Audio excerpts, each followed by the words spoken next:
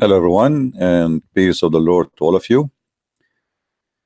Please invite your friends and share the link with everybody you know so we can have more people joining us very soon. Today, our topic, it's a question we ask. What makes Muslims believe that Muhammad is a prophet? And to help me with this topic, I searched in the internet and I found an article made by Muslims. Muhammad, the final prophet of God. PBUH. You notice always Muslims cannot say the name of Muhammad without adding letters after his name, for they are afraid to mention his name without adding things next to it. Now they say that this is an act of respect, but I mean, what respect? You just called him a prophet. PBUH. The Muslim, they say this is B and plussing upon him. The fact this is a lie. In Arabic, it says Sallallahu Alaihi Wasallam, which means, as Mimi Burka in his debate said, that Allah he pray for Muhammad, he don't pray to Muhammad. I'm not sure if you remember what Mimi Hijab he said in his debate with one of our brothers. So Allah he pray for, he don't pray to, and this is what it's meant by adding those letters usually. Now here you go down, you will see Muhammad, the final prophet of Islam, is widely considered one of the most influential men in history. Today, nearly 1/4 of the world population follow the message he believed. Now, the numbers the Muslims they give, and even media, it's very funny and very stupid. It's very far away from any truth. And you know, when the Muslims they calculate, or even many stupid media, they calculate for you how many Muslims there is in the earth. As an example, they calculate Nigeria as Muslim country when it's like 50 almost, and actually more than 50 are Christians. They calculate all Sudan. It used to be called as a Muslim country, but Sudan now became South and North of Sudan, and South is a Christian, full Christian, 100% Christian. You know, they calculate countries as all of them they are Muslims, but in fact some countries they have even 0 Muslims. As an example, countries belong to the Soviet Union, who they are used to be Muslims, but now even Islam is forbidden from those countries. So the numbers they speak of, it's absolutely false. Even in Middle Eastern countries, like as an example, even when they speak about Muslims in USA, they consider me as a Muslim because I'm a Middle Eastern. So what they do, you know, they just calculate how many people coming from Iran, how many people coming from Iraq, how many people coming from Syria, Lebanon, Jordan, Egypt, etc. And then they say, okay, we have maybe 1 million of those people coming from 2 million, so to all of them they are Muslims. In fact, the majority are Christians. Anyway, the numbers are very funny. It's just to make you more interested of how influential he is. He was a Caesar and a Pope in one, but he was Pope without popes. What pretension? Caesar without legions of Caesar, without standing army, without bodyguards, without a palace, without fixed revenue. If any man had the right to say that he ruled the right driven, it was Muhammad. So look at here at this lie. I mean, I can show you reference how Muhammad was raping women and they have people in his tent guarding him. Muhammad don't have guards. Muhammad don't have a salary. So what the Quran saying that the 5th of every attack to the Prophet? What about the Quran says the best of the booty to the Prophet?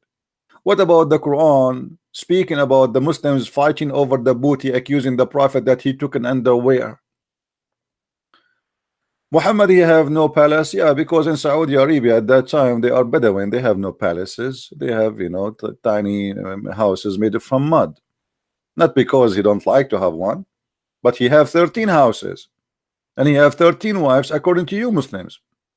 Now 13 houses put them together, they make a palace. You know. Now Muhammad, he was a Caesar, but he have no lineage. Muhammad. So why the Muslim they say to us that Muhammad was from the high noble family of Quraysh? The article here saying the opposite. I mean, Muhammad, a poor guy. Even the Muslim they spread rumors that Muhammad, when he die, before he die, he borrow money from a Jew, and he gave even the Jew his weapon in like what they call it, like you know what they call it in English, like you know you give something valuable for you, they give you money. So like in case you did not return the money, they take it. So Muhammad, he gave his weapon to the Jew, but there's no Jews, he killed them all. Muhammad borrowing money from the Jew. Where the Jew? Muhammad killed all the Jews. He borrowed money from them after he killed them. He brought a guy from the grave. He says, hey, I want to borrow your money. He took their money.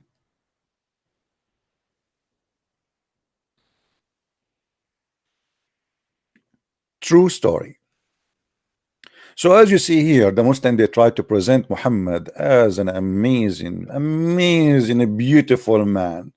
In fact, he was a rapist, he was a criminal, he was a liar, he was a cheater, he's a child molester. He is everything in the book of a scam. But in this article, Muhammad is something really special. Muhammad was born in 570 CE. But by the way, nobody knows if even Muhammad is born or even exist. To make it simple for you, I believe there is somebody, he started this madness. But who is he? We do not know. What we know is what is written by Muslim books, a Muslim books written hundreds of years after the guy who they call him Muhammad. So based on what they have, yes, there is a guy, his name is Muhammad, but originally his name was Qasim. But is there really Qasim and Muhammad really exist? We do not know. But based in their books, this is the guy they are talking about, that he is a prophet. But if you go and study, reading, search in history, you don't find really details about this man. There's nothing except what Muslim books says.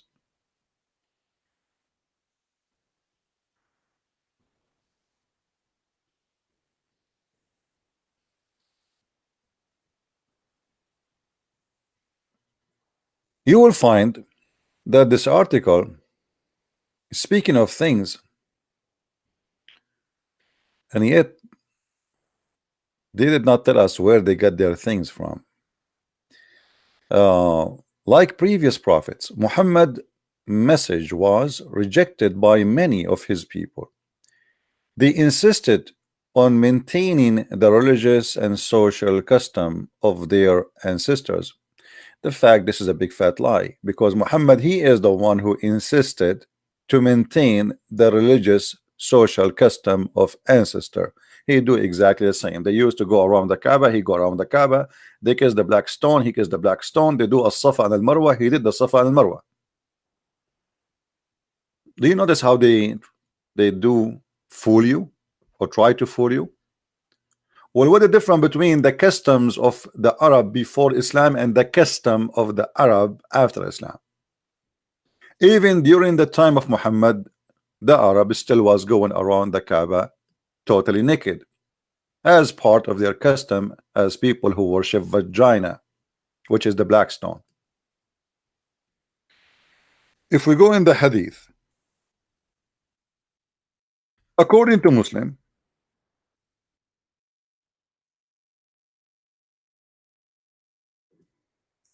the forbidden of doing tawaf, which the Muslims they do today, tawaf, which means going around the Kaaba, was at the last year of Muhammad's life.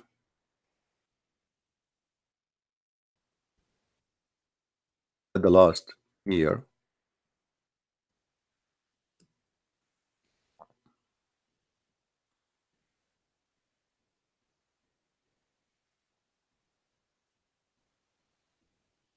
as you see here in Sahih Muslim. And if you have my book, Six and the Law, you will see that Muhammad, the reason for him to forbid the people going around the Kaaba naked again, because he saw a woman and she have a beautiful breast and beautiful private part. And just trying to be, polite, not to say the word as it is, as it is in the Arabic reference. You will see there that after Muhammad he saw this woman singing around the Kaaba, and she is totally naked. He wanted her to be in his bed, and because by his nature he's a guy who like to own, and nobody own what he own, and nobody can see what he see. So he don't want to see this woman to be seen naked again. So he forbid people from going around the Kaaba naked.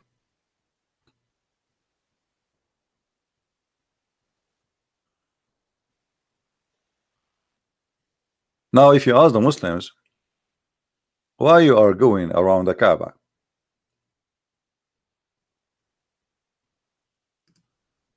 what this is, going in circle around the Kaaba.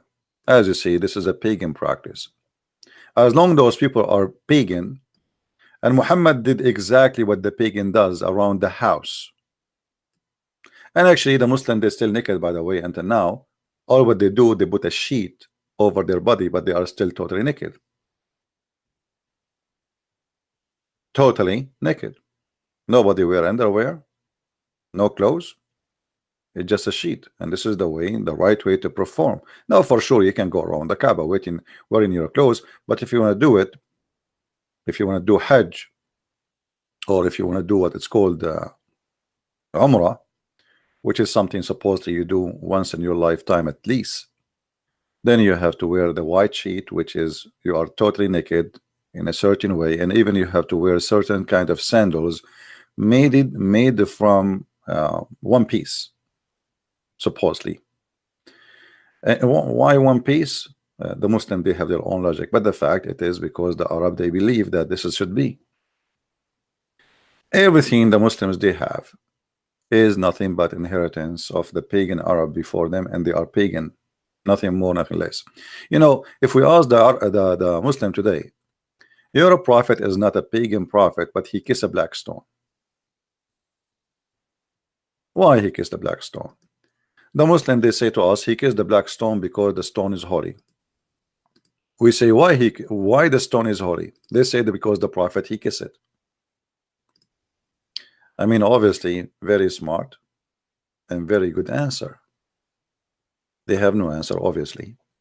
They are just trying to defend, but they don't know what they are talking about.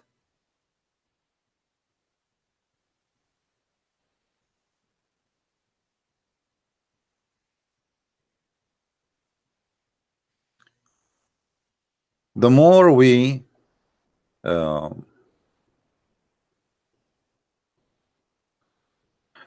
see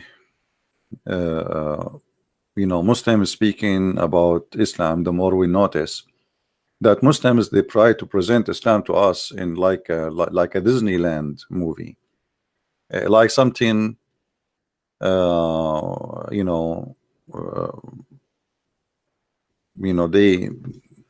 they try to make it look beautiful, something like a fantasy. It's like a dream. I never saw an article it says how Muhammad he got his wife Safiya as an example to be his wife, where he killed her father, her brother, her son. Some they say they didn't have a son, and some, according to the Muslim books, it says that she was a bride, but maybe previously she was married, but she is still young. And he killed her husband, and she is newly married, and he took her and he raped her in a tent before even they leave town, the town which they invade.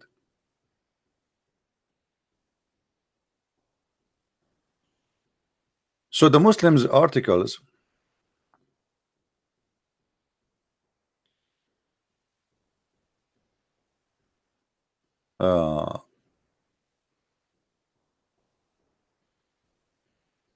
is far away from reality. It's kind of deception, as always Muslims they do when they try to present Islam to us. And by the way, my Skype is open. If there is any Muslim, he want to prove me wrong, that all of those are nothing but lies. A French historian, Alfonso de Lamartine, has stated, if a greatness of purpose,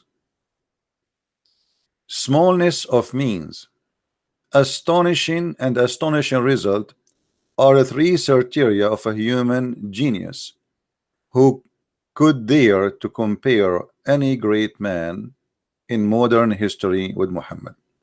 Now, by the way, when Muslim they quote for you something, you better check it out, because most likely 99% it's a lie.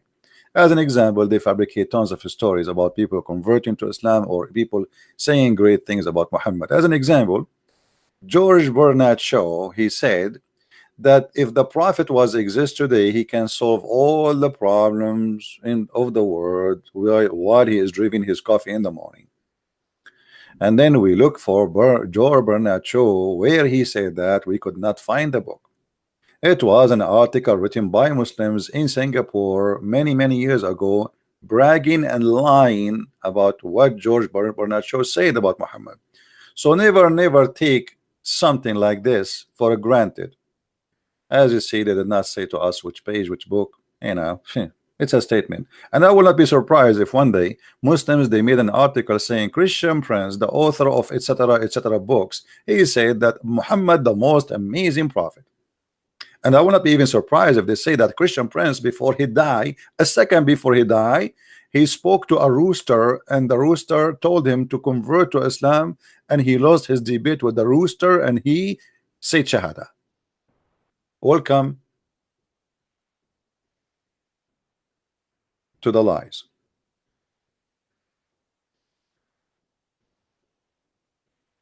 You see, when you speak about Muhammad, you will notice that Muhammad was not really successful because he is a genius leader, but because things happen in a way where make him successful. The Arab they were not be able to unite against him. He was able to to join the criminals, the Sa'alik al-Arab, which is equal to what it's called outlaw in USA in the West in the old days, which is equal today to criminals who they are wanted for killing, hitmen. They call them Sa'alik in Arabic. He convinced them that if you join me, you will not be considered an outlaw no more. You will be considered heroes, and you are fighting for God, and still you will take your booty, which means exactly the same job you used to do before. We attack people, we take their women, we take their money, and yet people respect you. So the Sa'alik, they join Muhammad, and for sure we can find reference for that.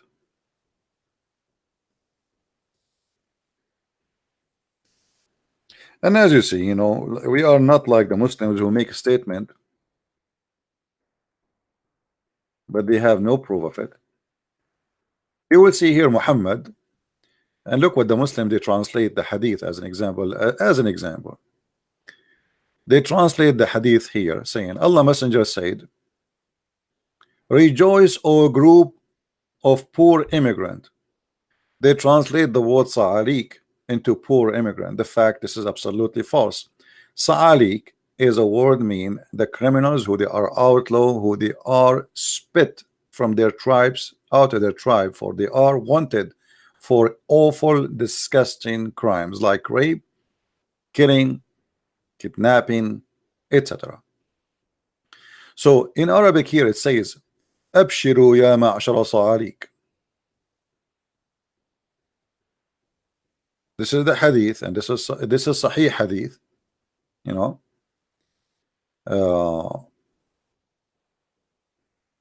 and for sure the Muslims here they would try to say that this is a weak hadith, but even weak hadith is accepted. They are Sa'alik, and they are outlaw, and they are criminals, and Muhammad was nothing but a leader of a criminal. And there's tons of reference speaking of that anyway. Muhammad himself, How even he succeed to marry Khadija. If you read the story, you will see that Muhammad is nothing but a scam, and he have no dignity. If we search, and I will show you the story. Well, I don't know if we can find it in English, but I don't think so. But at least we will show it in Arabic.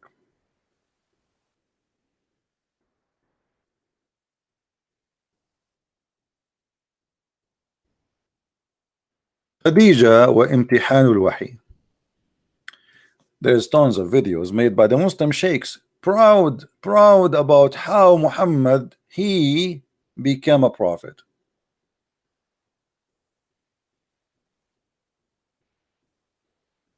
by the legs of his wife.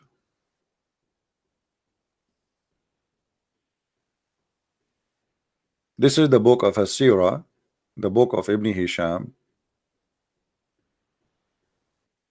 volume number 1, the chapter name Imtihanu Khadija Burhanul Wahi, page number 239, as you see in the screen. The story here is simple. Muhammad, supposedly he sees somebody and he is not sure if he's an angel or not.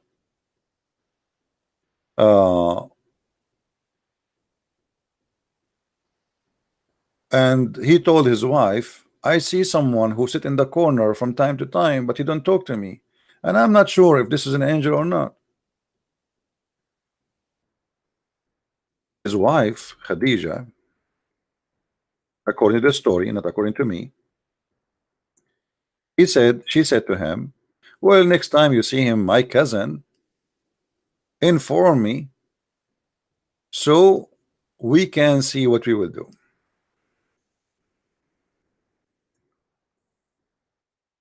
The guy, he saw Jibril, supposedly the angel Jibril, sitting again in the corner of his room. His wife, she came and she asked him, as you see in the screen for those who speak Arabic. He said, هذا جبريل قد جاءني. This is Jibril, he came to me.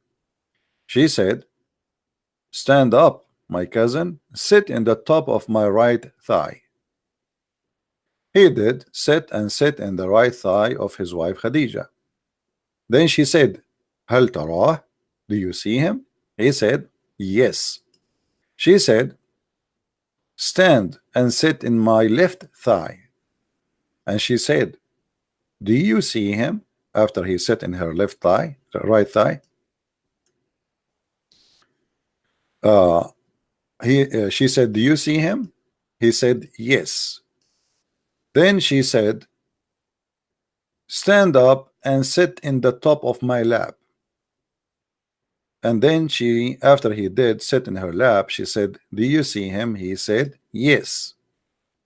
And now she said, and so sorry, and now when he is in the top of her, she took off her clothes. She started taking off her clothes, and then she said, do you see him? He said, no. She said, glory to Allah, this is not a shaitan, this is an angel.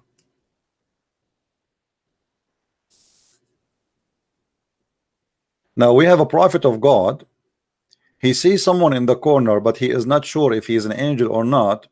But by the help of the legs of his wife Khadija, and by her doing striptease, she was confirming to him that this is an angel. Have you ever heard of a silly, stupid story more than this? Why the Muslims, when they start talking about Muhammad seeing an angel, don't start from here? They speak about Muhammad receiving a message from Allah when he was in the cave of Hira. However, even that story is even more silly and more stupid. But they don't give you details when they speak about it because it is silly, as we said.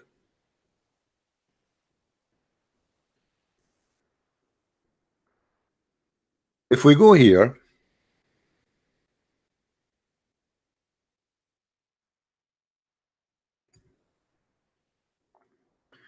this is again Sahih al-Bukhari.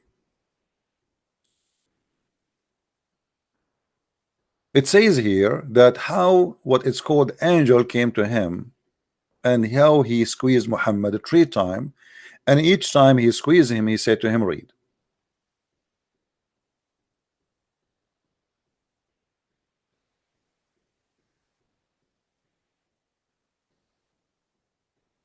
Read carefully with me, please, especially if you are a Muslim, in case you know how to read and you are not illiterate as the Muslim they say about their prophet.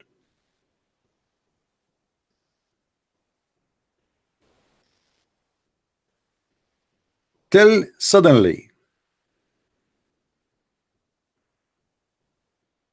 and look,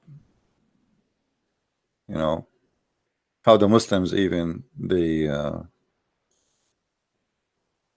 they falsely translate. They say till suddenly the truth descended. It doesn't say. It says الرؤيا الصادقة, the true vision descended. How that can be vision? Is that a vision or real? The true vision descended upon him while he was in the cave of Hira. The angel came to him and he asked him to read. And here we right away we notice how the poo-poo started. And from the first word Muhammad he spoke of that he received from his God Allah, he got himself busted. If the Muslims agree and they believe that Muhammad was an illiterate, why in the world an angel of God he say to a man who do not know read when he do not know how to read? And remember, the angel here is saying what Allah he said to him to say. This is not his own word, which means the angel is not even speaking to Muhammad. It is just he is telling him what Allah told him to say. And this is what we see exactly in the Quran, where he said to him, read in the name of your Lord. So if you ask Muslims, and as we see here, our Skype is open, any Muslim is welcome to call us if you have the courage to answer about this. You will find that there's no Muslim there to explain to us how silly, how stupid this story. And if you don't believe me that there's no Muslim there to explain this story, here we go. My Skype is open. Who is the Muslim who dare to call me right now and to explain how silly, how stupid this story? If there's anyone, before I started my broadcast today, actually, after I announced that I'm going to go, I was supposed to go live yesterday on air, and less than 30 minutes after, we have many dislike. The Muslim did not even hear me yet. They give me this dislike. I mean, I did not even talk. I got dislike. What about you give me a call, Abdul, and you give me a dislike in the front of everybody and show everybody why you should not listen to Christian Prince? Who is the Muslim? He have the courage and the knowledge, who is going to explain to us what is this story is about. How in the world this story can be true?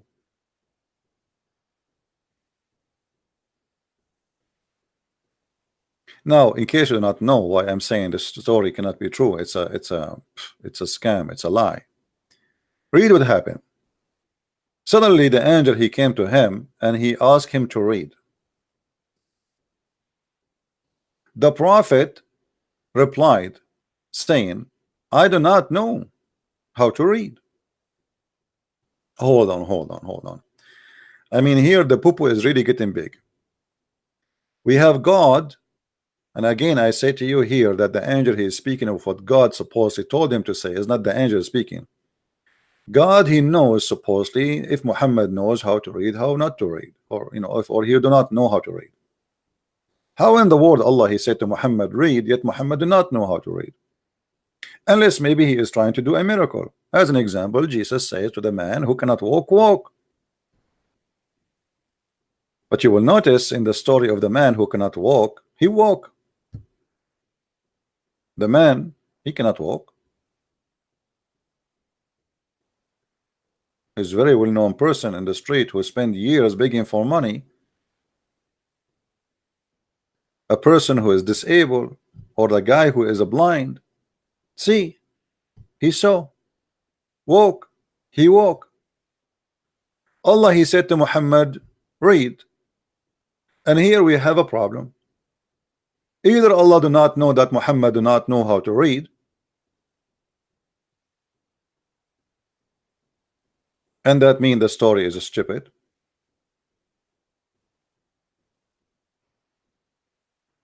Or Allah, he wanted to make a miracle to make Muhammad read even though he do not know how to read. And that will make sense. But according to Muslims, they believe that Muhammad, he was not a person who read, and he cannot read still. The Prophet continues saying that the angel, he cut me forcefully, and he pressed me so hard that I could not bear it anymore. And then he released me and again asked me to read. Here is getting more bigger, the poo-poo. Because why the angel is not getting it that this guy do not know how to read, and why he insists he want him to read.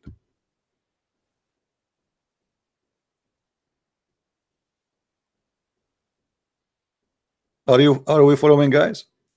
If I just if one of you, he called me, he said to me, speak to me in Chinese, and I say I do not know Chinese, and then you squeeze me, and then you press me hard, and you say speak Chinese, and I say I do not know Chinese. Hello. I mean, how silly the story is.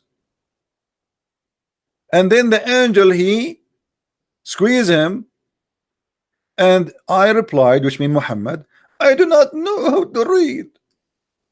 Whereupon he cut me again, and he pressed me for the second time till I could not bear it anymore. He then released me and asked me again to read. And again I replied, I do not know how to read. The Muslims here, they put between two bracket, or what shall I read? I mean, how silly your bracket is. Either it is I do not know how to read, or what I shall read. By the way, if the Muslim saying what shall I read, that means the angel is stupid. That means he did not give him something to read. Either way, it's a stupid story. Imagine I say to you read, but you did not give me a book to read. You did not give me a paper to read. So how silly, how stupid you are to say to me read, but you did not give me something to read. So he did not give him anything to read, and the guy, he did not know even how to read, and he keep pressing him so hard. What the point of this pressing him hard? After the angel, he pressed Muhammad first time, second time, third time. Did Muhammad learn how to read? No. Did Muhammad even understand what the angel want? No. So what the point of pressing him so hard? Then whereupon he cut me off for the third time and pressed me and released me, and he said, read in the name of your Lord. That's it. Say it from the beginning without squeezing and freezing. The guy is dying between your arms, Mr. Angels. All of this drama just to say to him, read in the name of your Lord. So Muhammad been squeezed 3 times. Entered the guy, the poor guy cannot breathe, and almost he have mayonnaise coming from his ass after all the squeezing of an angel who is so strong like Muhammad Ali. And now Muhammad Ali, he says to him, read in the name of your Lord. Let's say it from the beginning.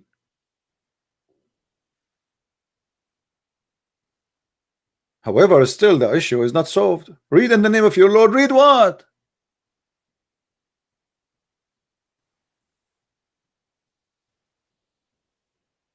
Read in the name of your Lord. Okay. Read what, man? Did Muhammad receive a book? No. Muslims, they say no. Okay. Did Muhammad know how to read? No. So the whole story is silly and stupid.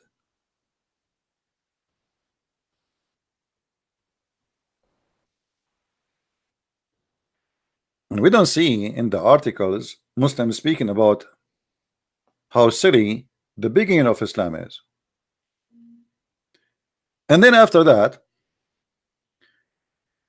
in the same story where we speak about Muhammad being a prophet of God, receiving an angel message, you will see that Muhammad, he tried to commit suicide.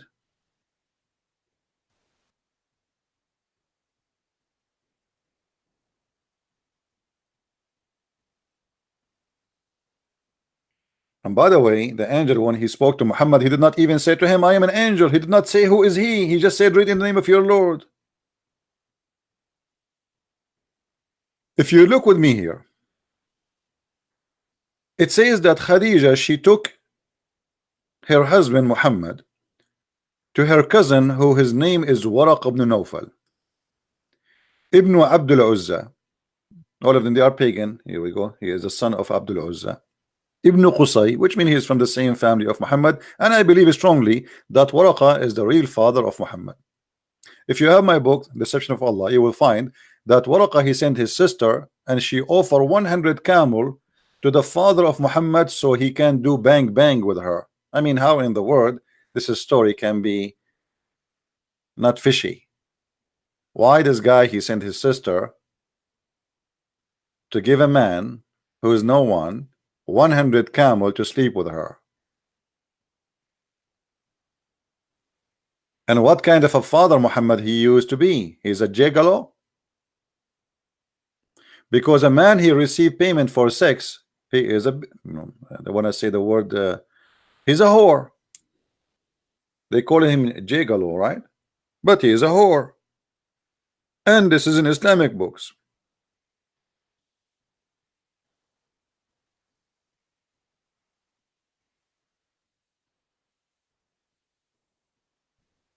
And then this man Waraqa, he told Muhammad, this is an angel. This is an angel. But we heard in the previous story where Khadija, she asked Muhammad to move from this leg to this leg. Already Muhammad, he saw this angel. He knew him. Why he is, he did not know who is he. To the point he went to his wife Khadija and he said to her, he was shivering and going crazy. He said to her, cover me, cover me, cover me. And she covered him till his fear was over. And then he said to her, oh Khadija, what's wrong with me? And then he said, I fear that something may happen to me. And this is a clear sign of Muhammad being a crazy man. What, I fear something may happen to me? What does that mean? Then Khadija, she took him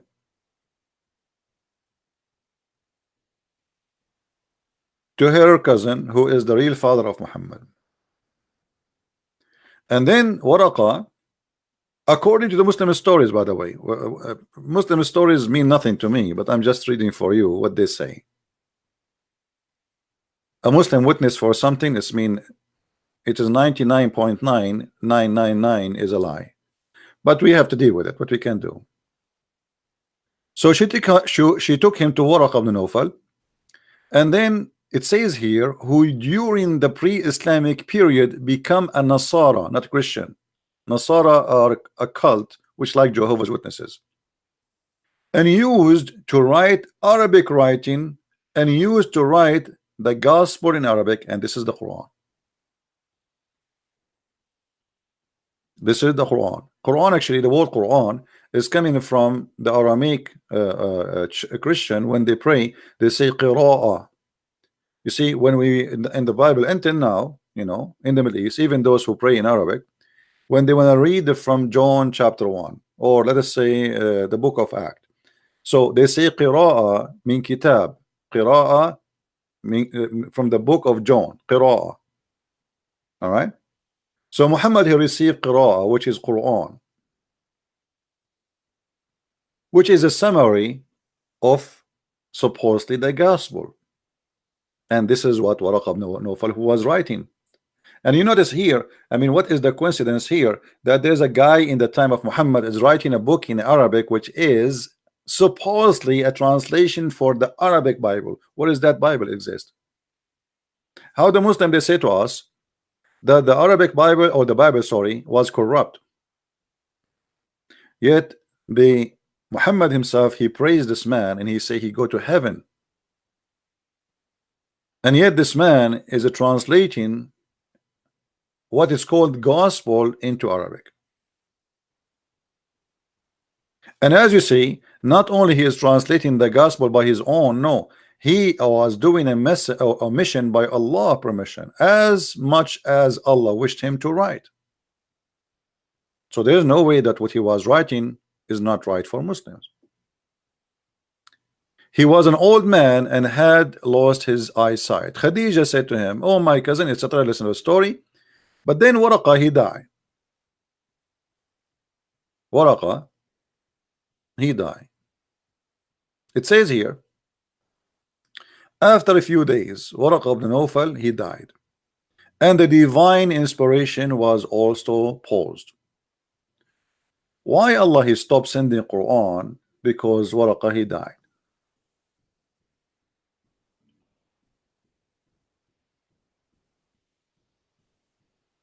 The answer is very simple. Because Waraqa, he was writing the gospel in Arabic, which is the Quran, and he was giving Muhammad Quran. And now Waraqa, he died, and Muhammad did not know what to do. Waraqa, he died, and the divine inspiration was also paused, as if Allah he get his juice for his battery from Waraqa. Waraqa, he died, that's it. And then you will see it says, for a while the prophet become so sad. We do not know for a while how long, a month, 2 months, a year, we do not know. Become so sad, as we have heard that he intended several times to throw himself from the tops of the high mountains.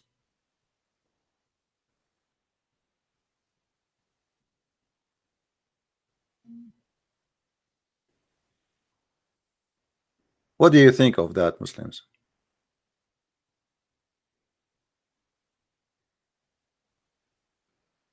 Why a prophet of God, guided by God, inspired by God, he tried to kill himself?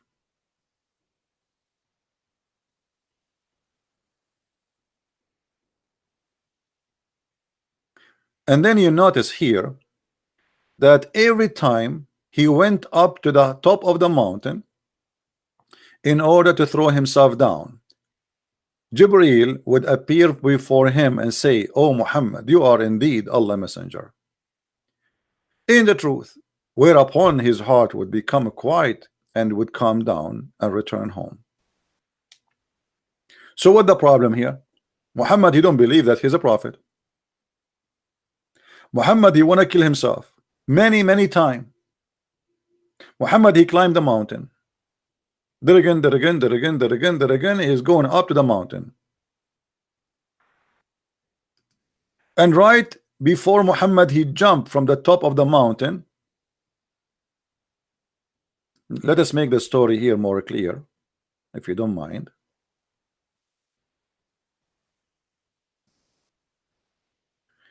This is the mountain.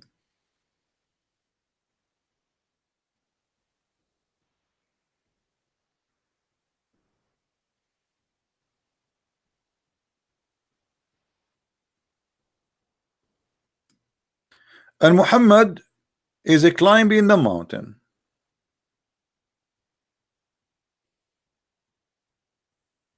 Muhammad here, then here, then here, then here, then I'm getting tired. Here, okay, almost there. After 5-6 hours, Muhammad is here. And now Muhammad is going to jump from the top of the high mountain. Suddenly, Mr. Jibreel, he appeared.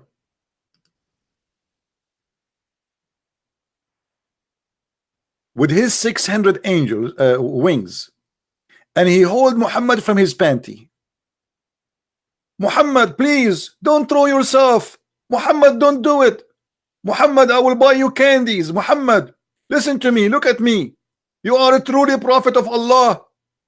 Muhammad, you are a truly a prophet of Allah. And then the prophet, okay, I will believe you. All right, I am a truly prophet of Allah. Okay, I will not throw myself. And then Muhammad, now after this drama is over, Muhammad, he go again and he continue his trip to go down.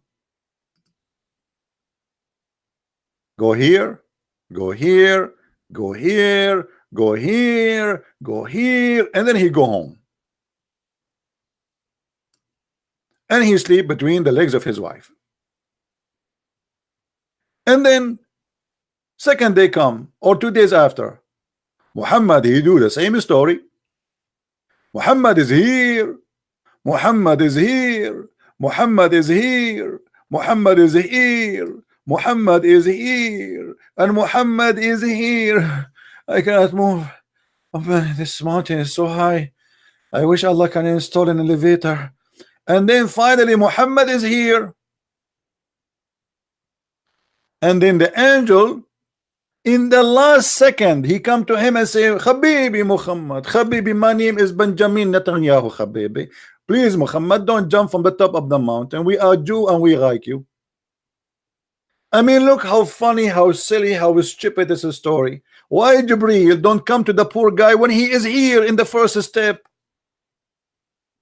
Why he wait for him until he climbed the whole mountain, and then he appeared to him and he hold him? Can Jibreel come to him from the first step, say, Habibi Muhammad, where are you going, Muhammad? Habibi Muhammad, where are you going? Let me climb the mountain. Why he didn't do that from the beginning? Why he wait for him until the guy in the top of the mountain and he wanna throw himself, and now he wanna hold him? That's an American movie, my friend.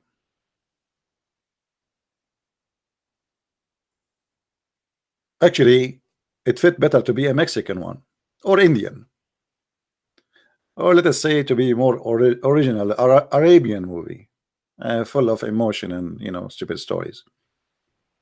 You watch Arabian movies, a guy he hit the guy, we hear the hit 15 minutes before the hit, and you wonder what does that sound. Oh, now okay, now we know he hit him. Now 15 minutes ago we heard the sound of the hit. A very funny stupid movie. Now why in the world a man who is inspired by God, protected by God, guided by God, is guided to the top of the mountain to throw himself? And why Allah he paused the inspiration, and he knew that this will lead Muhammad to commit suicide? And why Muhammad is feeling or suffering from depression? Questions no Muslims can answer.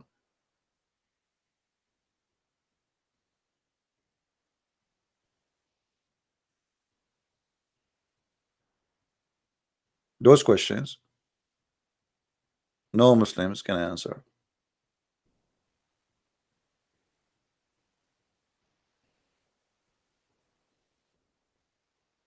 It's a stupid cult, stupid story, and who have a brain these days to use it? It's an insult these days to use your brain. And the funny, the Muslim, they say to us that committing suicide is haram. And actually Muhammad, he says, by the way, committing suicide to kill yourself, but not to do like ISIS. The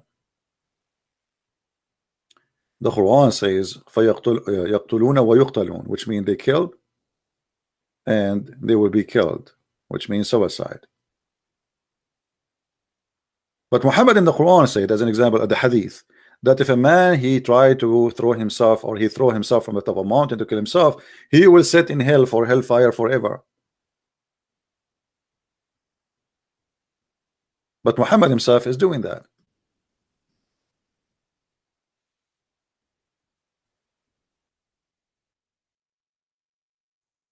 Always since I was a kid, I noticed that in order to live in the Middle East, or to survive in the Middle East, you have to act like as you are stupid and you did not see something wrong. Do you want to live? Don't question. Because if you question, you die. Who dare to question how silly, how stupid those stories are? How dare you?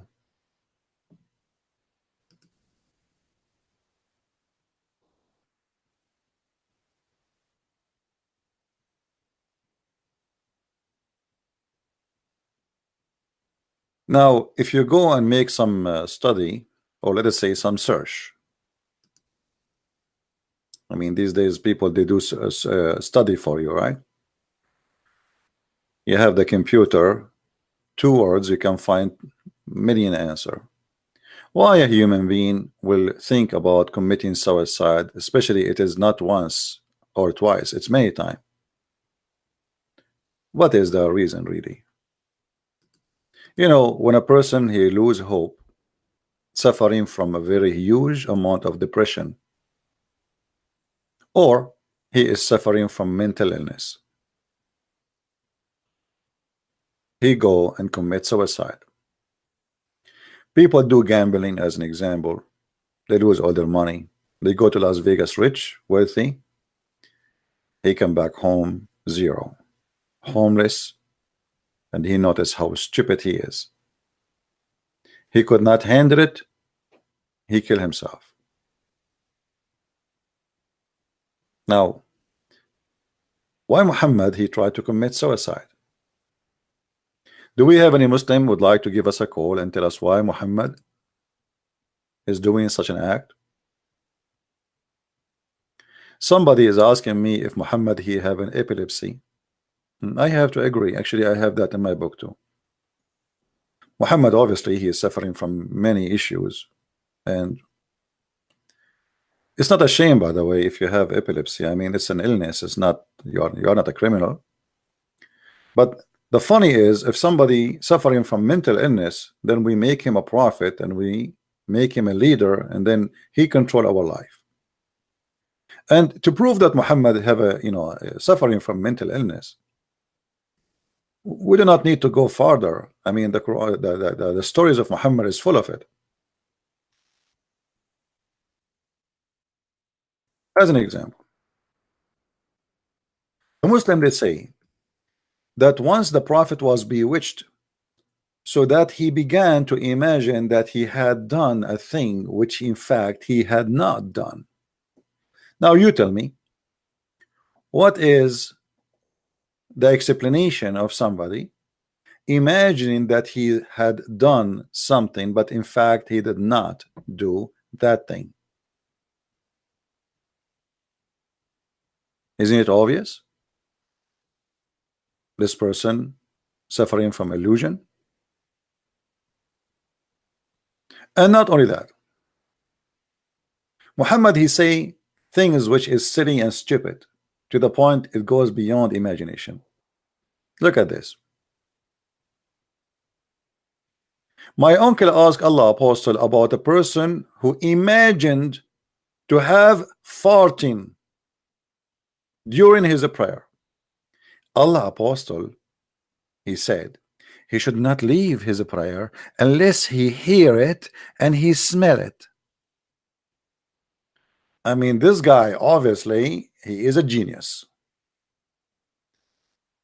If you ask the Muslims why if you fart your prayer is not accepted, they say because it's a dirt.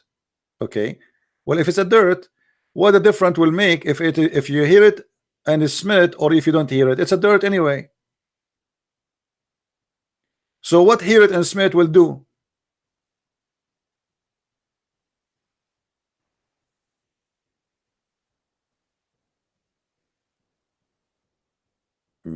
I hope my microphone is far enough. I hope nobody heard something, especially if he's a Muslim and he's praying now.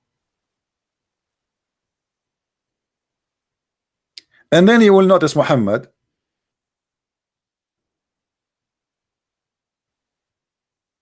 suffering from other issues, to the point even his sex was fake. Read carefully, this is not me speaking, this is his wife Aisha, his favorite sex doll. Aisha, she said, the Prophet continued for such and such period imagining that he had bang bang boom boom, you know the list of the bing bong, dugu dugu, kuku kuku, yama yama. Let's use the word sex in all languages. But in fact he did not.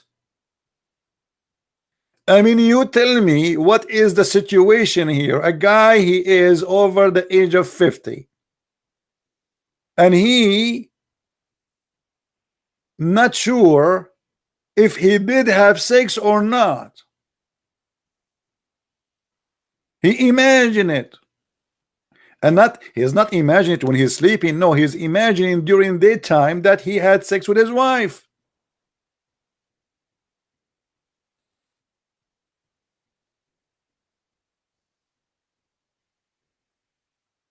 Now, what we call this case?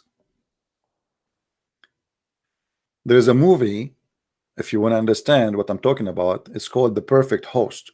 I advise all of you to watch, but be careful. It's an like have some adult scene. You have to be 6 years and older if you are a Muslim to watch it, because they say to us, Aisha, she was adult at the age of 6, and they say to us at that time they used to marry at this age of 6, and 6 years old they are mature. Actually, my mom, she told me she gave birth when she was 2 days old. Yeah, we are Arab, man. I mean, true story. And my grandmother, she gave birth when she was 2 seconds old. And her grandmother, she gave birth even before she was born.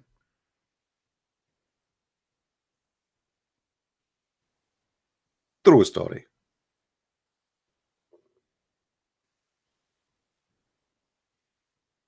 Now Muhammad, he's imagining himself having sex with his wife, but in fact he did not. The question, he was imagining having sex with who then?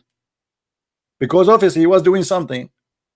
Because this is not at night, this is during daytime. The guy was holding what exactly? Use your imagination.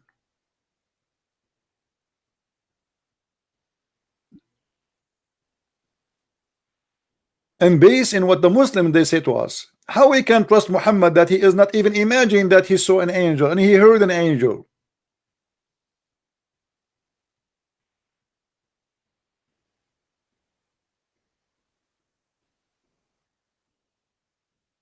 Do we understand, people?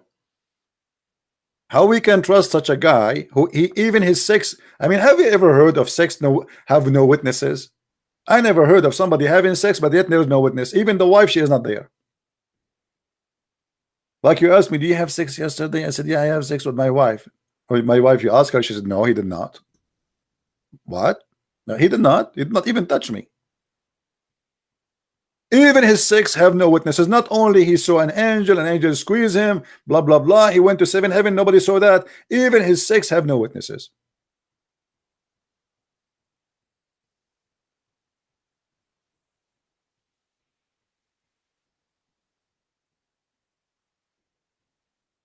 What's wrong with this guy?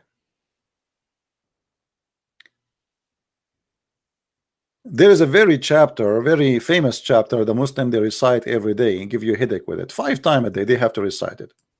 It's called Al-Fatiha. If I tell you when the Al-Fatiha was given to Muhammad, you will not believe. Have you ever heard of somebody receive the most important chapter to pray every day 5 times during doing poo-poo? I never heard of such a thing before.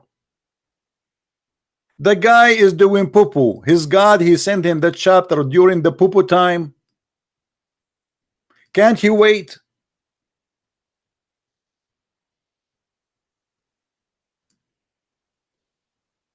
Read with me the Muslim translation trying to cover up the ass of Muhammad doing poo-poo. It says,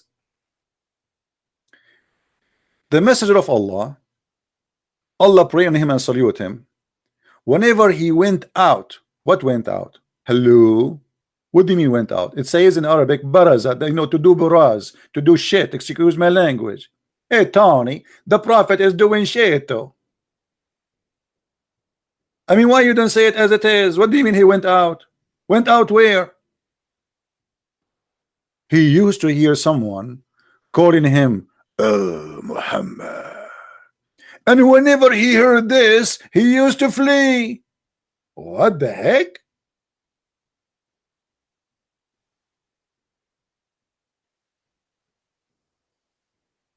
And why he is fleeing? I mean, Muhammad already is a prophet. He heard the angel many times. The angel already squeezed him many times too. Like we have now a physical relationship, like squeeze me, squeeze me. We are in a squeezy town. Hey Tony, squeeze the guy. He did not pay us the money for this month. Kill him.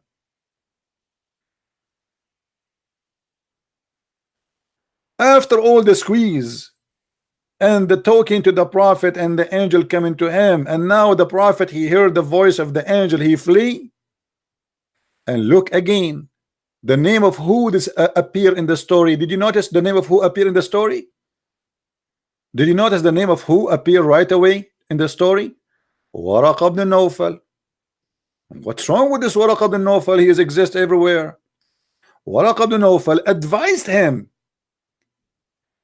A guy who is not a prophet advising the prophet what to do with an angel? Why? Why Allah don't advise him? Why Allah don't make him stay so he can hear? No, the guy, his name is Waraqa, is the one who he knows everything. He advised him. He said to him, Prophet, when the caller call him, stay so you can hear what he want to say to you, Prophet.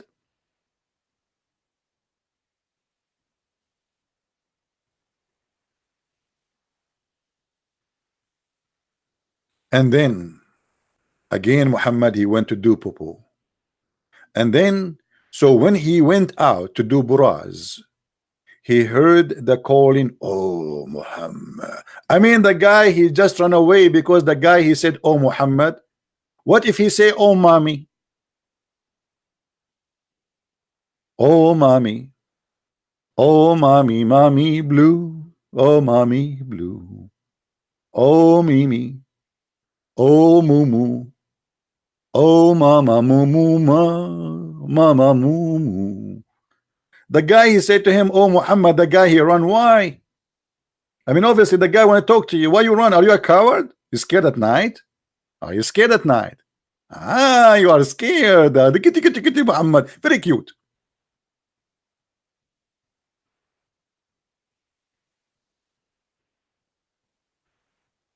Imagine I am walking at night and I hear somebody saying to me, oh Christian. I start running.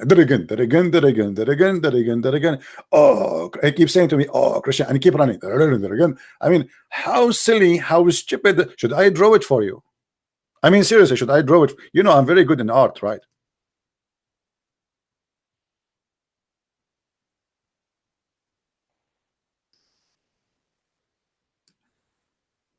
Let us do some art for those who like arts. Guys, be honest with me. I am an artist by birth. Is that correct? I mean, you can tell how good I am in drawing. I can't resist the temptation of a drawing, and I apologize because I'm using the mouse to draw. You know. Now, it is dark. It is nighttime. Muhammad here, he is in his house.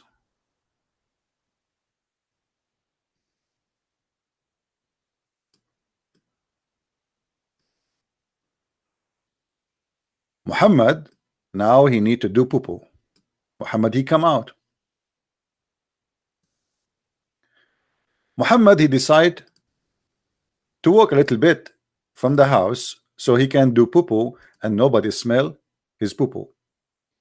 Muhammad, he come here and he sit and he starts squeezing it. And while he is squeezing it, the angel, he come from the sky and he say to him, oh Muhammad,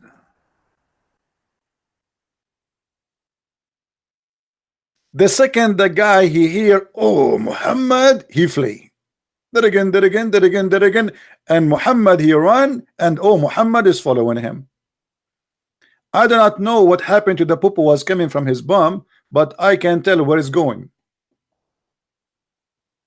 By the way, in case you don't know, according to Muslims, when the Prophet of Allah Muhammad, he do poo-poo, the earth swallow his poo-poo immediately and produce a beautiful fragrance of perfume. If you don't believe me, if you are a Muslim, call me and I will show you the reference.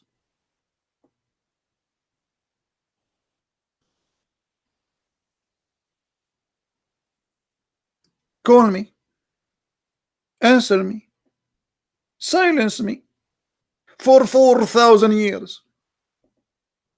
There's any Muslim wanna call me?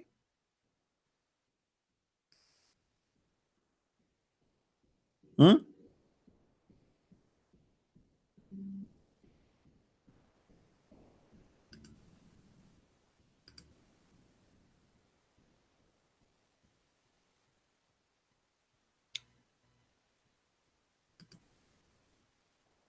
Any Abdul?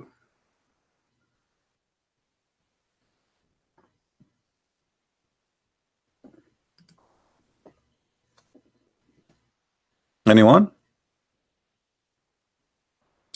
So I mean, look at this. This prophet, he ran away for hearing the voice of an angel. The angel come to him when he is doing poo-poo. The angel, he squeezed him many times already. Muhammad is the last one to know what's happening. A guy, his name is Waraqa, is exist everywhere in every corner, and he is the one who tell him what to do. Waraqa, he write Quran. Muhammad don't receive Quran because Waraqa, he die, and now Muhammad try to commit suicide.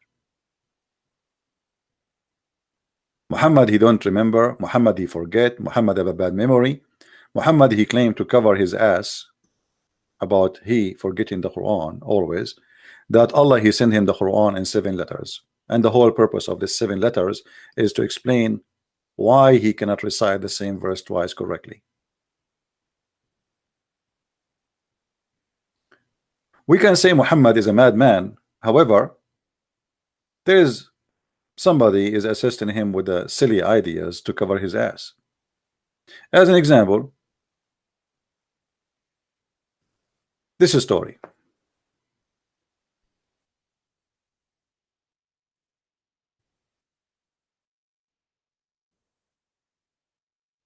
Let's find it. Muhammad claiming that Allah, he sent him the Quran in 7 letters, which means there is 7 Qurans. Muhammad, he stuck with number 7, you notice, and for sure he took that number, copying the Jews and copying the Bible. 7 ajwa, if you eat 7 ajwa, no poison can kill you. And then later we found that Muhammad, he died by poison himself. And if you eat 7 ajwa, no magic can infect you. And Muhammad himself was under magic according to Muslims. Look at this funny story. The prophet Sawsaw was present at the pool of Bani Ghafir, or in Jibreel, he came to him and said, Allah has commanded you to make your community read the Quran in 1 harf. What?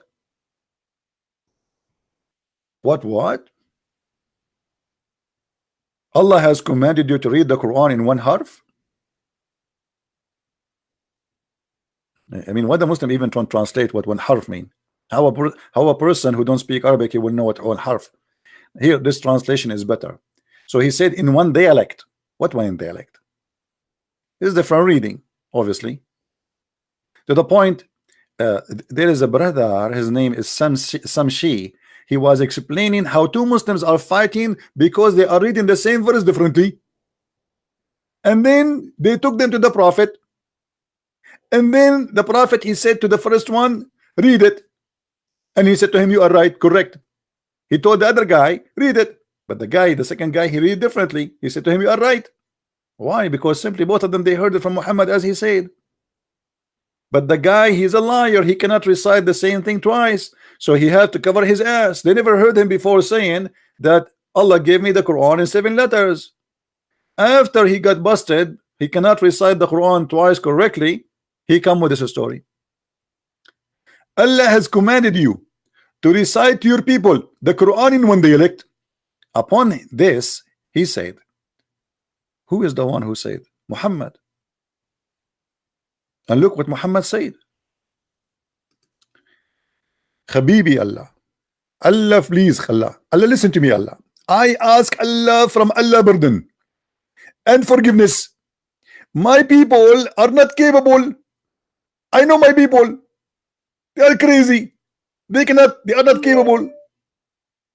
What?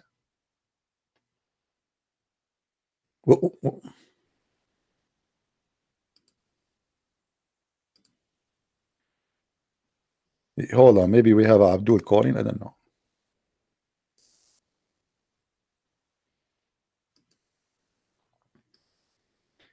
Only if you are a Muslim you can call me. If you are not, I will block you.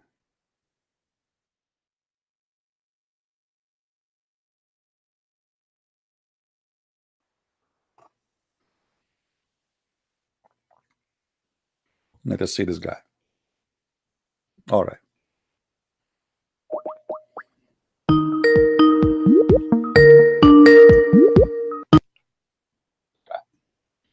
Hello. All right. Mute YouTube, please. Hello. Yes. All right. Hello. Yes, Abdul. Go ahead. What do you want to say to us about the topic? I just get into it. I don't know what you're talking about. Well, in front of us here it says that Allah Messenger, he received a message from the angel that Allah told him to recite the Quran in one letter, one language in Arabic. And then the Prophet, he did not like that. He said to him, I ask Allah forgiveness. My people are not capable of doing it. Then the angel, he came back from Allah and he gave him command to read the Quran in 2 letters. And then the Prophet, he says, I seek burden and forgiveness. My people are not capable of doing it. And he kept repeating that until he reached the 7th Quran. What do you say about that? I don't know really the hadith that you're talking about. All I'm saying is he asked him to recite in Arabic and he said he cannot recite it in Arabic. No. Is that what he's saying? No. My friend, you were watching me on YouTube or no? I was not. So a friend talked to me about so it. why you call me, if you don't mind? Just now. I mean, why you call me? I called you because I heard you there lying on Islam. I'm lying about Islam like what? Like everything. You could give me one. Like the last time I heard you talk to this guy called Abbas, and he was telling you about the verse on righteousness, verse surah number 2, verse 177. He was supposed to be coming back on it, and he said, and he said, freeing the slaves. Okay. He's in there.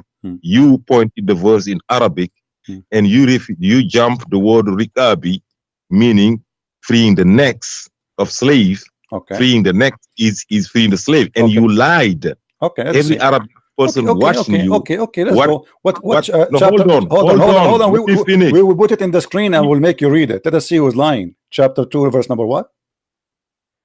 177. All right. Here we go. The verse in front of you. Read it for us. You read it. No, you read it. You speak Arabic. No, I want you to show me. You read it. No. I want you to show me. I want you to show me so we can love together. Go ahead. I want you to read the verse for everybody. That's it. Abdul, it's in front of you. Don't jump the word rigabi. Abdul, وَفِي الرِّقَابِ. It says وَفِي الرِّقَابِ. And be merciful with what you own. A riqab is the necks you own. Where it says free a slave. Show me the word. The next, what is a neck you own? A neck you own that everybody knows. A neck, freeing a neck is a slave. Where it says free, where it says the word free. Here we go. It says, be good to those who they are orphan and the poor and the one who is in the street and the one who is begging you for money and the next. Where it says free the next. Do you see the word free? Do you see the word free the neck? You potato, listen. Either you get me busted or I'm spanking you hard now. Can you show me where it says free the next? Okay, now. Don't tell me now. Don't tell me now. You accuse me of lying, and you said it's there. Yes. And now we went there. It doesn't say that. You are a potato. You are a potato like you're a prophet. Show me where it's. No, show me where it says. Show me where is the word free the next. It says, be good to those and those and those. So be good to those who they are your slaves. That's what it says. Okay. Okay, if it is what it is, why did you refuse to read it last time? Why did you jump the word? Why you highlighted the word before and the word after? Read it, you donkey. I'm the one who challenged him. I said to him, show me. You highlighted the word before it and the word after it. You refused to read the word. Here we go. You are here now. I watched the video. The video is still on YouTube. Shut up, potato. You are here now and you cannot prove it still. Why you don't prove it? Here we go. We have the verse in the front of you. I did the same exactly with him and you became a potato like him now. I fried you. Show me where it says to free the slave. I want to see it. Are you laughing at yourself or your prophet? I'm laughing at you. Then show me. Everybody's watching. Everybody is watching. Show me where it says to free the slave. I want to see it. I'm telling you, if it is not free the slave, why show me where it says that? Where it says that, you donkey. You are a certified donkey like your prophet. Show me where it says that, otherwise you get busted. You just hold on, let me be on YouTube. Hold on. Show me where it says that. Everybody is laughing at you. You made a challenge, either you are a man and you prove it, or everybody is laughing at you. I stopped my YouTube, I gotta go live back, okay, and I gotta mute it. Hold on. You made a change. Either you're a man and you mute. Just mute it there. I stopped my YouTube. I gotta go live, but okay, now I gotta mute it. Hold on. Okay, now highlight. Now oh, I'm stopping. Okay, I muted. Okay. Where it says the free? Where it says the free? Now, okay, now listen to me. You want to be truthful, right? Abdul, either you accuse me to be a liar. I don't want to be. No. You are a donkey. I call you a donkey unless you prove me wrong. I call you donkey from now. I will call you a horse if you prove me right. You prove yourself right. Here we go. The verse in front of you. I want you to read it. First of all, you do not know how to read Arabic, do you? I'm not going to tell you. Do you know how to read Arabic? So how you donkey? You tell me if it's there or not. Maybe I'm highlighting the wrong word. How you say to me, I know what the riqab means, you do not know Arabic, you donkey. So you do not know Arabic. And you do not know even what the word is there. And you do not know how you are a certified donkey. Listen, everybody is laughing. You do not know Arabic, yet you are calling an Arab guy and you challenge him to prove it, and yet we show you the verse and we say, show me. You cannot show me because you are a certified donkey. I showed you the word ar-riqab. You showed me. We have a riqab is there, but doesn't say free. Free your neck, you donkey. Said, so listen, why you see how stupid you are? You see how you're not gonna let me talk because you know I'm gonna catch you lying. Shut up and get lost, you son of muta. When you call a Christian prince a liar, you have to prove him to be a liar, otherwise you get busted. A donkey, you do not even know Arabic. Do you know Arabic? I'm not going to tell you. Why you don't want to tell me? Because you're a donkey, you're ashamed. A false translation, it says set the slaves free. Did Muhammad set slaves free? Yeah, Abdul. Yes. Are you going to read it or not? Don't make me shout, I'm losing my voice. Are you going to listen to me or not? No, I don't want to listen to you. I want you to show me. I already told you no, you did not tell me. It says there, be good. The word is listening. If you don't want to listen, you're a liar. Donkey. You are a donkey. Otherwise, to prove me wrong. Where it says free the slave. Where it says free the slaves. I want to see it. After you let me talk. No, I don't want you to talk. I want you to read it. Show me where it says free the slaves. I'm telling you, I want you to pull the video you made with Abbas and put it on the screen right now, and show the world what you did. How you jump that word? Abdul, I did not. Video right Abdul, you donkey. I did not jump anything. You are a coward. And here we go. Listen. Let us say you are saying the truth. I jumped the word in the time of Abbas, as you claim. How I can jump it in front of a screen, you donkey? How I can jump it? Pull it. Shut up, you want the link? Shut up, donkey. Give me the video. Give me the video. Do you want the link? I'm losing my voice. I got a link here. Give me the video. Give me the video. I will play it for you. Okay, hold on. You're a liar, man. This guy is just a liar, man. That's a son of muta. I like your prophet. Give me the video. I'm not going to insult you because you insulted me, but by the second you call me a liar, and I have the right to answer you and get you busted. You and Because Abbas and you're a I call you prophet. lying. All of you That's are all from true. one kind. A bunch of you are liars, and you have no proof of what you say. And when we get you busted, you run away. Now, Hold on, brother. just until you find the video. Why you cannot show me what Abbas could not show me? Listen, Abbas told you. No. Why you don't show me to me now? Why you don't show it to me now? Here we go. We are here. Let us say Abbas is with us now, and now you are here. Why you don't show me what Abbas missed? I'm asking you to read the verse. You don't want to read it. Abdul, you do not know how to read it. You are a donkey. Read it in Arabic. It doesn't say. It doesn't say. Show any translation. Abdul, it says حبه ذو القربى واليتامى والمساكين وابن السبيل والسائلين وفي الرقاب وأقام الصلاة. Nowhere it says free the slave. You donkey. You are a donkey. Listen, donkey. Don't call me again. You are a son of Muta like your prophet.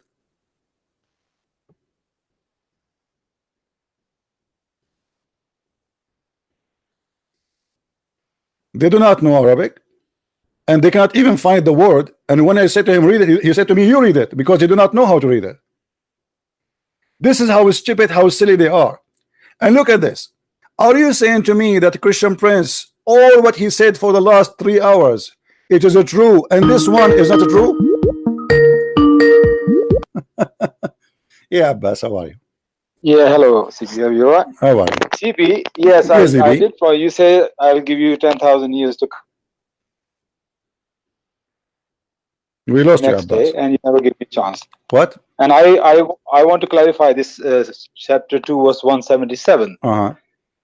But can you open Ibn Kathir and let's see what he says? No. You see, you want to Ibn Kathir? Do you accept Ibn Kathir? You see, when you want to no, I'm showing you that you are a donkey. I'm showing you that you are a donkey, like you're a prophet. Unless you say I accept Ibn Kathir always, then I will not show you Ibn Kathir. Ibn Kathir here, he cannot say it says that unless it says that. Where it says, here we go, the verse in front of me, where it says free the slave.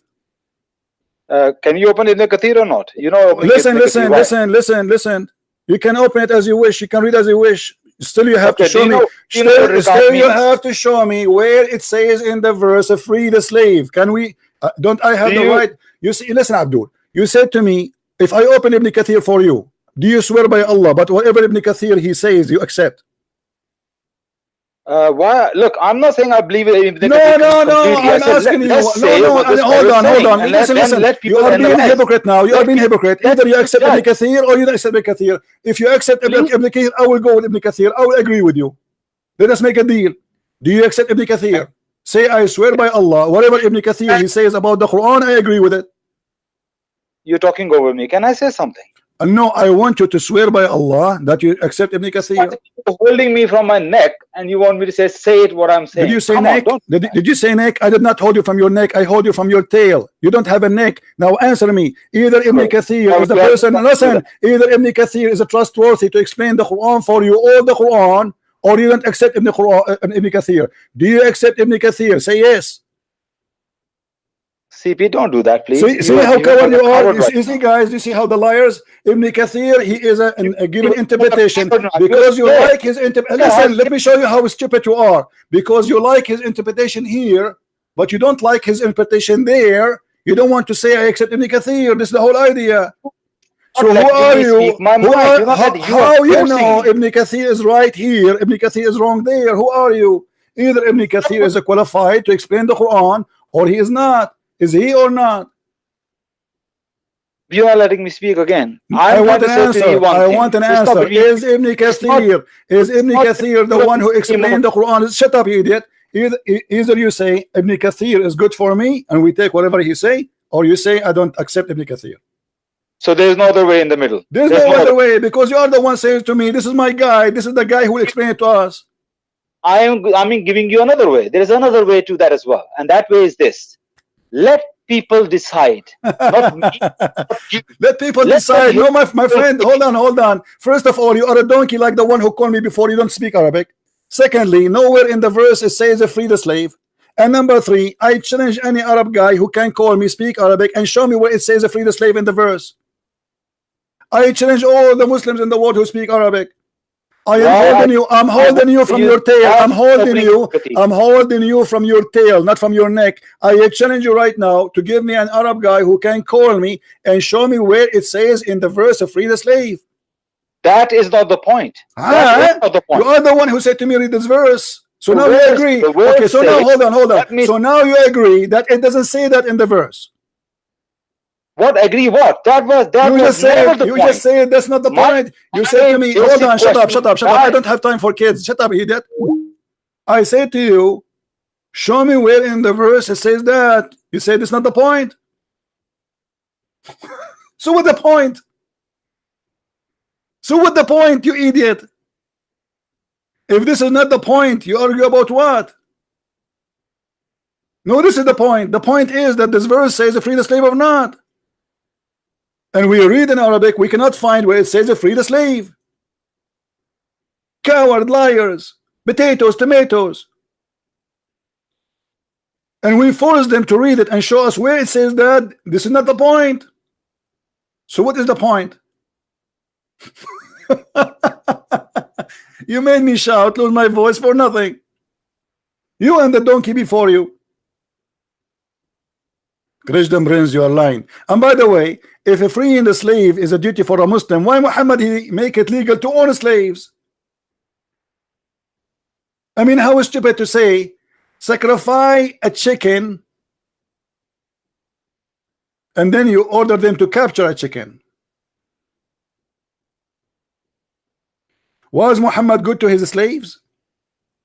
Did Muhammad free Mary the Copt? Did he free her cousin Ibn Jurayj? Did he free Bilal? Did he free all the slaves he owned? Free the slaves. When you quote for me a verse, I can show you a verse in the Quran says free a slave, not this one, you donkey. Do you want me to help you? Let me show you.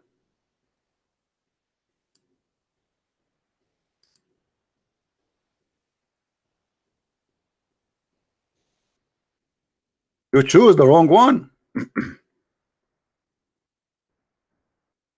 But even that one, or those who speak about a freeing the slave, is not about really reward, it's a penalty.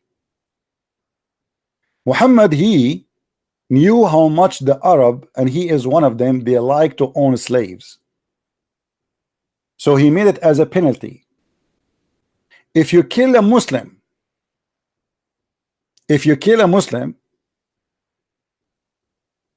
and you claim it's a mistake, then the one who killed the believer, a believer only, by the way, if you kill a non-Muslim, it's okay. Only if you kill a Muslim by mistake, then you have to free a slave, and he have to be Muslim. Do you see how you free a slave, you donkey? It's a penalty.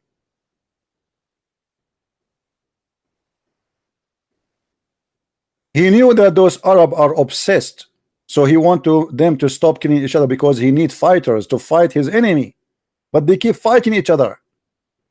So he said to them, even if it's a mistake, oh, you are fighting with him and you don't mean to kill him, and you put your dagger inside his chest, but you want just to cut him off, you don't want to kill him. If you do that, I will force you to free a slave, and this is a very harmful penalty for those Arab. He did not say to them, don't own slaves. The Quran encouraged people to own slaves. Is it righteousness to attack and bring people into slavery? The one you are trying to sell him out to me, saying a free slave as you claim, he is the one who come with this.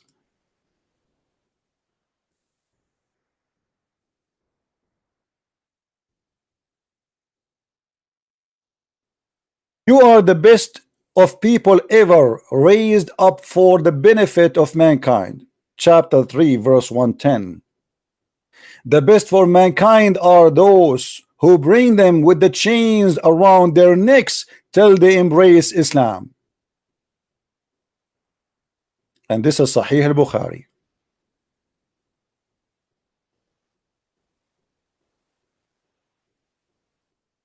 So they try to fool us saying that Islam freed the slaves when Islam is a machine of generating slavery. Why the Muslims are the best of mankind? Because they make you a slave and they put a chain around your neck as if you are a dog. And as you see, Allah praised in the Muslims, you are the best of mankind. And why you are the best of mankind? Because you make people slaves. And enslaving people here is to humiliate them so they will believe in Muhammad to be a prophet.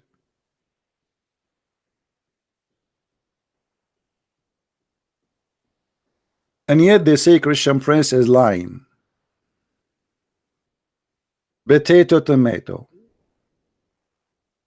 I don't hold you from your neck, I hold you from your tail, even if it's sometimes it's so short, because you cut it off to hide that you are not what you think you are. What kind of cult, what kind of religion, what kind of a stupid cult says such a thing, that the best of mankind is those who capture people and enslave them? And supposedly the reason is a noble reason, because women have forced them to embrace Islam. So why they are captured, why they are humiliated, why they are prisoners, sex slaves, slavery forever, unless you embrace Islam. And by the way, Muhammad later he changed his mind about freeing a slave who is even a believing. And we can show tons of examples where people they want to free a believing slave and Muhammad reject.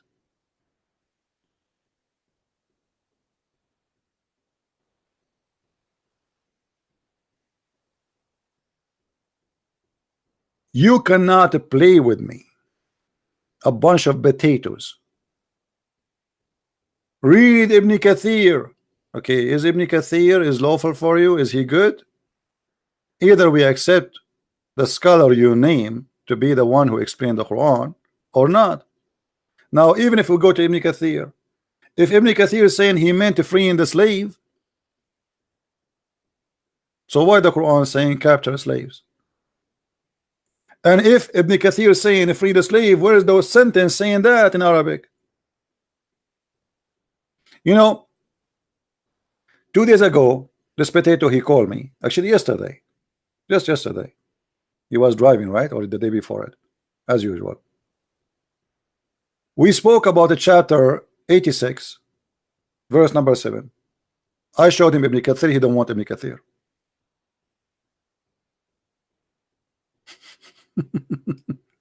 Ibn Kathir is donkey when he want. Ibn Kathir is a smart when he want. Either we take Ibn Kathir or we don't take Ibn Kathir. Either Ibn Kathir is a person who have a full understanding of the Quran and he is a qualified to explain to you and to me, or he's not.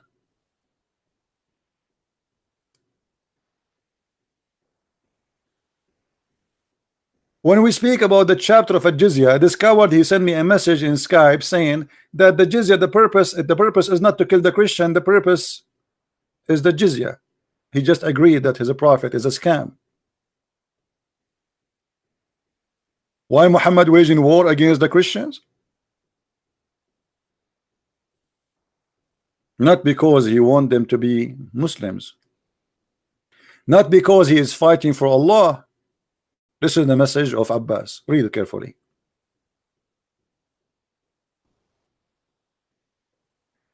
CP, the objective of 929 is to pay jizya.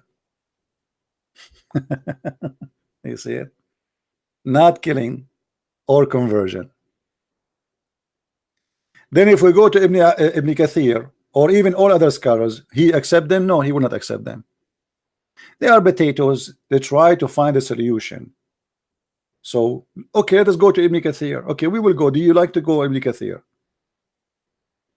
Either this guy is a trustworthy or even a Jalalain or even Abbas, choose one. I don't care.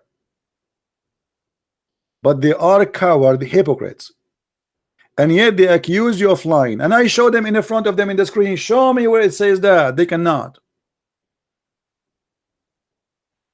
If you saw to me in the interpretation it says that, but in the Quran it doesn't say that, that's mean the interpretation is made up. This is what he said. The same as I said to him yesterday when I spoke about chapter 86 verse number 7. He said to me, does the verse says man? Does the verse says the word man? I said no. Said see, it doesn't say man. And he started trying to come with his own explanation that the verse is speaking about that the woman she is giving birth. What the women giving birth? The Quran is so clear. It says in Arabic that it is a Gaussian fluid, and the baby is not born from a Gaussian fluid of a woman. That's a very silly, stupid argument trying to defend his Quran. And if we go to Ibn Kathir explain it, but he don't like Ibn Kathir because Ibn Kathir will prove that Muhammad is a donkey. This is what Ibn Kathir is saying. So why you don't accept Ibn Kathir here, you want to accept him there?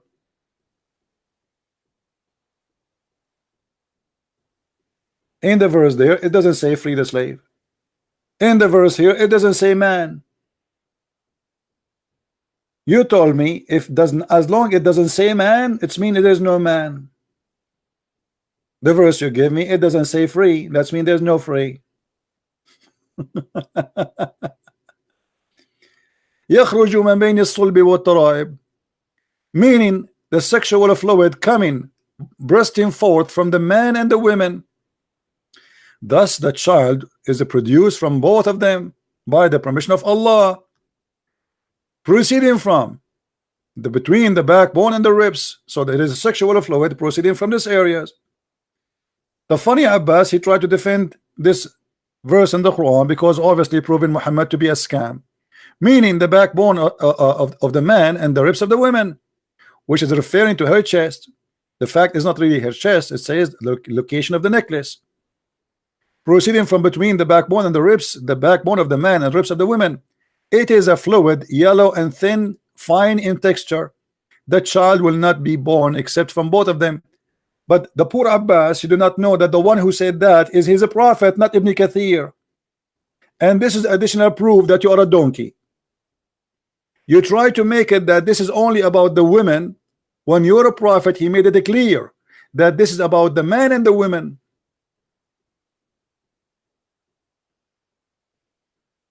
It is not Ibn Kathir saying that. If we go in the hadith, we will find tons of hadith about this.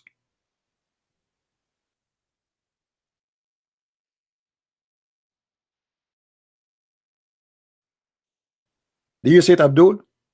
This is not Ibn Kathir. You try to escape the Quran meaning by rejecting Ibn Kathir when you want, by accepting Quran, Ibn Kathir when you like. But look what your prophet said. Salama said to Salim, "Oh Allah, apostle, Allah does not refrain from saying the truth. Is it a must for a woman to take a bath after she got orgasm?" The prophet said, yes, if she notice a water, i.e. discharge. Notice it where? To notice it, you have to see it in your vagina. This is not inside her body. This is a liquid coming out. And then Salama, the wife of the prophet, who never have orgasm, she said to her husband, what? Does the women even have orgasm? The prophet said, yes. Then why does the child resemble the mother?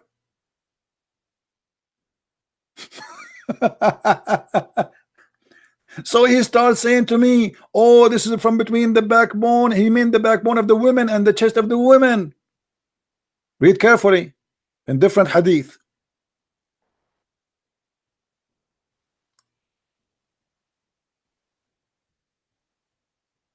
The prophet of Islam, as Muslims they call him a prophet,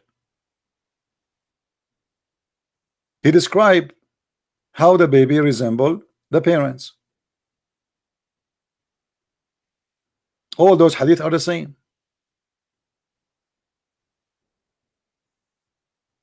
And based on your prophet, fantastic education, he claimed that if the women have orgasm first, the baby will resemble her. If the man have orgasm first, the baby will resemble him. So when you try to defend the Quran, proving Muhammad to be a scam, Muhammad, he did not help you, because Muhammad, he cannot keep his mouth shut and he get you busted. As you see, Muhammad saying clearly that the women water is thick and white and the man water is thin and yellow, and from both the water the baby come. And this is exactly what chapter 86 verse number 7 is saying. But you, because you're a liar, you try to say, oh, this is only about the women. Does it say man there? No, the verse doesn't say man. You're right. We have to admit the verse doesn't say man. But your prophet explained it now, what we can do. Unless you know what the verse mean more than your prophet. And here you notice that Muhammad obviously proven himself to be a liar.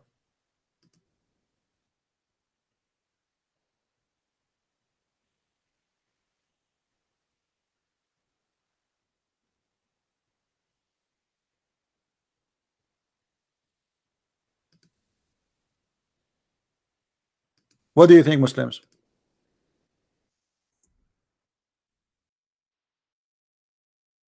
Abdul? Even if Abbas wanna call, he can call. You make me angry, upset. I cannot take it with those liars. Call so we can laugh. Is your prophet a donkey? Or you know the Quran meaning more than him? Do you know more what Allah he meant from Muhammad? Obviously you know more. So the hypocrisy of Muslims is beyond imagination. The words are not there.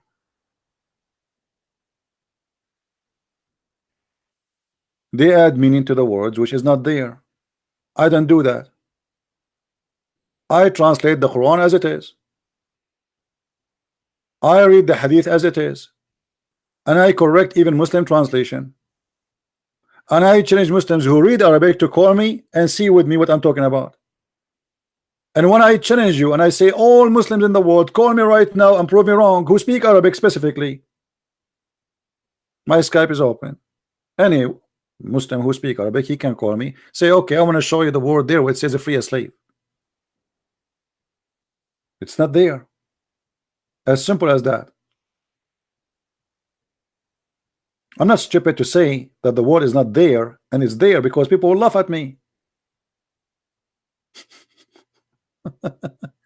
And the donkey, he called me, he said, don't you see do you see the word there, riqab? You donkey, you just approve that you're a prophet, he owns slaves, and you Muslims, you own slaves. Why he owns slaves if he's against slavery? Imagine I am against slavery, but I have thousands of them.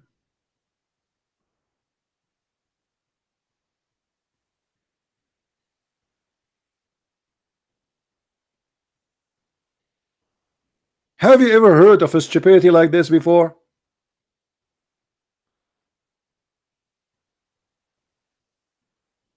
If you go right now in the Quran,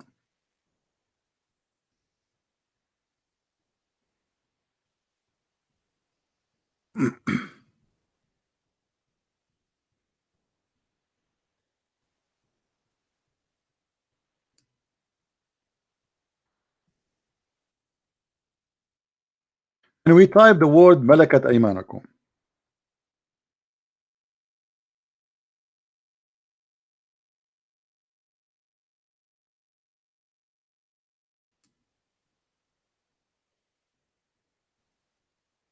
The Quran not only legalize owning slaves, it's legalizing raping slaves.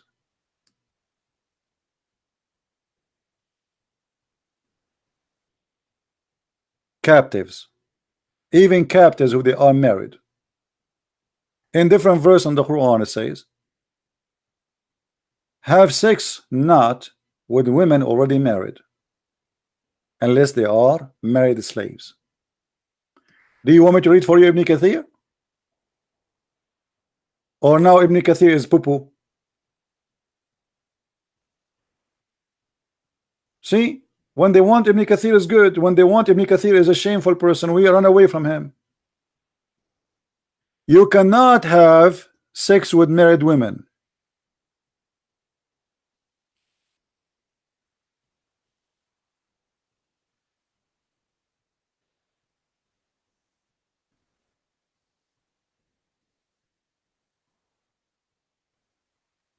And by the way, it doesn't say even marry. Well, marry, how you can marry someone is married? What marry? It says forbidden for you, etc., etc., etc., and forbidden for you women who they are free. What does that mean? We read the interpretation. It says that those are free women, and there is the women who they are married. Those are not lawful for you unless you do it in the right way. Except who? Your right hand process.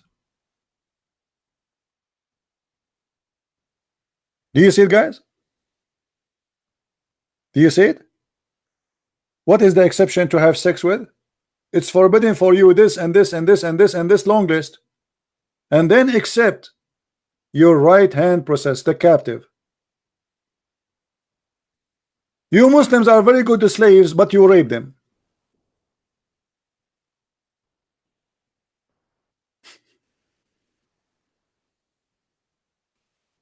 The Bible in the Old Testament speaking about captive of war.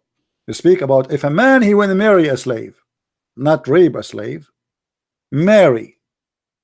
Here it's just rape. And this is exactly what Muslims they practice for centuries.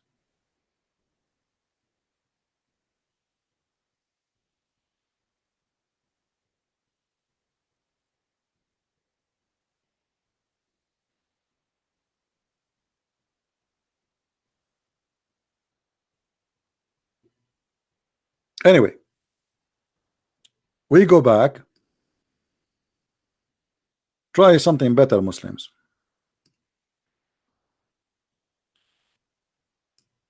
And by the way, I challenge you, all of you, the Muslims who say I'm lying, to copy my videos and post it in your YouTube, so let all the Muslims see how I'm lying.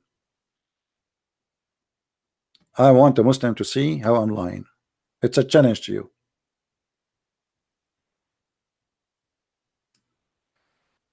And by the way, when Muhammad he speak about what he claimed the science of Allah, not only he exposed that he is a false prophet, not only he exposed that Islam is false, he exposed something beyond that.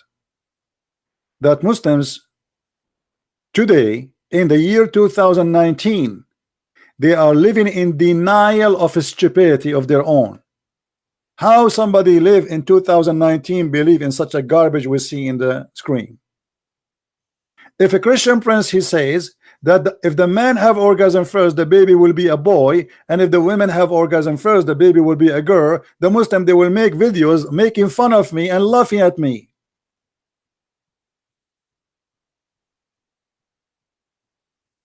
I will become the joke of everybody.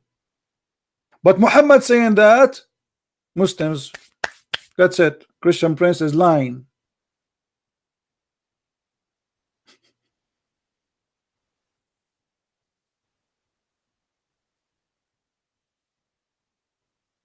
Do you have an answer for this, Abdul?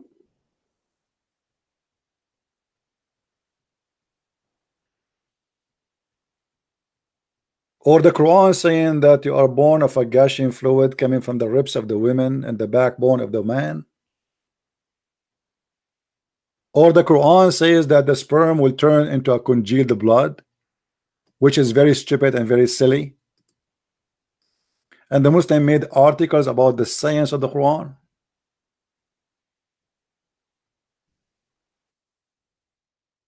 The problem is when the Muslims they try to cover up for the stupidity of their Quran, they forgot that their prophet already he explained many of those verses of the Quran, like this one.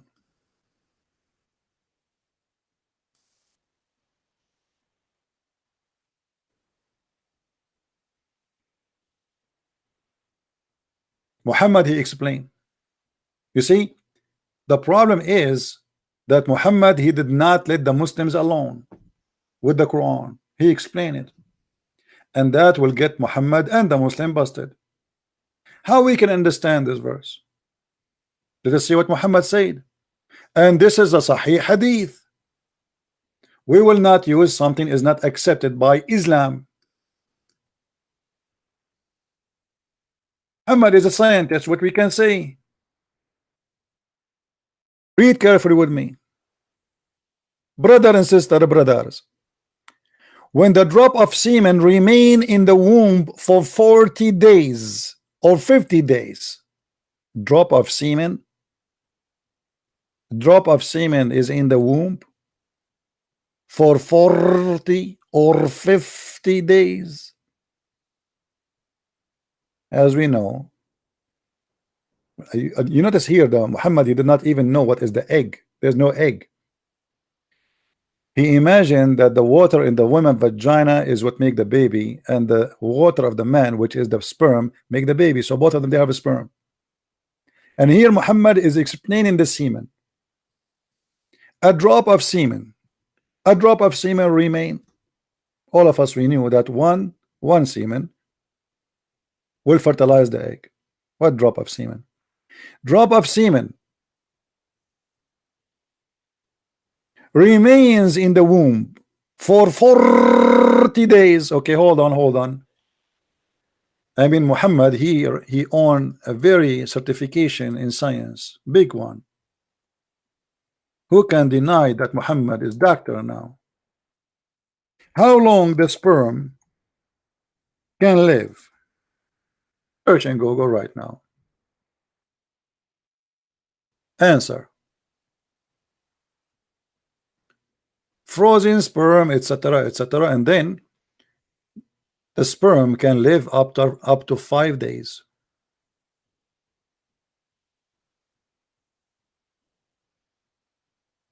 Muhammad he only added a 0.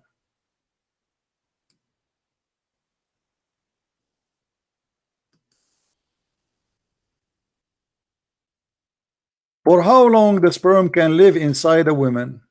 Another search. Maximum. Since sperm can only live for a maximum of 5 days in the female. 5 days. Muhammad he made them 50. Very close. You see, if Muhammad he says 5 days, the Muslims they will make a movie about it.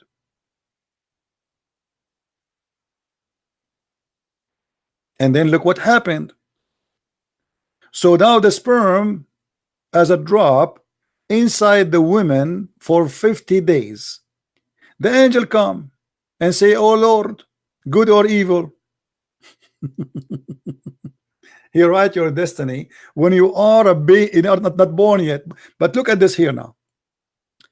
Allah the Exalted, the Glorious, has appointed an angel as he created of the womb, and he would say, oh my Lord, it is now a drop of semen.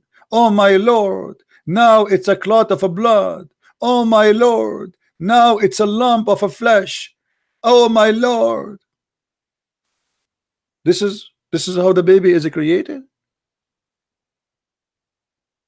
So, oh my Lord, for 40 or 50 days as a semen. Oh my Lord, as a clot for 50 days. Oh my Lord, it is a lump as a 40 days. And we can show you even the hadith. Your prophet, he explained it, my friend. Read carefully and love. The messenger of Allah, the truthful, The truthful, look at the truthful, huh? He's truthful. And the receiver of the truth informed us, saying, the creation of the human is gathering in the form of a semen in the womb of your mother for 40 days. And then he became a blood for 40 days. And then he became a lump or of a flesh for like that 40 days. That's it, the baby is created. This is the science of your prophet.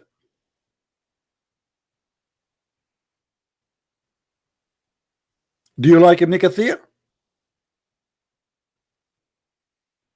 Cowards. Why you don't call me and say to me, obviously my prophet is lying? Why you don't get Muhammad busted? You are coming after a Christian prince because you are saying he did not show the water free when the water free is not even there, you coward liar. All of this disaster in front of you did not move you. All this garbage did not make you go crazy.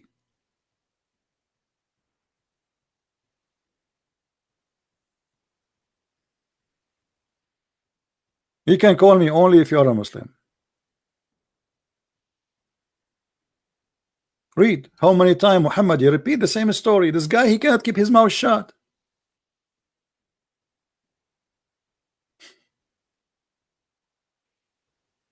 Do you see it? The drop of a sperm remained in the womb for 40 nights, then became a blood, and then became a blood the clot, and then a lump of a flesh, and then Allah, he sent the angels to write the provision. Do you see it? Science. Who is the hero Muslim? He will call the prophet and say to him, you are a liar. This is not true. Cowards, look at them. They will not call Muhammad and say to him, you are a liar. Call him in his grave. And by the way, Muhammad in his grave now, he can hear us. If you don't believe me, I can show you the reference. Muhammad, he claimed that even though he is in the grave, all what you say about him is going to be placed for him. He's God. He's in the grave, but he have a job to do. Read it. You can call him.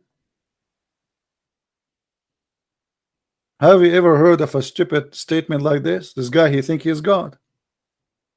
He's saying to the Muslims, your prayer will be placed in front of me. They said to him, but you are going to be in the grave. How our prayer will be placed in front of you? He says, oh, I forgot to tell you, brother, that we a prophet, our body will not be decayed. Okay, your body will not be decayed. What does that mean? You're alive in the grave. Let us say, for the sake of argument, that your body is not decay.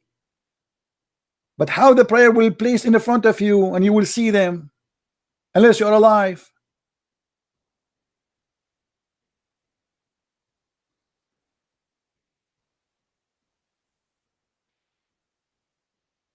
So why you Muslims are not getting upset?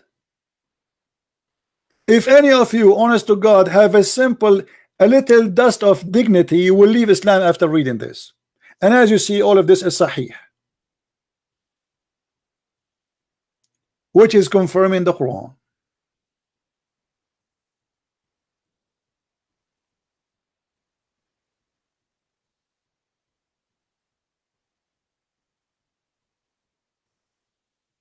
But they have no dignity.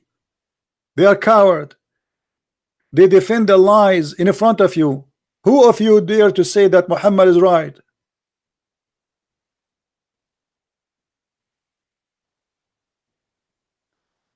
The semen stay in the woman womb for 40 nights. Why? He is going to Las Vegas vacation?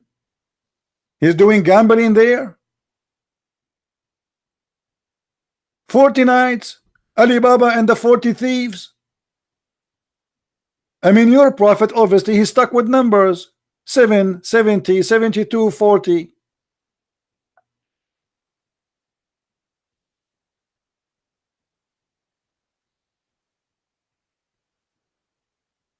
And look in this hadith, Muhammad, he even making big boo-boo now. Here he says that the angel, he asked Allah, the last stage, he asked him, male or female? Allah, male or female? We make it male or female? Should I install a penis for him or install a vagina? Allah. But all of us, we knew that the gender is the first thing to be decided already. When the sperm go inside the egg, it is the first thing to be decided, male or female. To the point these days in the clinic, you can choose. They can take your sperm and they can separate the one who will make your wife, deliver a baby boy or a girl. So you can decide what do you want. According to your prophet, the last stage is male or female.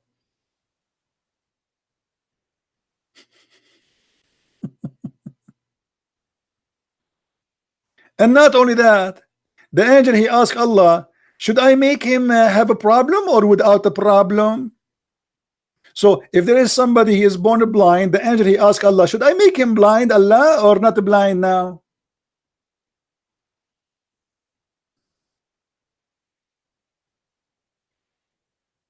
Why you Muslims are not getting upset? This does not make you upset?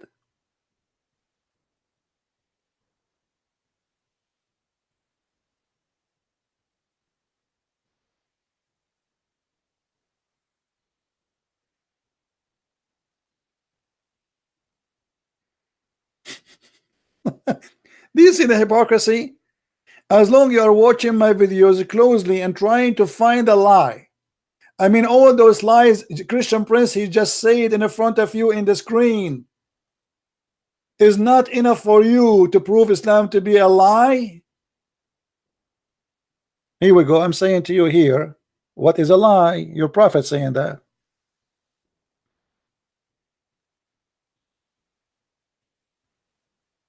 Where is the Abdul?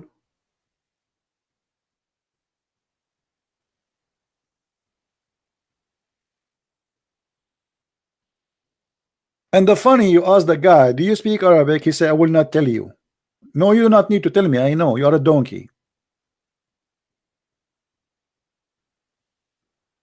I will not tell you, brother.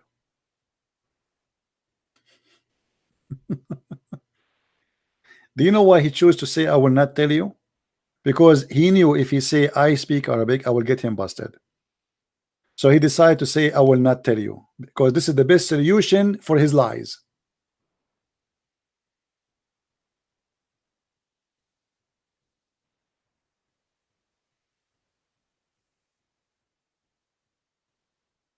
Do we have any Abdul on a call?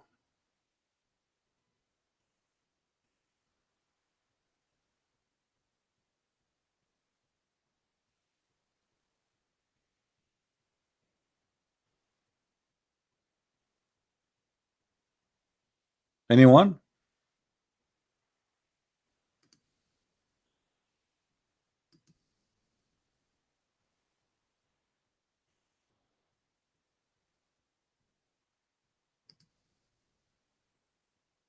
Let us try to call the guy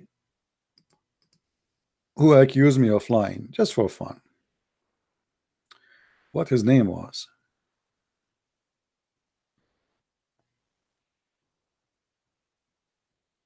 I think his name was Sarsour or something. Let us see. As I remember, his name start with letter Sa, Sarsour, something like this.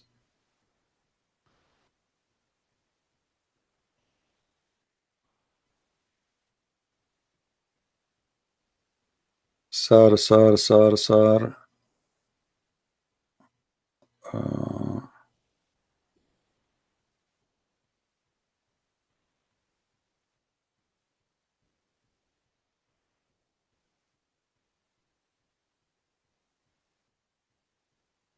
Oh, this one, I think. Okay.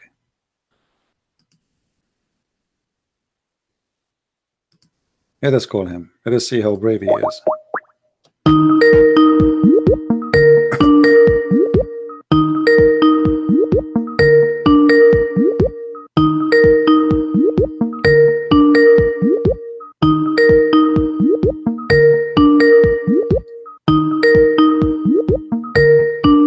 Answer, Sasur.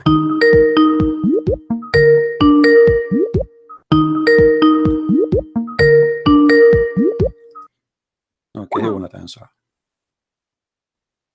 Let us take another Sasur.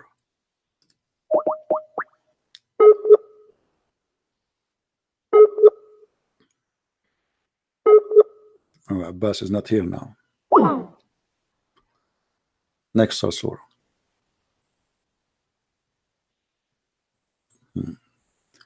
I think this is the kid who always called to just make a joke, but we will take him for fun.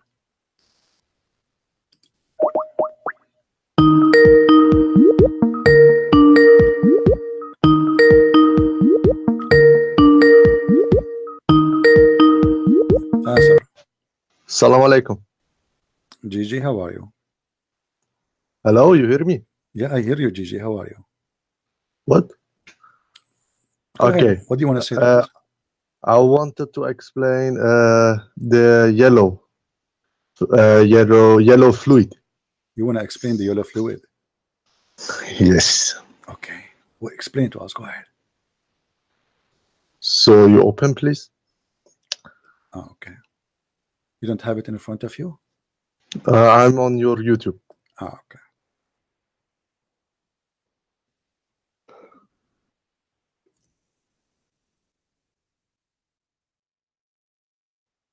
Okay. Also, David and Ramazan Gulan. You see, we said we want to call you Gigi, and I know it's you. I can see your IP, you idiot. Just for fun. You donkey. You have a very great future, by the way.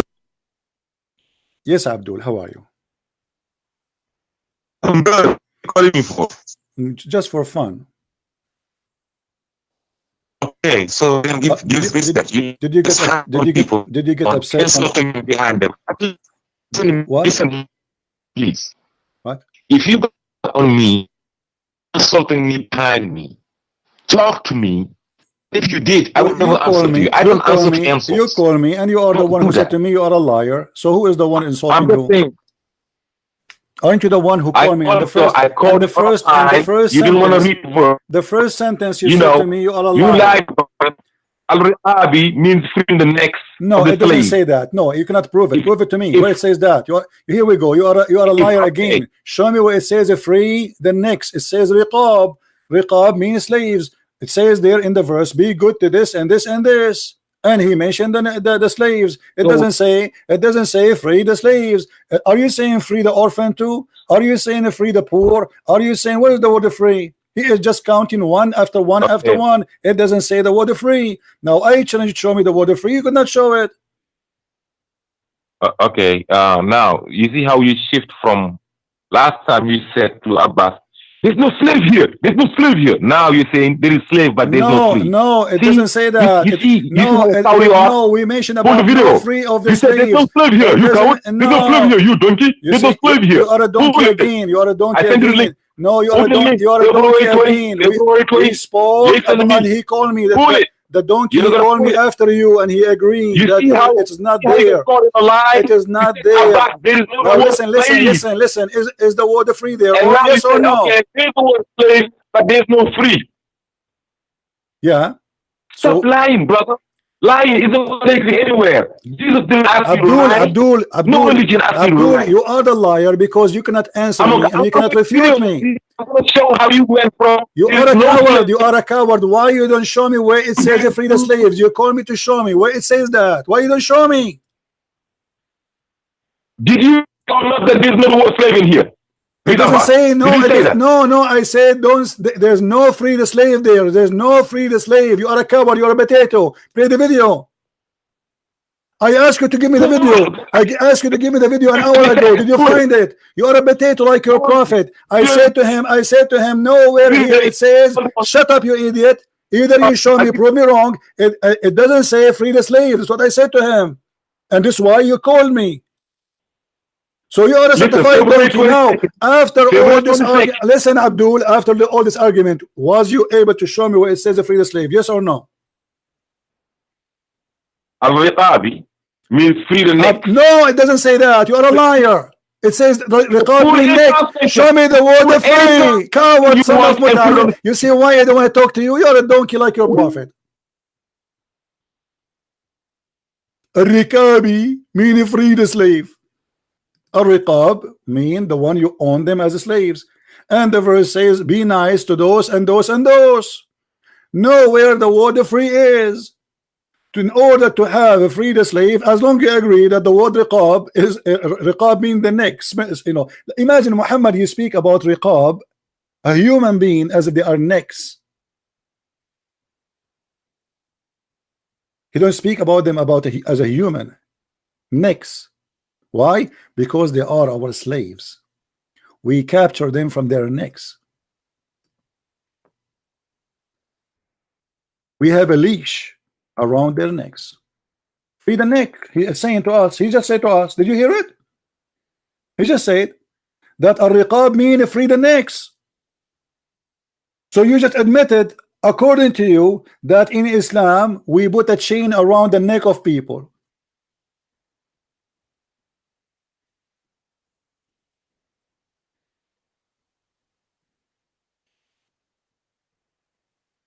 And if a Muslim, he want to free a neck, as he said, the Quran says, freeing a believing neck.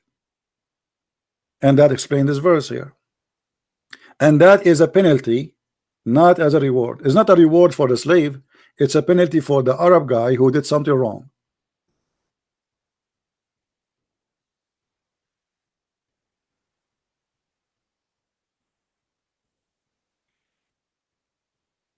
There's a couple of stories where a woman, as an example, she accepted Islam. So he told them free her, but he don't own her, by the way. Free her. You don't free from his own, he free from your pocket, because she believed he's a prophet. But after that, Muhammad, you don't like the idea, because now many people, they start saying I'm a Muslim, because they want to get their freedom. So still Muhammad, he allowed the Muslims to own a believing slave like Bilal. A believing slave.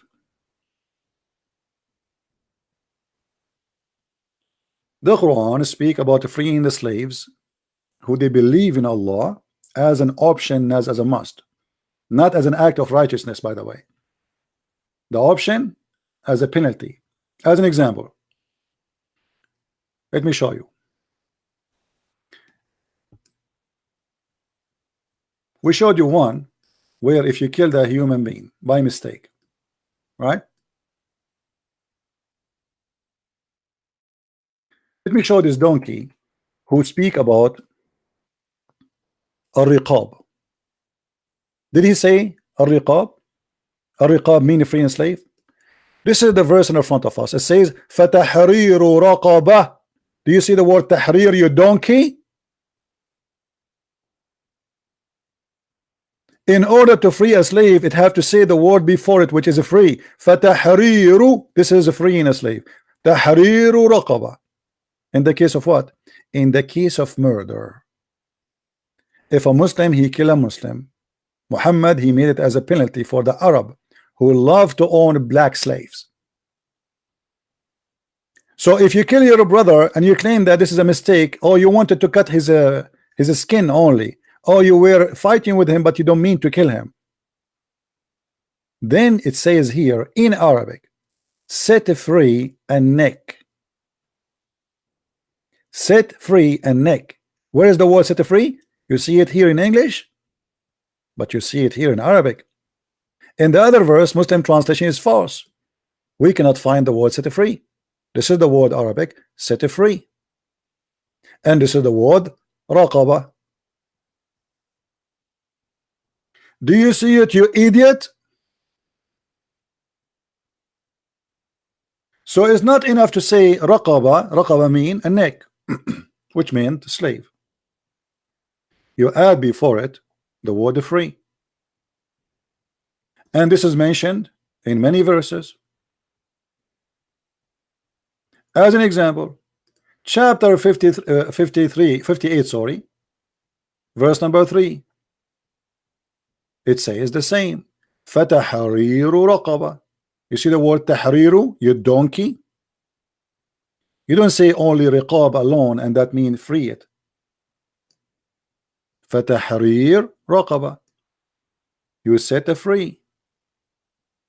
Donkey. Garbage in, garbage out. Chapter 5, verse number 89. The same. Tahriru raqaba. So in the Quran, wherever the slave will be freed, there's a word that says free in Arabic, not in the interpretation. And here the word raqaba is the same. Riqab.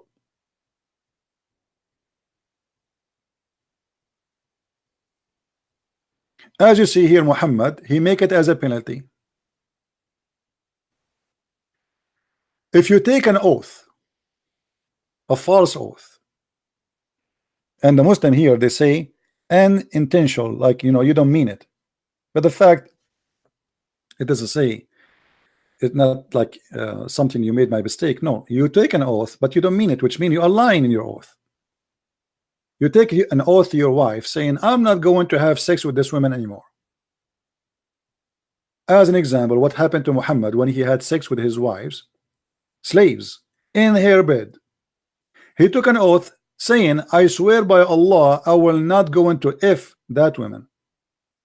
Muhammad second day or a week after, he made a verse saying, Allah, he said to him, why you made what is lawful for you unlawful?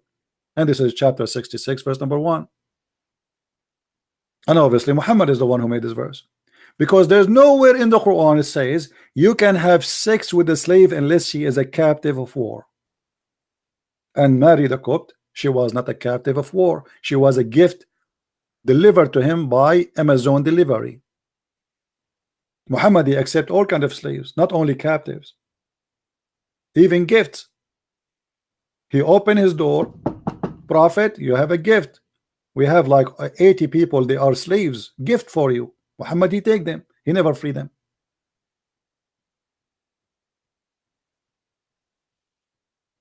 So if you take a false oath, what we will do? Allah will not take you accountable for your false oath, but he take you to your task. Okay, which an oath you decide to do. Now what if you make an oath and you cannot do? Look at the solution. It's a penalty, not a reward. It is a penalty. So if you swear an oath which you cannot do, go and feed 10 people from the poor, or read with me carefully, free a slave, or fast 3 days, or any of those options. It's a penalty. It's not a reward for the slave. Here Muhammad is not, he's not being good to the slave. He is making a penalty so he can stop them from taking false oath, but he himself is the first one to take a false oath, and he never free a slave. Here we go, Muhammad, he took an oath he will never sleep with Mary the Copt, and he never free a slave.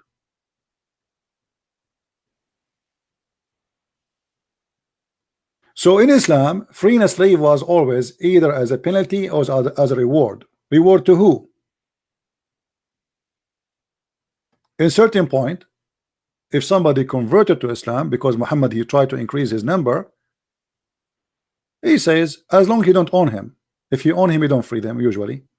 I don't remember I see any story Muhammad, he free his own slave for he convert to Islam. I saw stories of people, they convert to Islam and then he freed them. And then we saw stories where Muhammad, he makes slaves again, even though their master, they decide to free them. Imagine the master, he want to free them. Muhammad, he refused, and he made them slaves again.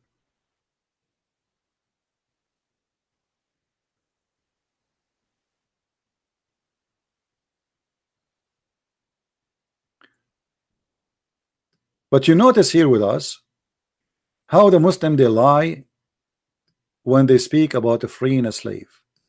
And by the way, when a Muslim speak about we've been ordered to do righteousness, if you look here, it says feed 10 people. Okay, from the money of who? You as a Muslim, you will feed 10 people, poor people, from the money of who?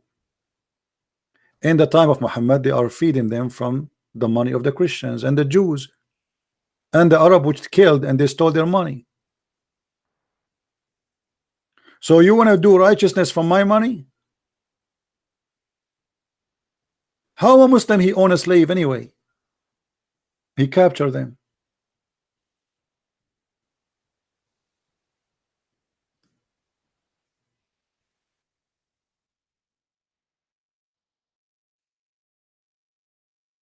Read. Do you see it? Muhammad, he enslaved even children. He killed all the men. Those people, they were not even fighting him. They were busy doing their watering to their animals, feeding their animals. And he attacked them where they are not aware. Read with me carefully. The Prophet had suddenly attacked Bani al-Mustaliq without warning while they were headless and their cattle were being watered at the place of water. Muhammad is a wolf. Poor people, they are watering their animals. They're fighting men, which mean the men who try to defend, they were killed, and their women and children were taken as captive. Islam is against slavery. We attack a town, we kill all the men, and we take the women and children as slaves. Islam is against slavery. And then what we do? We say, oh, those women are for you to have sex with them, or you sell them. And even the Muslims, they start doing business of adultery, prostitution, using the slaves. If you go in the Quran,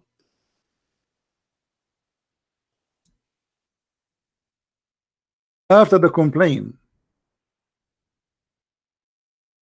of the increase of the number of prostitution business between Muslims, Muhammad, he have to come with a solution. So he made this verse.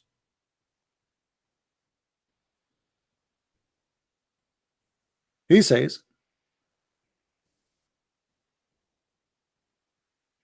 force not your slave girls for prostitution to seek money.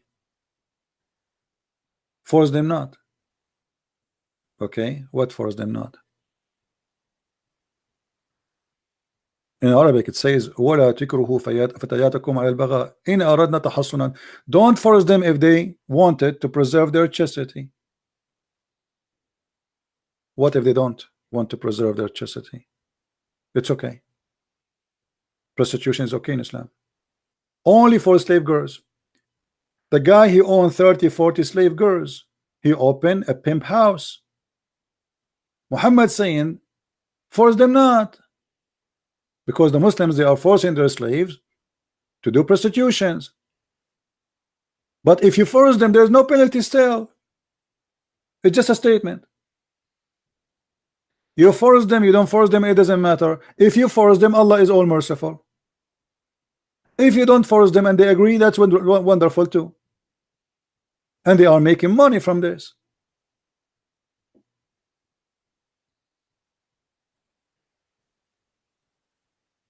Are we lying?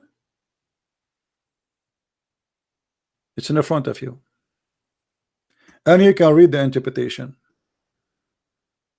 And if one of them forced them, then Allah is all merciful. Where's the why Muhammad don't make a penalty or punishment for those who do prostitution business from the white Arab enslaving the girls to do prostitution? Why don't say if you do that we will cut your head? Why here is all merciful? Why if somebody stole an egg From a Muslim, we cut his hand, but if he steals it from a Christian, it's okay. Why somebody, if he stole an egg, we cut his hand, but if he is running a pimp house, forcing slave girls, we say to him, don't force them, but if you force them, it's okay. Allah is all merciful.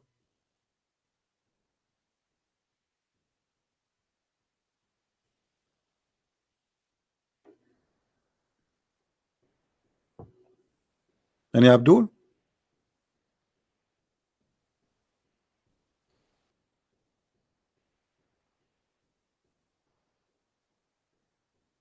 Who is Abdul would like to call us?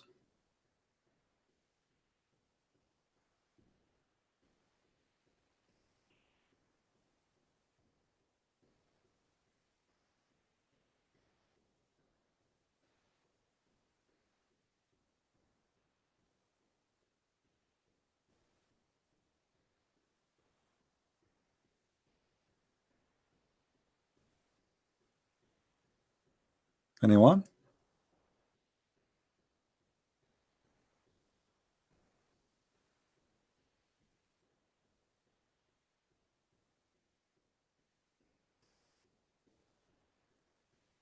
As you see, the Muslims, they get angry from me when in fact they should be really angry from themselves.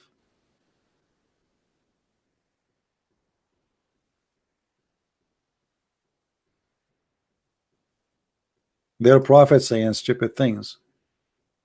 It doesn't make them angry.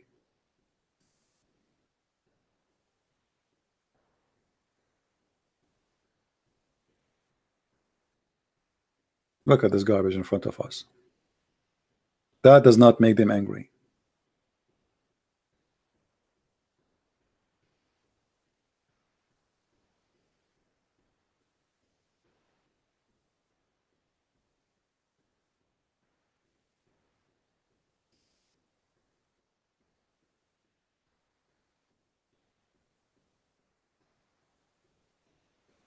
Any Abdul?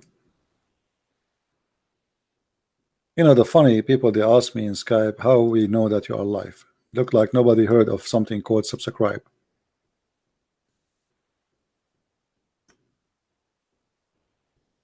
They never heard of that, you know.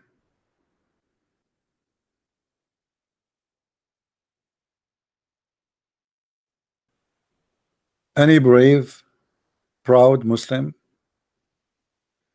is proud about Dr. Muhammad teaching us how the baby is made, or even about slaves? By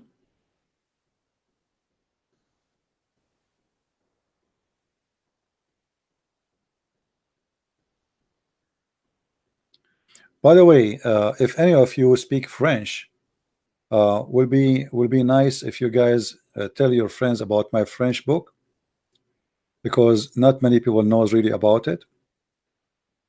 It's called The Secret the Prophet Arab. So if you know a French speaking people, will be a good idea if you tell your friends about it. You know, usually most of people who watch my videos, they are English speaking people, so we don't get the opportunity to have a French speaking support. So if you speak French, you have a friends, please tell them about this book. This book is made in fantastic way. It is a translation for the deception of Allah, which is a treasure of information.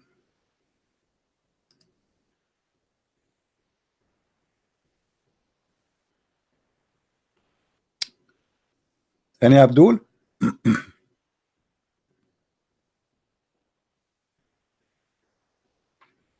The secrets the Prophet Arab. What a scandal. What a scandal. What a horrible book.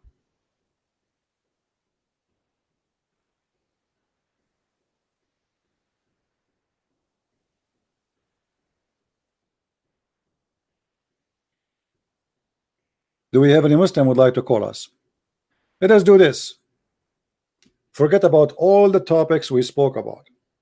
Who is the Muslim? He is proud about Islam and he want to show me something to prove to me from his point of view that Islam is from the true God. What do you think, guys? I'm not going to ask you a question. You tell me, and we will talk about what you tell me. How easy that is. Forget about Muhammad here making poo-poo and they're making poo-poo. I'm not going. You choose a topic, but you promise me the topic you open, you stay with it.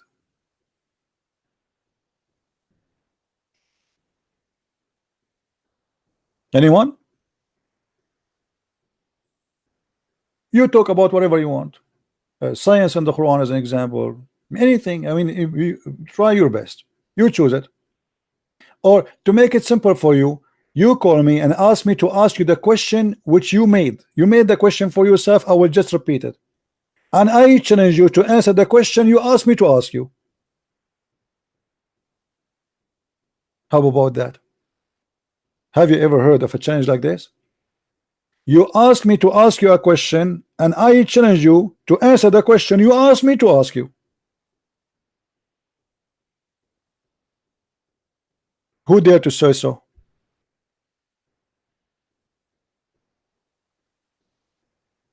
Anything about your cult? I mean, this will be the easiest exam ever. Imagine you go to school and the teacher, he says to you, write the question you like and answer it. You write, you make it, and you answer it. You make it and you answer it. What do you want more?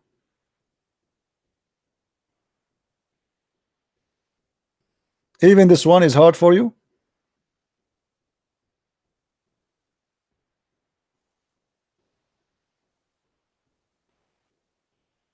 No, they cannot. You know, for me, you see, I don't tolerate liars. The second I notice somebody is just playing games, he is not being honest, I hang up on him. There's no need to talk to him. I'm not going to shout, scream, you know. There's no point. Like the guy just before, he keep insisting it says free the slave. We ask him where, he cannot show us. He don't speak Arabic. He says the word riqab means freeing the slave, which is stupid.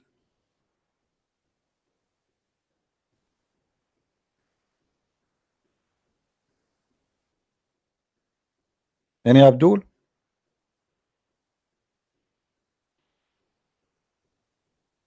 Is it true that Aisha would clean the semen from Muhammad clothing? Yes. Aisha, she cleaned the semen because obviously this guy,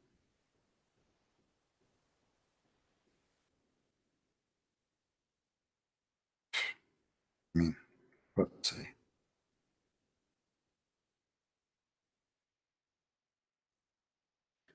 Let's see if we can find the hadith in English.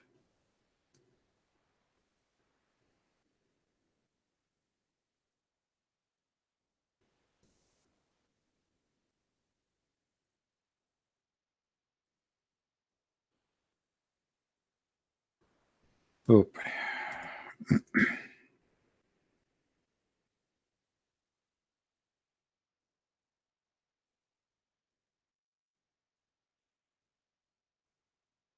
Very easy to find the hadith in Arabic, but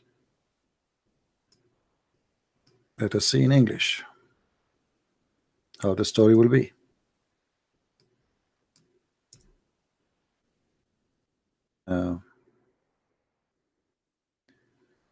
Until now there is no success.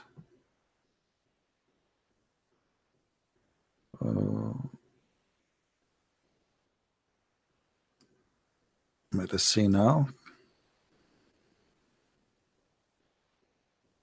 Yeah, she don't wash it. You know, she just no. We cannot find the hadith in this website, which is very weird, by the way, because it should be in Sahih Muslim, as I remember.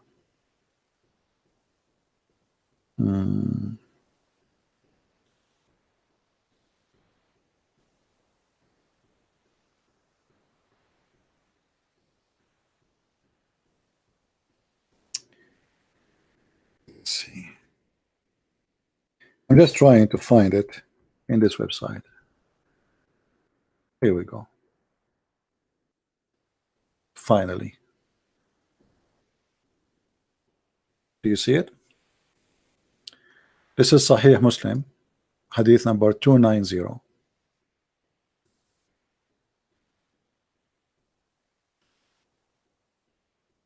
Did we answer you?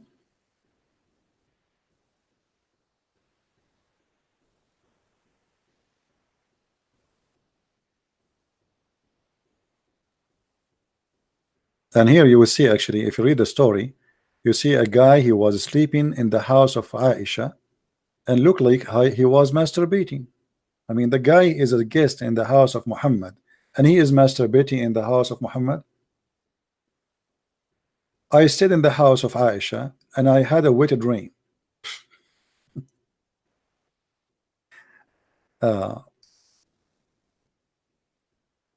By the way, it's not a wet dream. فاحتلمت, which means I have he did masturbate.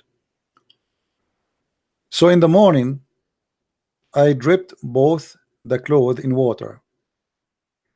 This act of mine was watched by a maid servant of Aisha, and she informed her. See, Aisha, she is poor. The Prophet is a poor man. He have servants. They have slaves. I mean, Muhammad is against slavery. Aisha, she have servants. Okay. All of us, we have servant at home. Don't you have a servant at home? I have 10. But because of a global warming, I decided to make them 5. Because they are fighting a lot. They are eating beans. Now read. So Aisha, she sent me a message saying, what promoted your act like this with your clothes? He said, I told that I saw a dream which a man see in his sleep. He's masturbating. She said, did you find any mark of the fluid in your clothes? Look at the discussion. I said no. She said, had you found anything you should have washed it? In case I found the semen on a garment of the Messenger of Allah, I scrap it off with my nails.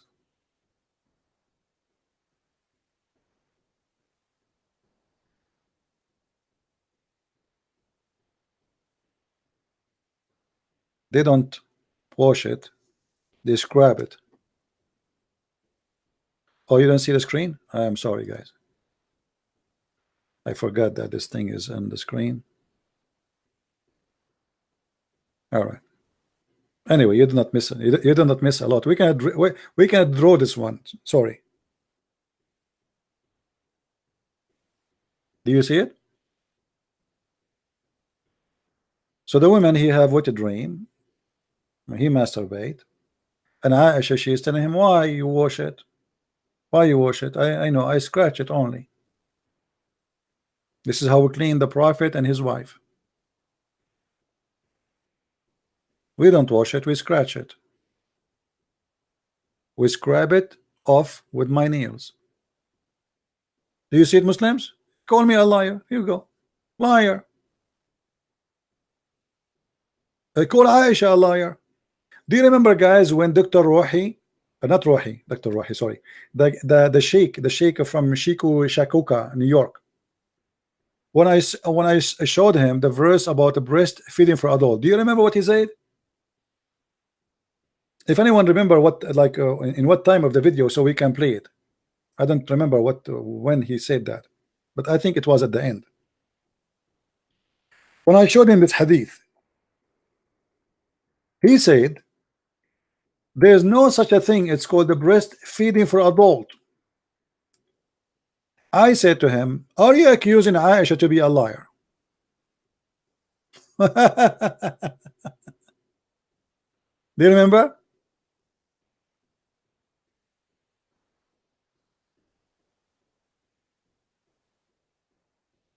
There's no such a thing. It's called breastfeeding for adult. I said, here we go. This is Aisha saying. Are you saying either you say Aisha is a liar,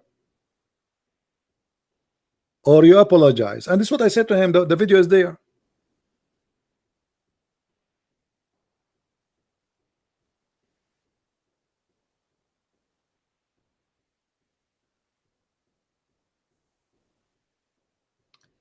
Yeah, Abbas, you are just a little puppy. Don't even text me again.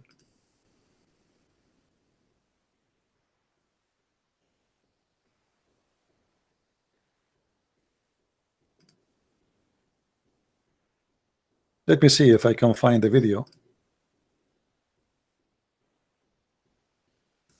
What was his name? Sheikh Abdul Wadud.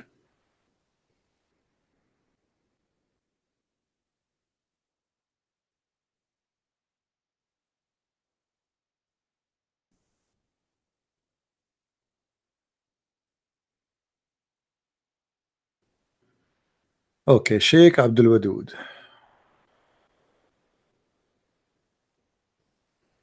Okay, let's see here.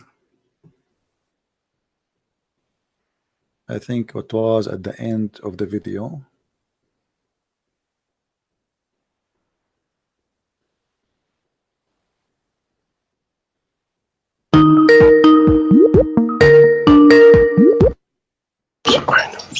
Hello.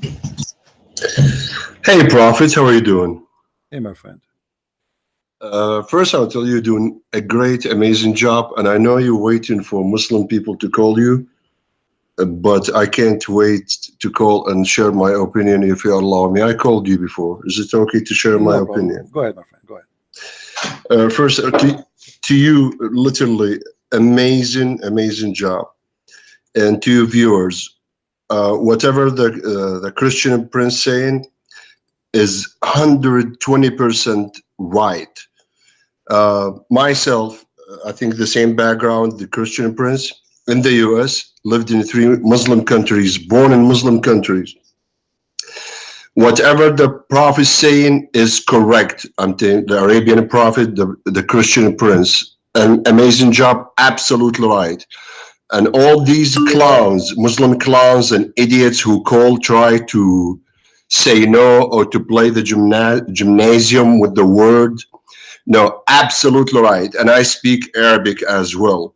We understand this ugly hate book of the Islam called the Quran. 29 verse absolutely dedicated to slaves. What I want to say here, if you black, by the way, I'm dark skin. So if you black and you worship Islam and Muhammad, you're absolutely idiot.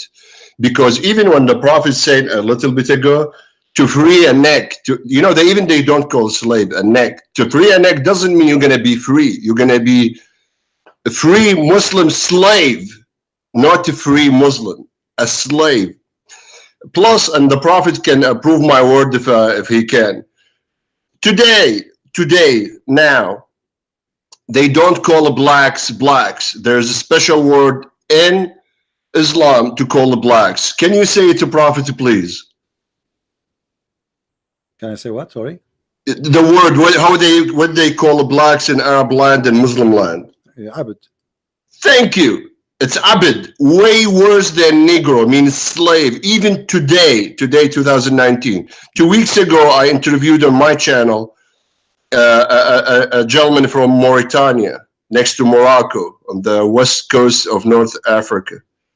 Today, they have slaves. They have families of slaves under Islamic government. Each family in Mauritania has slaves now. The people of Saudi Arabia, we all now knew they have slaves now. They call it differently. But it's 29 verses in the Quran calling about the slave. Tahrir Raqaba, to free a neck. If a Muslim want to do anything, bad deed or bad doing, it's okay. He can free a neck, free a man or a woman. My friend, by the way, as long as you speak Arabic, I don't know if you saw the Muslims speaking about verse 177.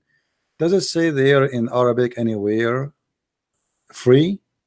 No, I was in the gym. I was like, oh my God, I want to call the prince. just amazing how they lie. This is the Muslim job. Muslims now are attorneys for Muhammad and the Quran. They play with the word. Oh, that doesn't mean this. Oh, this doesn't mean that. No, it means that exactly. Yeah, so when in the Quran says abd, means slave. But by the way, if you dark skin, if you brown, if you are idiot to worship Muhammad, because you are less Muslim. Okay, and Muslims idiots, I mean idiots in general, because they believe in this sick self-proclaimed prophet. Okay, I was livid to hear these guys calling and laughing. Oh no, it doesn't mean this. No, it means that exactly. And the great thing about Christian Prince, he showed their own books, but they cannot deny they have this schizophrenia. They can't. And that's what freaking West doing now, bringing all these idiots Muslim to the... Imagine you bringing idiots infected with Ebola and cholera to your countries. That's what Muslims are. With all due respect, what I believe they are victims. But there's dangerous victim. Victim with virus of Ebola is dangerous. We need to put them aside. But to come and spread this disease in the West, in America, and Europe, and Canada, we need to stop that.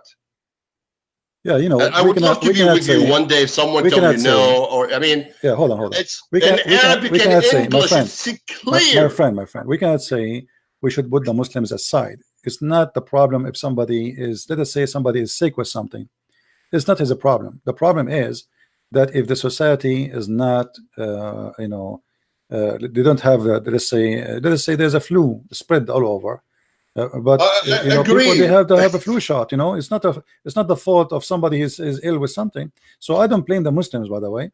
I blame you know, stupidity of some, and they think Islam still is a good religion. But the Muslims at the end of the day, and I think you're an ex-Muslim yourself, right?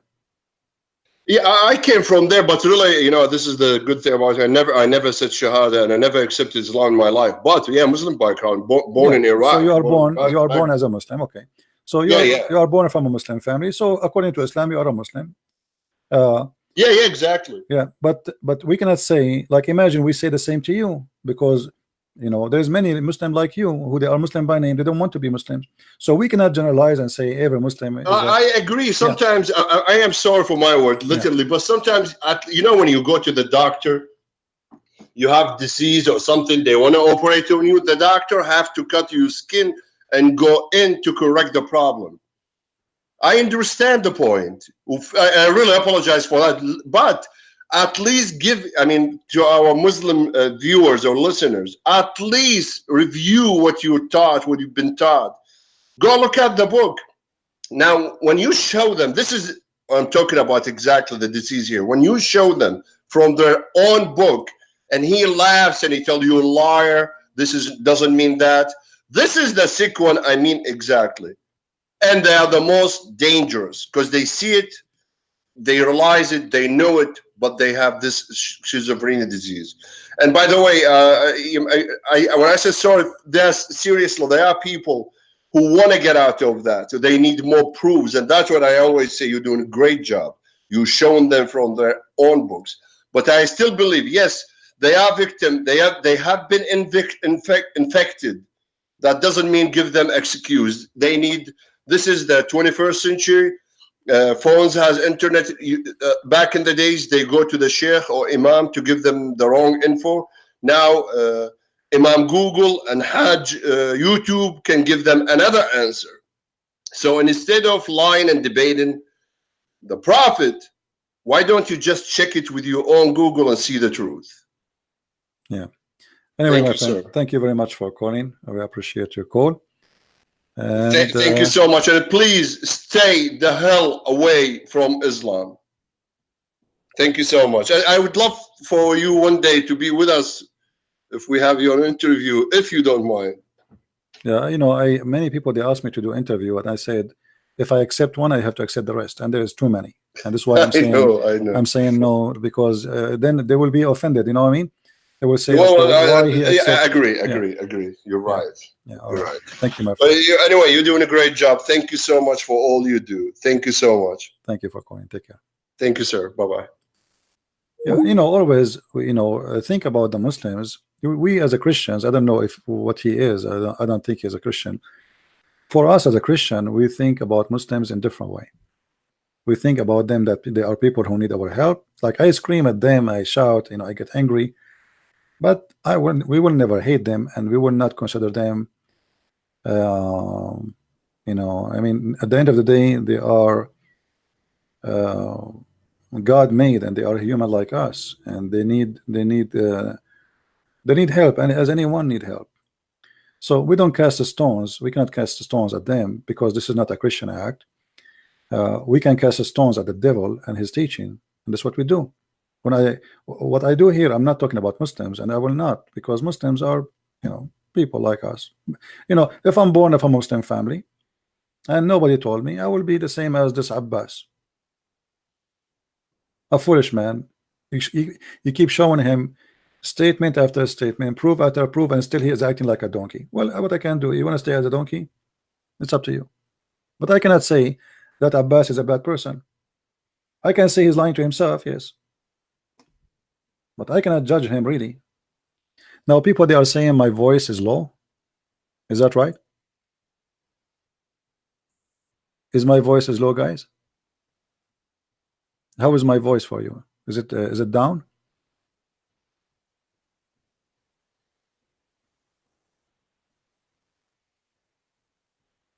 Is good? Okay. No, Abbas is a liar. Abbas is certified liar. We prove it all over. But doesn't mean he is a negative person. You see, lying, and he know he's lying, it is a way of denial of how stupid to be a Muslim. So what he do? He start lying to himself. He's not lying to me. The same as the caller. We show him the verse. We say to him where it says free a slave. Show it to us. He keeps shouting and screaming. Okay, show it to me. You call me to prove me wrong. And then he says the word riqab. The word riqab mean neck. It doesn't mean free anything. Where is the word free? The verse says,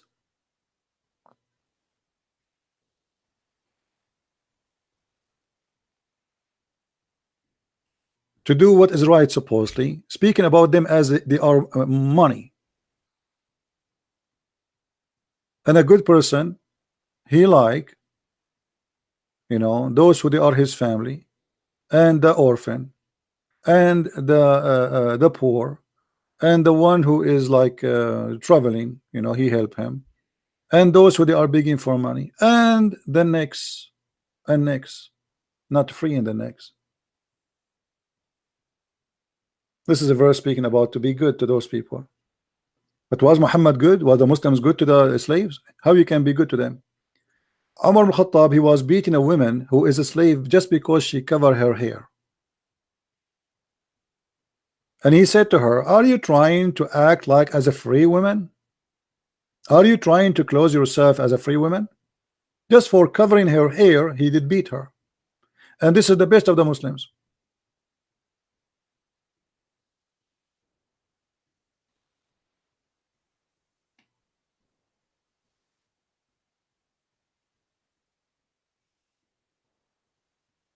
So they can say to you things, but is it true or not? Here we prove it. They can claim as much as they want. I don't hate Muslims. I will never hate them. And they can, do as they best they can. They want to spread Islam. Islam is dying. Islam for me is dead long time ago. Building mosque here and there, that will not make Islam is really spreading. Islam is the opposite. We just saw in Europe how Muslim now they are having gay Muslims mosque. Now what happened? An imam, she is a woman. Muhammad, he said it clearly, a woman, she cannot be, not only she cannot be a leader of a prayer, she can't be anything. She can't be a leader of a house.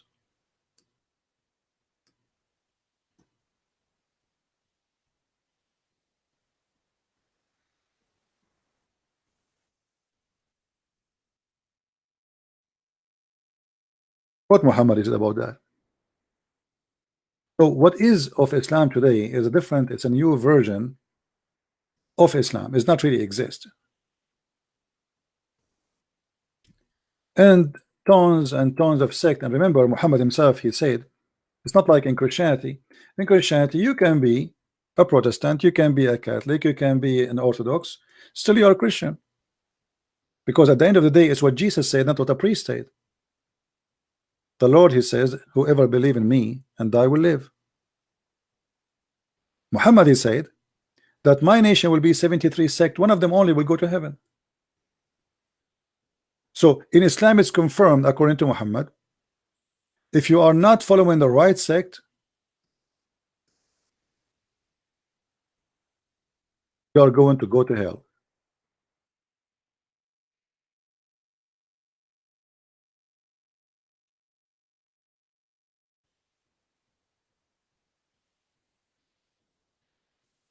So which one of them is the one who will take you to heaven? According to Muhammad, the sect will take you to heaven is the lowest one, the smallest one. So it cannot be the Sunni, it cannot be the Shia, it cannot be even the Druze, it cannot be the Ahmadiyya. It has to be something very small. Which one? In Christianity, there is no such a thing.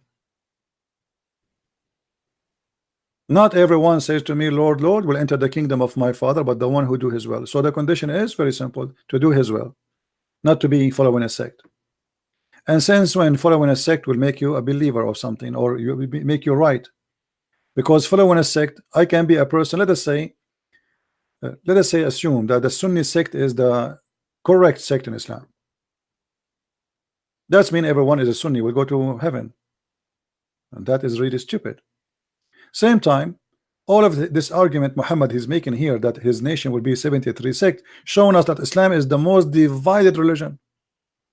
According to Muhammad, the Jews will be 71, 72. The Christian, there will be 71, 72 sect. The Muslim, there will be 73.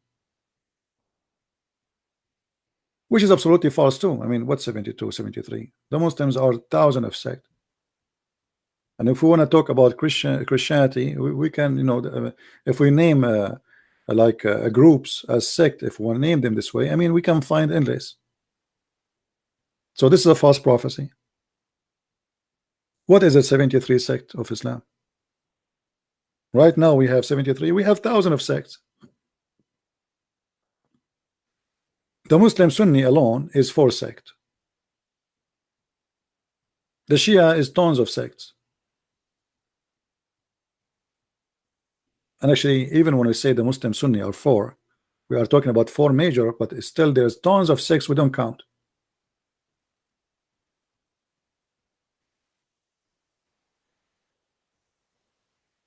And not to forget to mention that Muhammad, he made it clear that it doesn't matter really what you believe, which is a contradiction for the story here. Muhammad, he made it clear that what Allah he wrote for you is going to take over.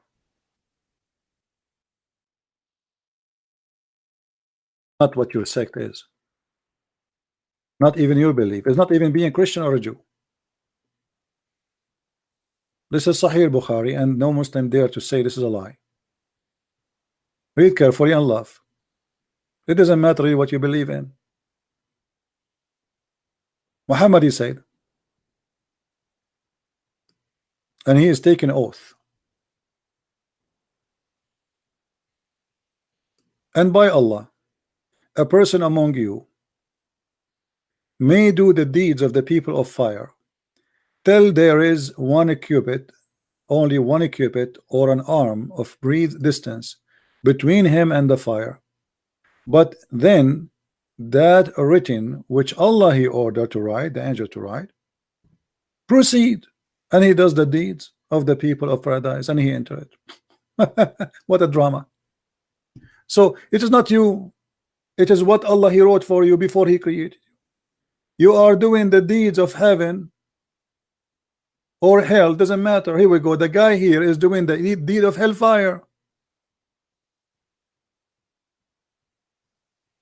The guy, he spent his life doing the deeds of hellfire.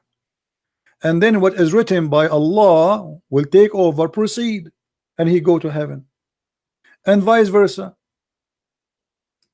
A man may do the deeds of the people of paradise till there is only one cubit or two between him and paradise. The guy, he's praying to Allah, doing jihad, he joined ISIS, he have sex with the children, as the Prophet he told us to do. All the crimes of humanity against humanity, we did it. And now almost I'm going to paradise to get the 70 vagina, 72 vagina, and bingo, suddenly almost there's only 2 meters between me and the heaven. And then what Allah written, proceed, and he does the deeds of people of fire, and he go to fire. Have you ever heard of a stupid cult like this before? I challenge any Muslim to show me how stupid that can be more than this. So why you pray, why you fast, why you go and do Hajj, why you do jihad, why you say Shahada? It's what written by Allah will proceed anyway.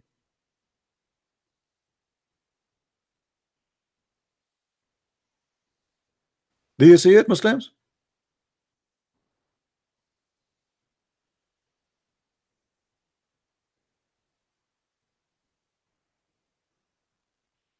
Abdul, do you see it? What the point of converting to Islam? What the point of praying to Allah? What the point of going to Hajj? What all the point is about if what is written by Allah will proceed? Who is the stupid here? You, your God, your Muhammad, who?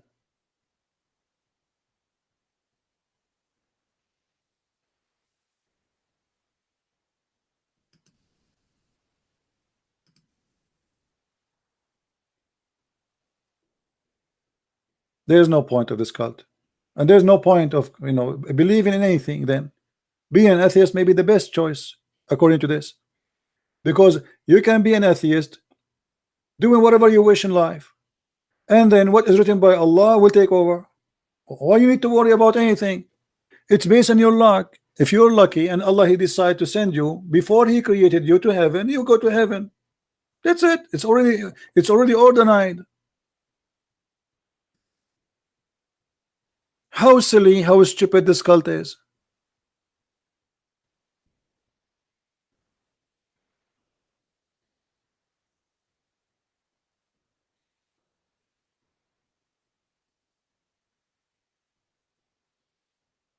Any Muslim have something to say?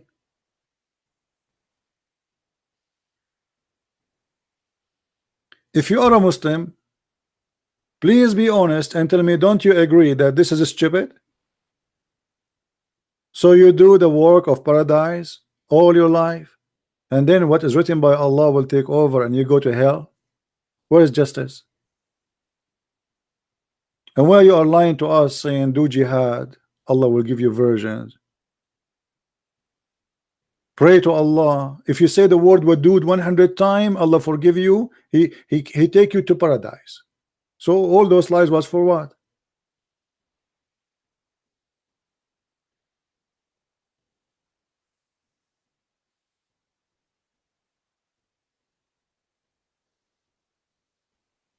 And not only this, you remember when we played just yesterday the guy, the Abdul, who said that Allah he wanted to find a victim. He wanted a victim. Adam was a victim.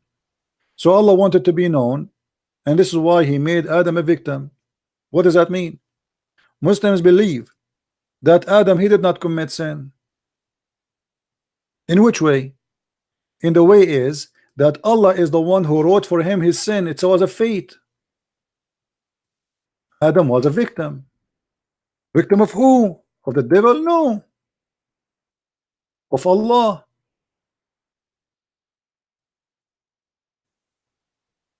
According to Muhammad, and the one is talking here is Muhammad, not me. So don't solemnly say liar as usual. Huh? The Prophet said Adam and Moses argued. I don't know how Adam and Moses they met each other anyway. I thought both are dead. Let it go. Moses he said to Adam, "Oh Adam, you are our father who disappointed us and turned out of paradise, turned us out of paradise." So Moses he believed that because of Adam we are out of paradise. Okay, look like Moses he believed in Christianity. He's not a Muslim as Muslims they claim. because this is not Islamic belief. Here we go. Moses is dead, yet he believed in what the Muslim call a wrong belief in the original sin. That's what the Muslim says. But as you see, Moses here, he agreed with the Christians, not with the Muslims. And then Adam, he answered him, saying to him, "O Moses, Allah favored you, sorry, with his talk, and he wrote the Torah for you with his hands. Do you blame me for action which Allah had written in my fate 40 years before my creation? Do you blame me?" And then Muhammad, he said, so Adam confuted Moses, and he repeated that 3 times as usual. Trinity guy. I mean, can't you say he confuted Moses once? No, he have to repeat 3 times. So according to Muhammad, you cannot blame Adam for the sin, for this is a sin Allah he wrote for him to do. Do you see it? Am I making things up? Is that my story? No. The sin of Adam is not the sin of Adam. It turned to be the sin of Allah. And that is proving that the whole story in the Quran about Shaitan, he whispered to them, it was the plan of Allah. Allah, he used Shaitan to whisper to Adam, so Adam will be deceived because he wrote his fate. Even the Quran confirmed that. If we go in the Quran, it says the following.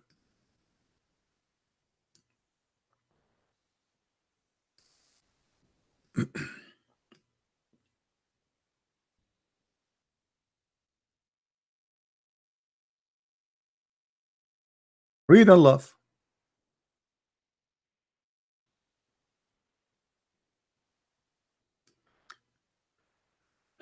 The Quran confirm in many verses, many chapters.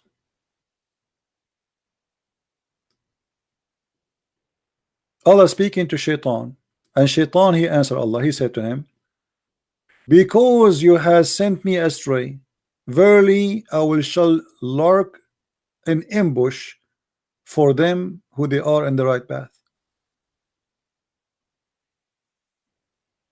Allah is the one who sent Shaitan astray. The word here is not really a correct translation. It says aghwaytani. Aghwaytani can be translated more accurately if we say you seduce me, you fool me, or you know, like, you know, it's about temptation, but in an evil way. If you change the translator, let us see. This is Big Tal. Let us try another liar.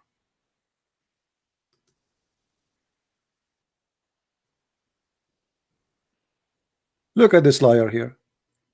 Because you had thrown me out. It doesn't say that. Change the translator. Throw me out. I mean, look at this. Look at their lies. I mean, their lies is really beyond imagination. Look at this guy. And thou hast caused me to remain disappointed. What?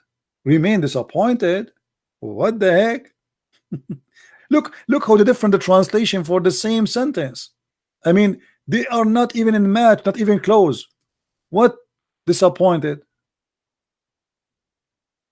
Because you made me go astray. It doesn't say that. However, when you say you made me go astray, you just say that Allah is the one who made Shaitan go astray. So even Shaitan in this translation confirmed to be a victim. Look at this translation. One after one. Let us see this one. Because you sent me astray. I mean, who's left?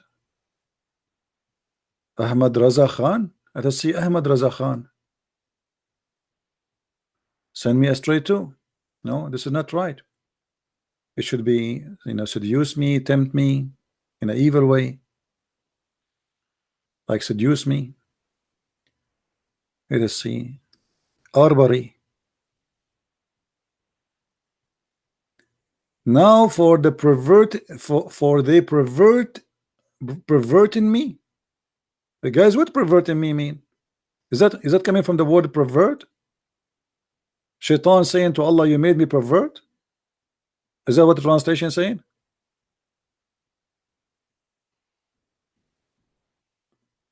Is that what translation is saying? That Allah, he made Shaitan pervert? See? Here is getting more closer. Let us see. Let us see. Maybe we can find something else. So Allah, he made Shaitan pervert. You know, he's a victim. Shaitan saying that to Allah. Did Allah say to him, no, I did not? No, I agree. Here we go. Look at this one. He said, because thou hast seduced me. Do you see it, Muslims?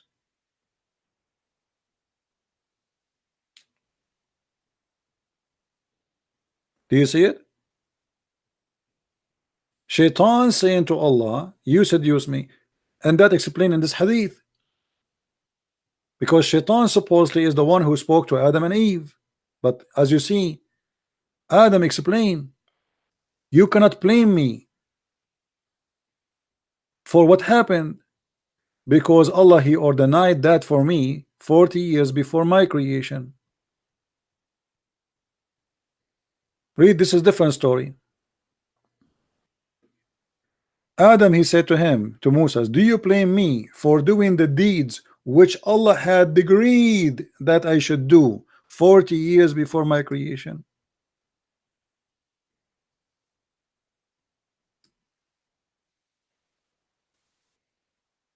And Muhammad, he agreed that Adam was right and Moses was wrong. Right about what? That Adam, we cannot blame him for the sin. Allah, he decreed that sin for him.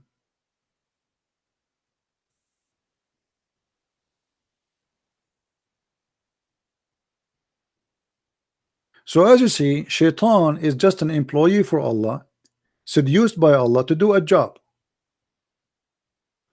Shaitan and Adam and you and me, according to Islam, Allah, he wrote for us a decree to do. He should do, as you see. Do you blame me? Do you blame me for doing a deed which Allah had decreed that I should, there's no choice, I should do 40 years before he created me? So what the point of this cult? Adam's sin is not Adam's sin, it is Allah playing games. Your sin, my sin is not our sin, it's Allah, he decreed for us playing with our sin. The reason right now I am opening this program and speaking against Allah, because he wrote, Christian Prince, in the day of etc. he would do etc. That's what it says.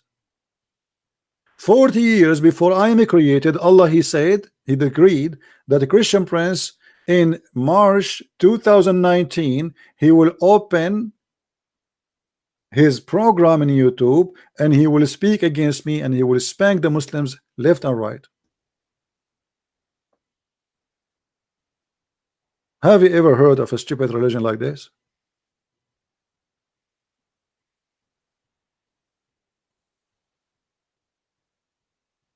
Look at this guy Akram. Akram, he is using a very filthy language which is from the Quran. I wish you did not block him yet so I can post his statement in the text. I wanted to show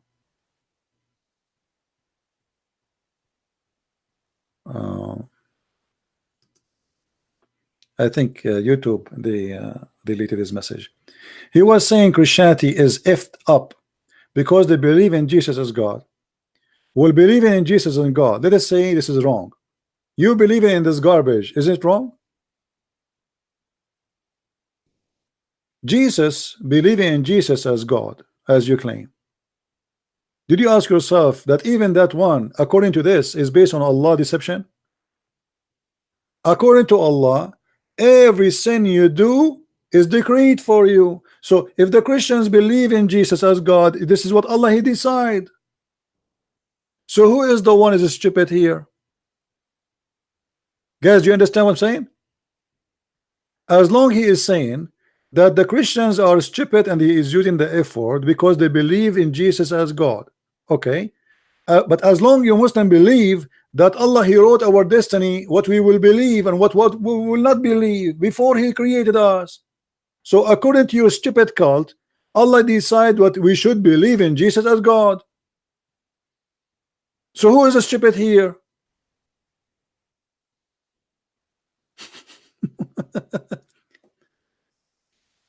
Stupid.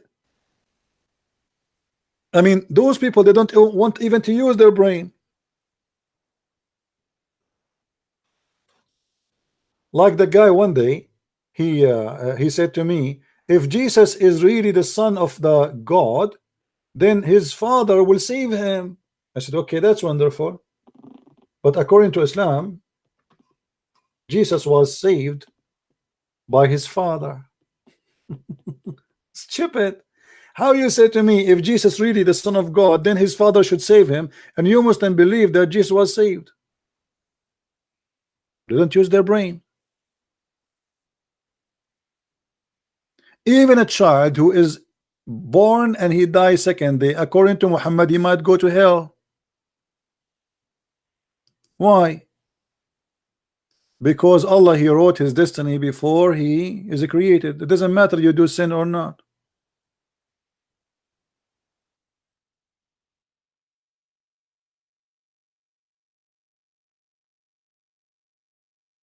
Do you see it? Aisha, she thought that this child who they attend his funeral, he is just a little baby infant, and she confirmed saying, Allah Messenger, there is a happiness for this child who is a bird from the birds of paradise, for it commit no sin, nor has reached the age when one can commit sin.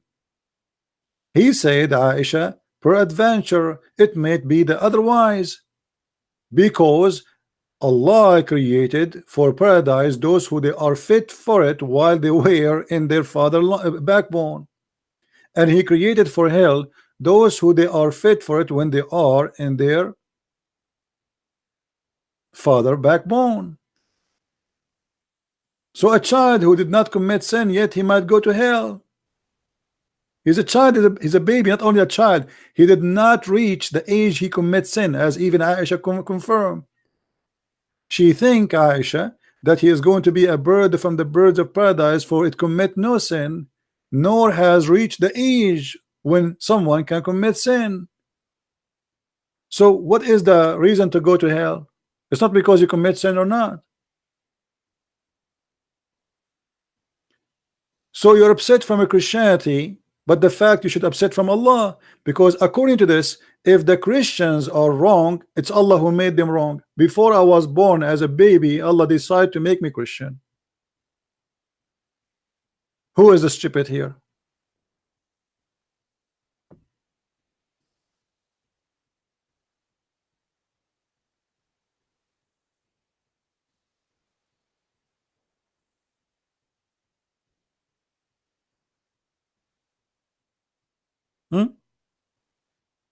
Any Muslim have something to say? Yeah, please don't forget to give a like for the video. As you see, the Muslims, they are trying to fight our videos, so they give them dislike and even they report them. But it doesn't work, by the way, because of my videos, people, they download them right away and they are all over the internet. It's not only in my channel. My video, by the end of the night, you will find my videos at least in 30, 40, 50 channels. And then people, they start copying. So good luck trying to fight us.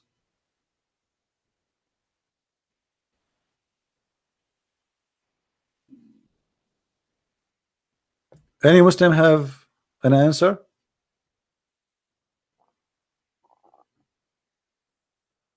A baby, he will go to hell. Why? Adam, he is not a sinner. Why? Adam was a victim of Allah. Why? Shaitan was a victim of Allah. Why? So look what we discover here, that the major problem in earth is not Shaitan, it's Allah. Allah is the biggest Shaitan. The problem is not really Shaitan. Shaitan is just a poor guy, according to Islam. Allah, he seduced him, he tempted him, and he made him and he forced him into sin. Shaitan is just doing what Allah told him to do.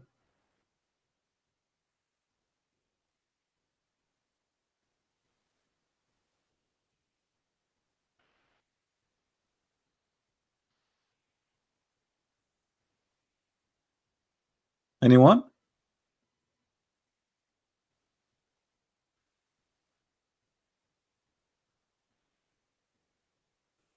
Well, look like we are almost done. Guys, here it's really cold. And the degree outside is -24. You believe it? -24 in March. I mean, is that fair?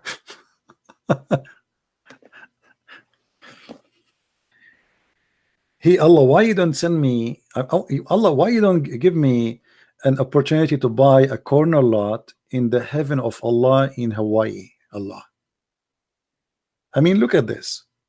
-22.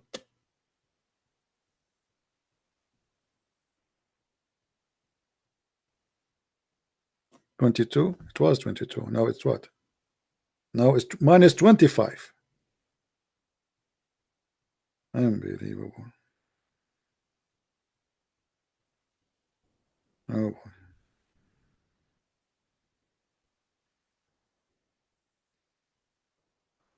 What freezing? It's minus freezing. Minus. We're not talking about minus.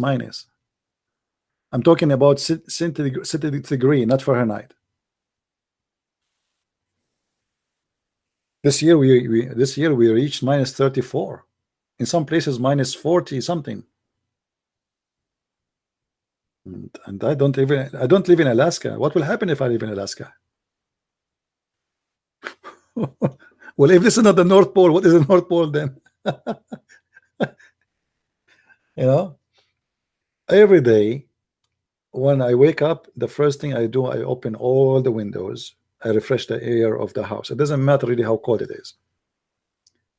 Today I could not open the windows and the door for more than 3 minutes. It was really horrible. I mean, the air is like a sword. Oh boy. Anyway, I hope in the future I will be able to move out of here to somewhere it's warmer. Do we have any Abdul?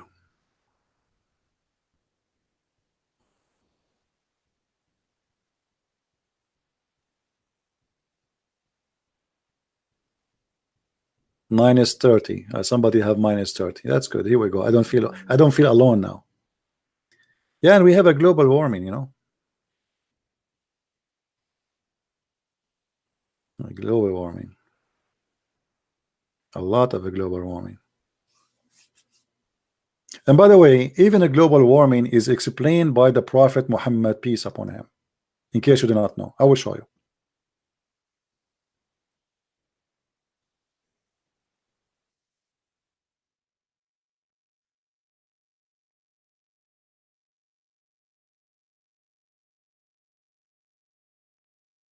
I mean, the Prophet, he knew everything.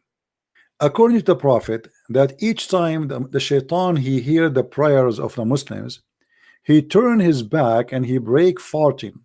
He fart. You know, in English they are saying break wind. It's in fact doesn't say wind, it says fart literally. So maybe the same, but like break wind is like more polite. But the fact in Arabic it says idurad.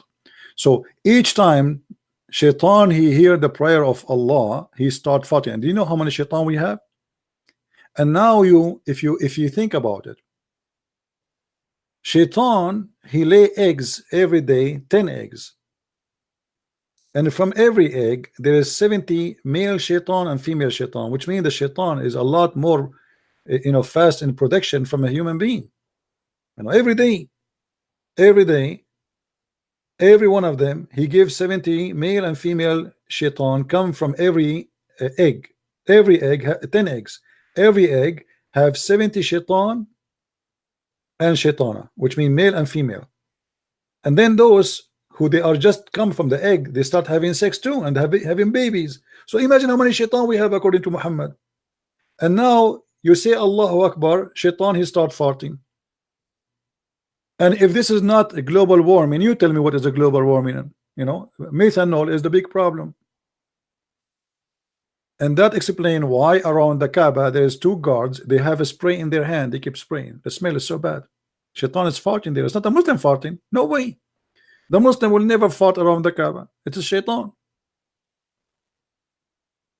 And by the way, this is proven scientifically. Shaitan he fart a lot, especially in Muslim countries. In Christian countries, he don't fart because he's not bothered. Nobody's saying Allah. And that explains why Islamic countries they have this bad smell, and in the Christian countries they don't have this smell. Not because the Christians are cleaner, no, but because shaitan is not farting there.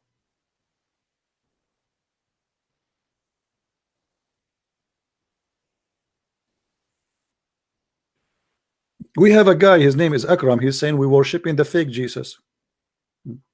Are you worshiping the true Allah, who each time we say his name somebody fart? Based on your prophet statement here, there's a connection between farting and the name of Allah. You say Allah, someone fart. I mean, how beautiful and eternal the relationship between the name of Allah and farting. And don't be upset from me, your prophet saying that. You say Allah, shaitan fart. You say Jesus, shaitan is not farting. This is what your prophet saying. Look like shaitan is paying respect to Allah in his own way. Do you like to call me Akram and explain to us why shaitan he fart? Is that the way shaitan and his family they pay respect to Allah? Is that an act of worship? Is shaitan striking? Shaitan he fought because he don't want to hear Allahu Akbar. I mean, this is amazing how big, how strong the shaitan fart is. Muslim they have speakers in the Middle East. Shaitan will burn his ass farting, and they keep saying Allahu Akbar for more than 20 minutes.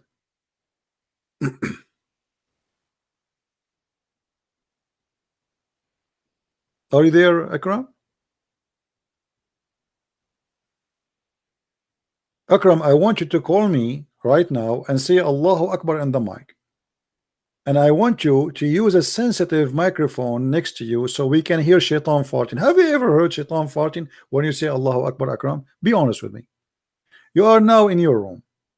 I want you to do this experiment. You say Allahu Akbar. And you tell us life about how and what you smell. Maybe you cannot hear it, but at least you can smell it.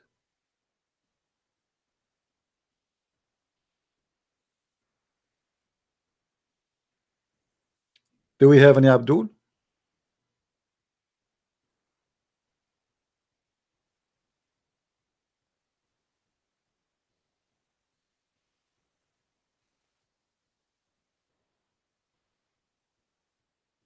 Any Abdul?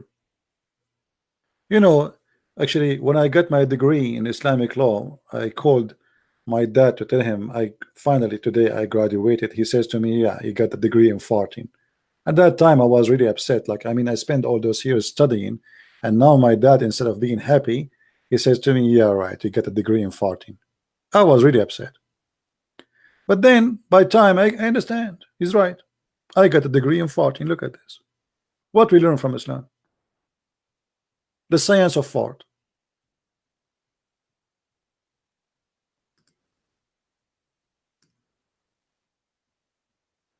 There's thousands of hadith about farting.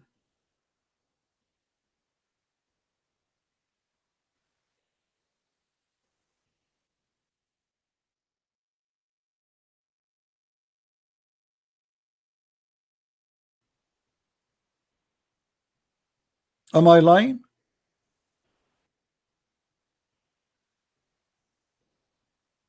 How are you, Rizwan?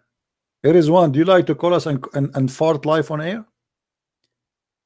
My uncle said, the Prophet said, one should not leave his prayer unless he hears the sound and the smell of the farting. Look, they say something. What's something? Read this one. This one is nicer, more beautiful. It's more romantic. Do you see it? But brother, if you fart, the Prophet said, you do not leave the prayer unless you hear it and you smell it. Like, if you hear it only and you don't smell it, it's okay. You continue, brother. Science. I mean, that's prophethood.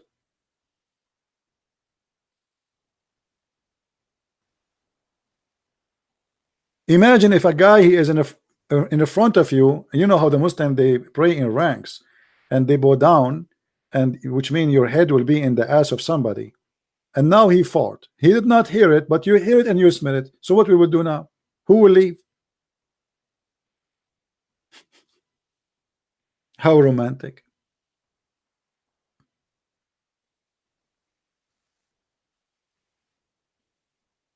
Allah Messenger SAWFMOOOWS Toyota said, if any one of you feels disturbance on his stomach and doubt whether he has released some wind. I mean, look at the translation, how stupid it is. In Arabic, it says if somebody he feels something sound coming from his stomach and he farted. What? Come on. Some wind? What wind? Release some wind? This is not wind. Then he should not leave the mosque unless he hear the sound or smell it. So if it's a mute fart, brother, stay. If it is a fart, have a sound, but you did not smell it, it's still okay. How he will smell it anyway? It's in his back. The one who is behind him will smell it.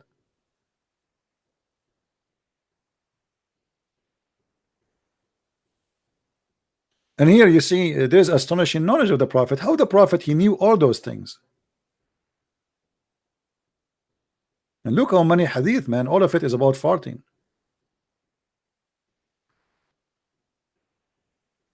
I can make a book about farting. I got an idea to make a new book. It says how to fart according to Islam. The rule of farting. Actually, there's a book. It's about that. There's a book about the rule. There's a guy. He have a master's degree and he's preparing for his PhD from Al-Azhar University, I think, or Saudi Arabia University. I forgot. I saw the article. And the whole master degree and his PhD is about farting. I'm not joking. The whole study is about farting. Actually, I think his master degree is already published online.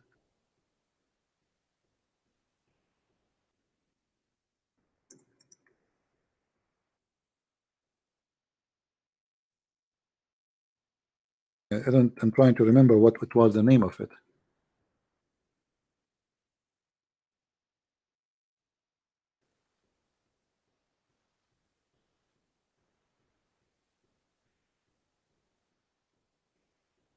Yeah, I need to find the name, but I remember. Actually, there's a video about it too.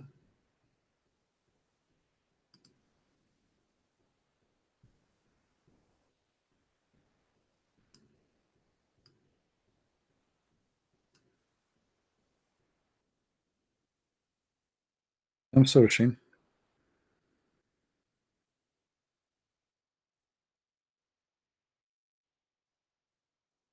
Here we go.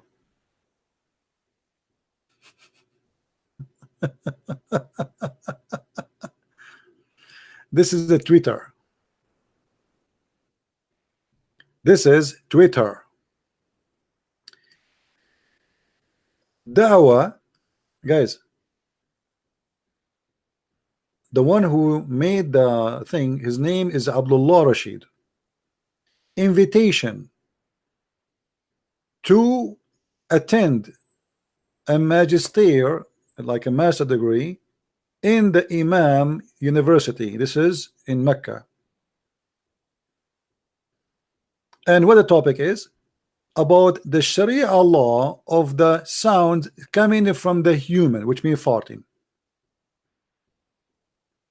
And this is the official, university invitation. Do you see it?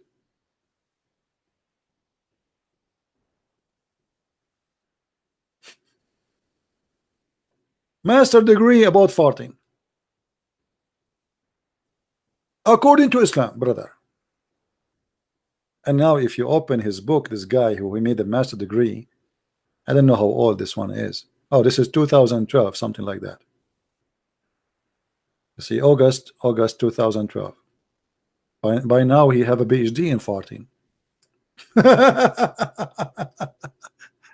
I mean, Islam is fantastic, my friend. Have you ever heard of religion? They have studies and branches of studies about farting according to Sharia law.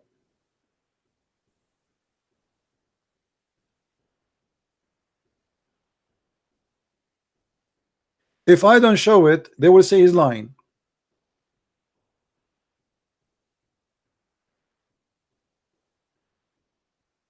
I will go and I will register in the Imam University in Saudi Arabia to get a degree in bullshit. Excuse my language. I get a PhD in bullshit. And then after I finish bullshit, I start bullshitting according to Islam. And then after I start doing bullshitting, you know, and then I open a school. It's called Bullshit for the Sake of Allah. And you can imagine how many Muslims will register, starting from Abbas and Akram. Akram, I will give you two seminars for free. You don't need to pay for the first 2 seminars, are free. Actually, you would do great there. I can tell what kind of a person you are.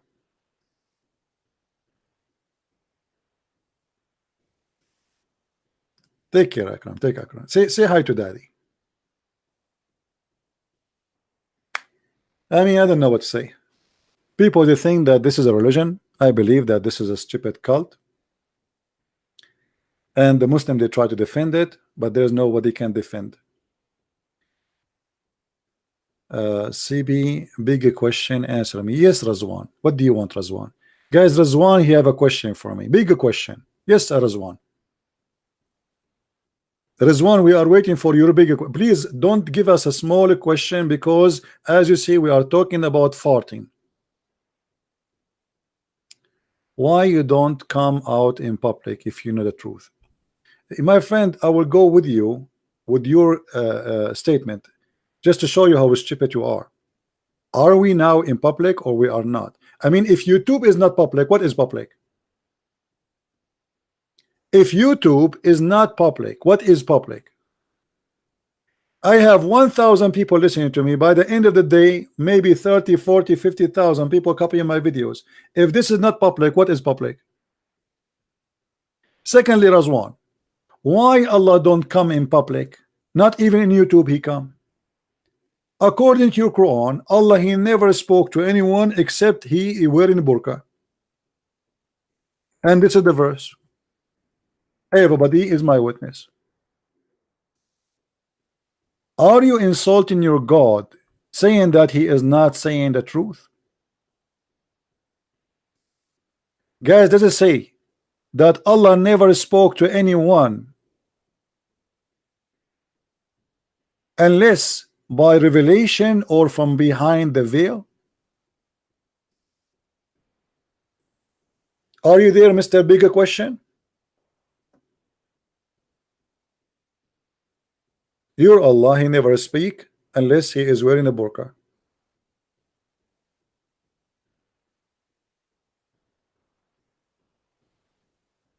Razwan, are you accusing your Allah to be a liar? He never come in public, never. Not even from Muhammad. Why Muhammad did not say to Allah, at least talk to me once?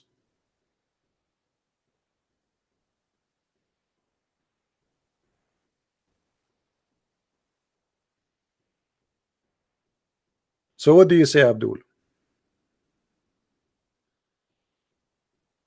We only will see Allah after death. Okay, do you know how you will see Allah after death, Radwan?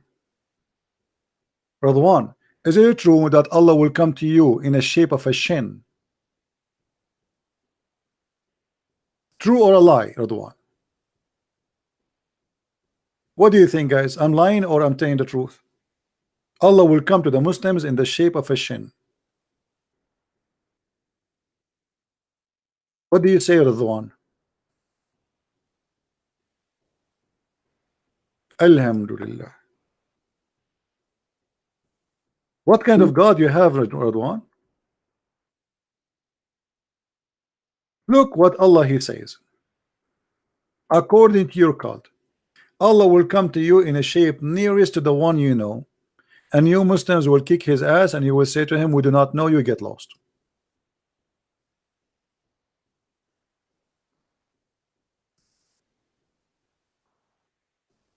What do you say, Radwan? And Allah will come to you in the shape of a shin. I like shin, by the way. I have no problem with shin.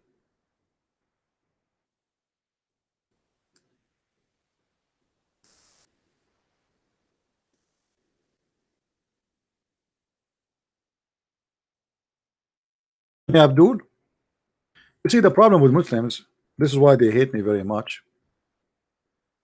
When they come with a topic, they cannot maintain themselves with it because we get them busted immediately.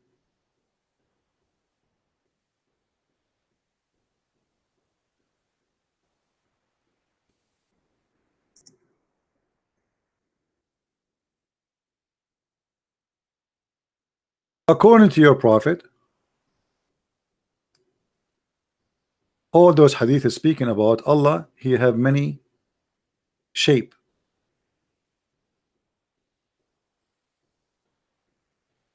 And how you recognize Him? He recognize Him by the shin. The God of Islam will be recognized by his shin. He will strip.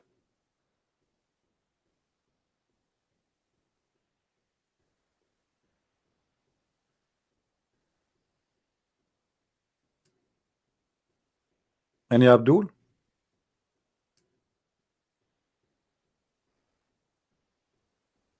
See, all those stories saying the same.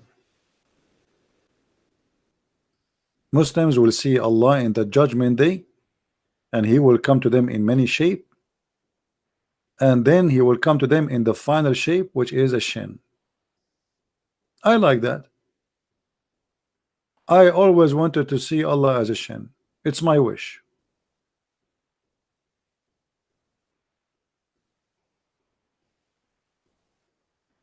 Do we have any Muslim here? Someone asking if he can call.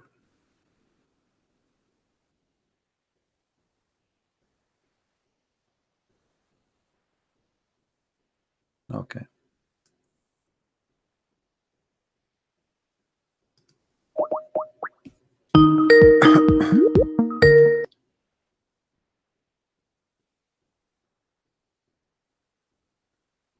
Hello?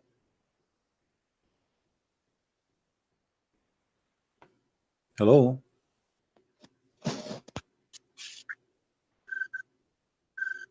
Okay.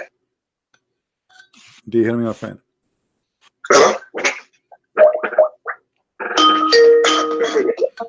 He's calling the Sheikh from Nigeria. Remember the Ustaz? Hello? Hey, my friend, how are you? Yeah. Thank you very much. Do you have the Sheikh, the Ustaz from Nigeria with you, or what? No, it's still there. I think sometimes it makes sure on you, man. Like you're refuting. Sometimes when you do show, you put your name there. I'm refuting Christian Prince. You know, I think you always have the show on every Wednesday. He put my he put my name there for what? He see me in his dreams now. Yeah, like when he's doing some show, like you have to put your name, like that, like it's replying to what we're saying. Why you don't call me so we can laugh together and reply? Let's see how we can reply.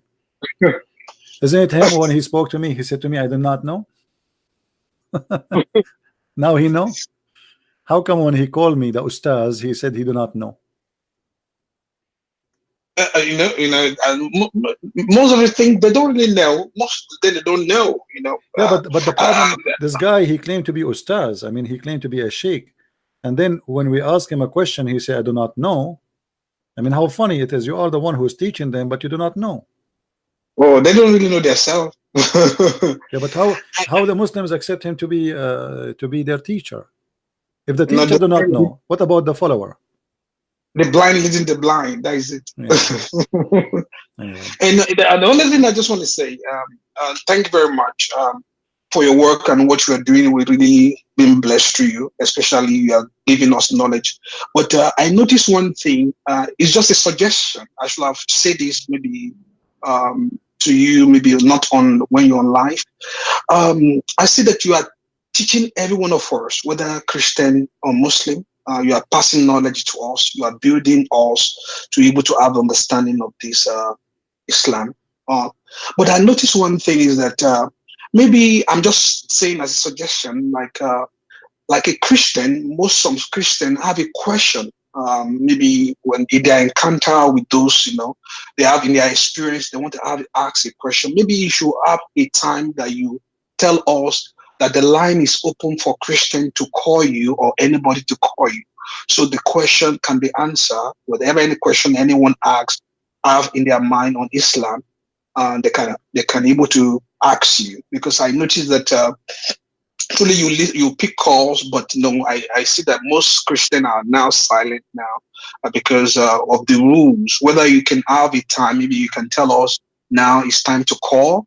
The line is open, or I know some days you do some lecture that you don't want nobody to call, and sometimes you open the line that so we can have time. So anything that we have in our various activities, so that we encounter, so we can ask the question and have more knowledge on this. So that's what I noticed. Maybe at one point in time, maybe you can tell us like the line is open for everybody to call now. All right. To have a sensible question. Okay. Well, because of your request, from now on, maybe the first 15-20 minutes after we do open the topic, we take first Christian questions, and then we open it only for Muslims. Are you happy? Yeah. No, you can do it at any time, whether you finish with the Muslim and I say now the line is open. The reason I say Muslims call me, because I want the Christian to see how the Muslims they debate, so they can learn how to debate them, how to talk to them, how to refute them. And I want the Muslim to same time to get the answers which they are looking for. So debating a Muslim is a benefit, double benefit for both. Answering just a Christian, still, even a Christian, he might listen, okay, but maybe this is what the Muslim says. So having a Muslim talking is like hearing the other side of the story, and people, they can be the judge. I understand that. Like like me or so other people have some debate with some Muslim, and they have question that like the clarity can only come when maybe they talk to you about it, so you can give them more knowledge how to do it. That's what I'm saying. Like okay, maybe sometimes what we encounter and what we experience, so to talk to you about it, so you can give us more knowledge, so we can able to have more knowledge on this. Yeah, but if you notice, like always, really, what I'm doing here, I'm not just a person who open YouTube and keep talking. I'm reading the chat, answering people from the chat. So it's like they are with me in the chat, right? Yes. When people they say something, yes. I'm not isolating myself from the Christians, no. But always I favor a Muslim to call. Because it gives more benefit. I know. That's very excellent. It's like practicing the medicine. I support that. Practicing the medicine in the hospital, not in the school. You know what I mean? I support that. Yeah. Another question I have again for you.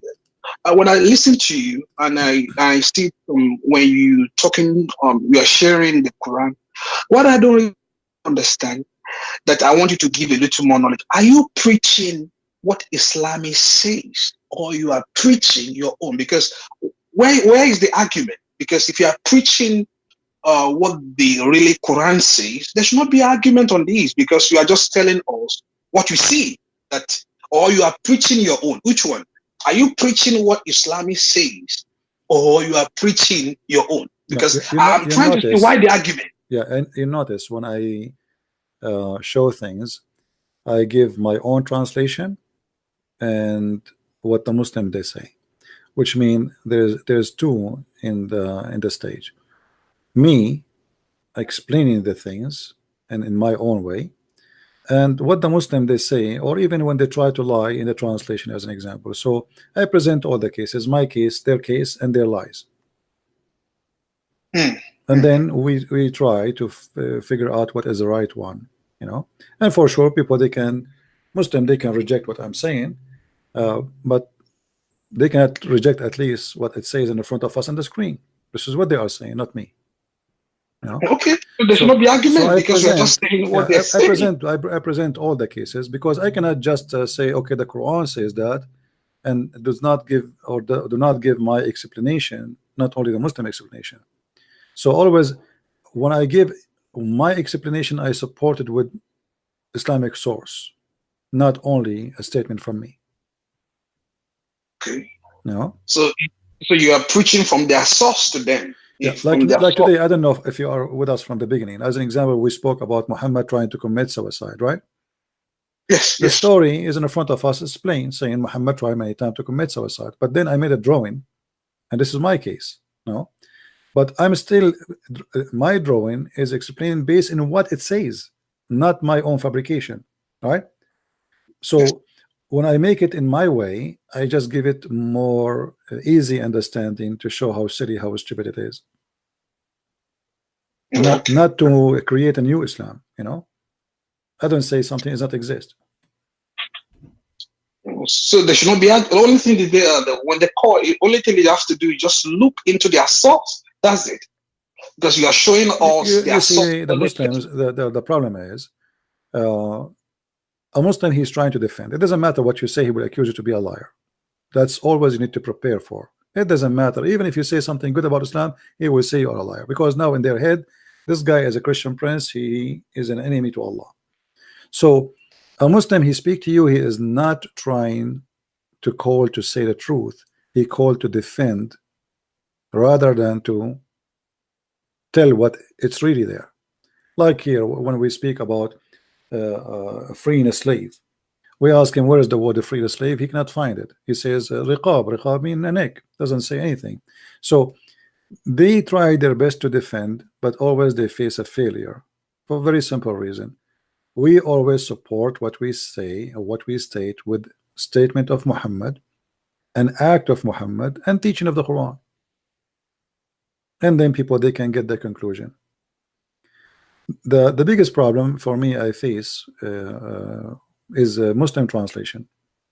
Muslim translation is full of lies, and sometimes I mean the whole sentence disappear just because actually if you go to Ibn Kathir, not only whole sentence, hundreds of pages are gone.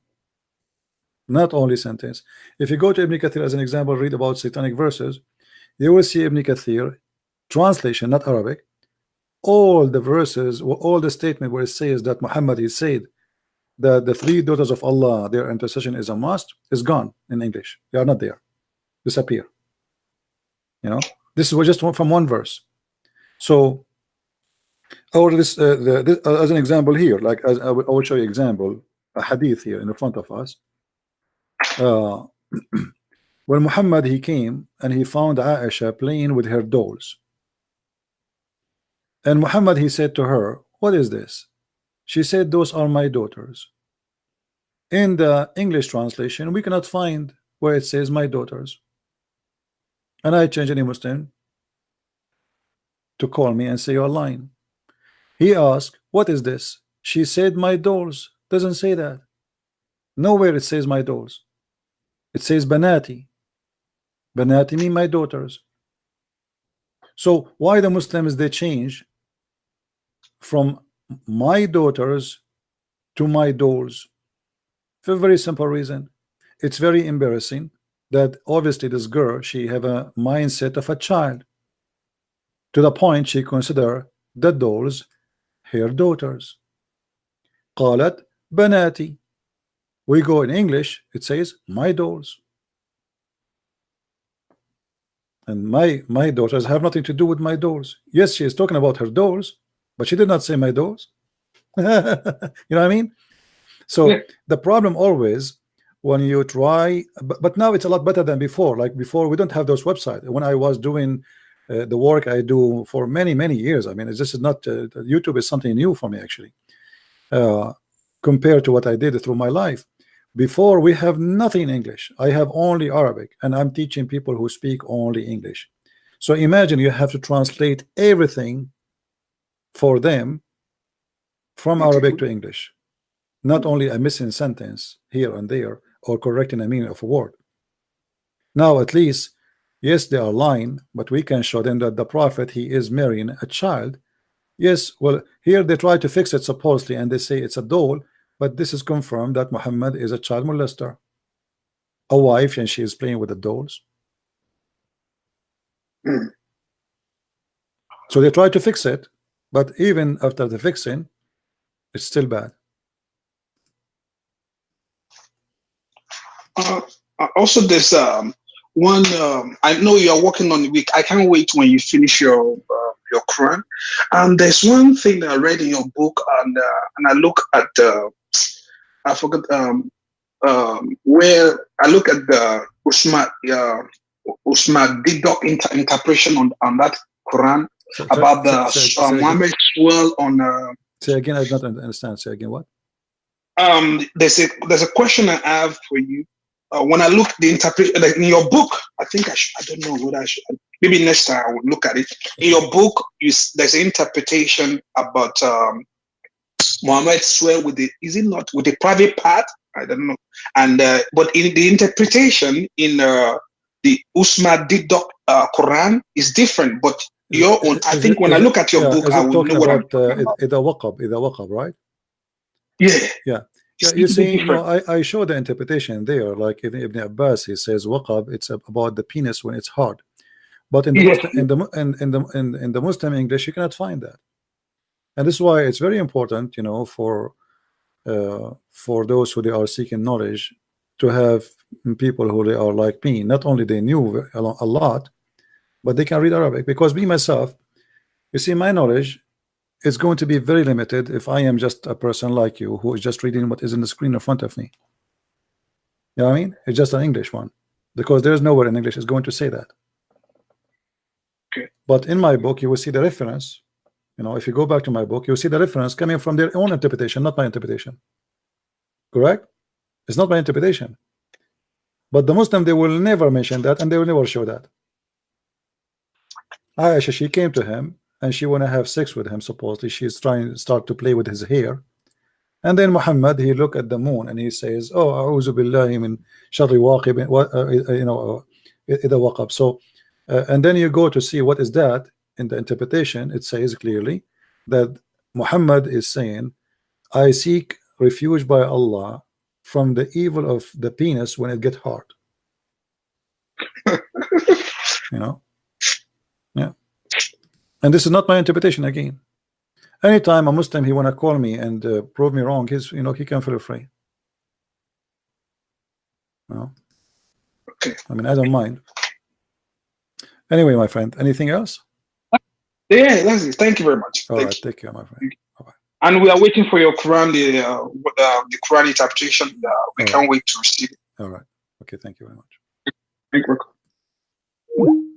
Yeah, in my book, this is not my interpretation. This is the interpretation of the Muslims. And actually, me first time I saw this interpretation, I was shocked. I mean, what in the world those people are thinking about? Penis? Allah saying to Muhammad, seek refuge by Allah from the penis when it gets hard.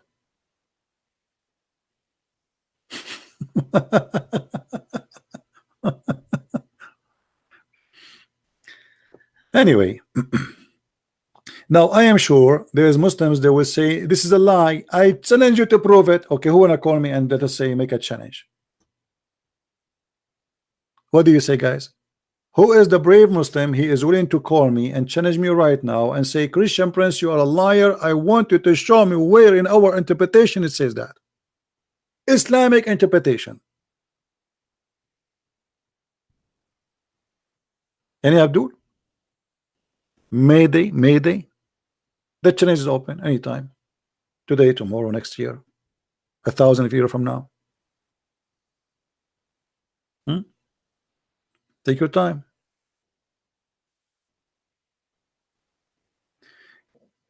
can we get your book in Amharic translation? I don't speak Amharic, my friend. We have a translation in the languages we know. There is someone said he will translate my book to Russian, and never heard from them. There's people, they are hardworking, they are working now, finishing my books in Spanish, and I'm very thankful for them. Actually, Deception of Allah already is done in Spanish as a translation, and now they are doing proofreading again. And then after they finish, I have to insert the Arabic text, because I prefer always to add the Arabic to it, which will make it more legitimate, so people, they can get the both source. And as I know, there's somebody now, or a group of people working translating my book into Indonesian language. We have the book already in Malay language. I hope soon I will be able to publish it. And there's somebody working soon in the Portuguese. I mean, God is good. God is good. All of this by the help of the good ones.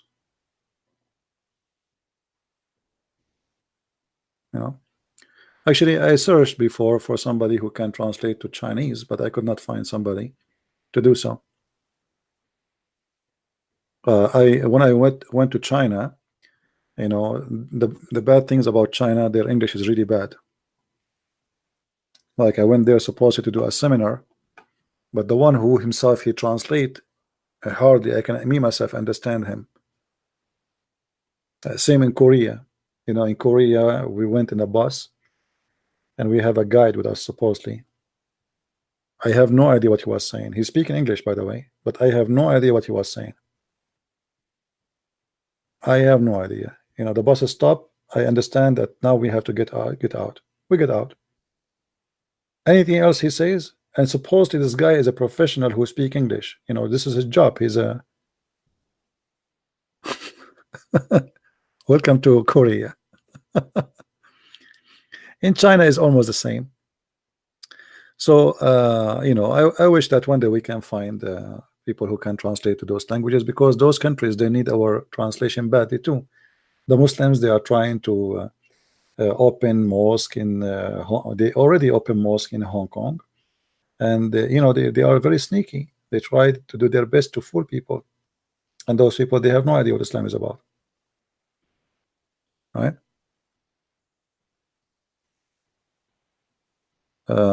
We need to translate to all languages. Actually, if you see my videos in Indonesian language, you will be surprised about how many Indonesian are watching. I mean, those guys who they are doing the subtitle in English, they are really doing an amazing job. They copy my video, they add subtitle, and then like in a week or two, you have like 40, 50,000, 60,000.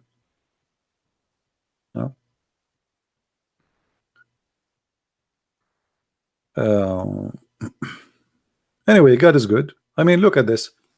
Me by myself, I can say humbly, I'm no one. I'm not rich. I'm not a businessman. I'm not powerful. I'm not connected. I am not.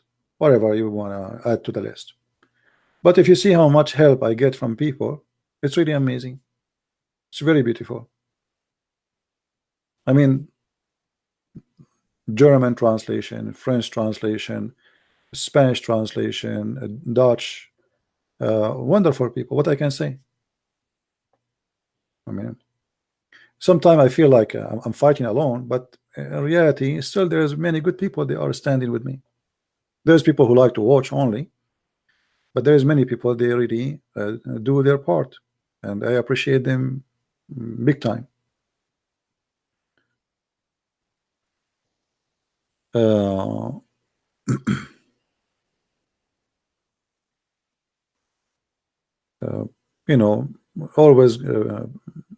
Always the Lord, he sent people in front of me, and they have a good heart. For some reason, I don't know how it works. You see, like there's people, they contact me, they say, I want to translate your book. I ignore them. I don't know why. If I don't feel like, as of the Lord saying to me, this person, say yes, I don't do it. And until now, I have never been disappointed with any of them. They are very wonderful people. They spend hours, like the person who did the Dutch book, spend hours with me talking, explaining. I mean, it's a lot of work. So God is good, you know, and all those who do the translation, either the translation for my books or translation for my videos, they are wonderful people. And you know, look, everybody do what he can. Some people, they send donation, we appreciate them. Some people, they download the video. You are still doing good work. I cannot really complain. The only thing I can complain about is the cold outside. I want to move out of here. I cannot take it no more. I hope by the next year I will be able to move out of this Alaska. I mean, it's a freezing, man. It's not even freezing. It is, I don't know what to say. Unbelievable. Global warming. Now I believe in a global warming. God is good, my friend, and I am very grateful for every one of you, male and female, wonderful people. I know a lot of people, they hate me because of what I do, but I hate no one. I get angry, I shout sometimes because, you know, I mean, you're fighting the same fight for eternity. I mean, years after years after years, and still there's somebody will call you, and I mean, they lie openly. So sometimes you lose your patience.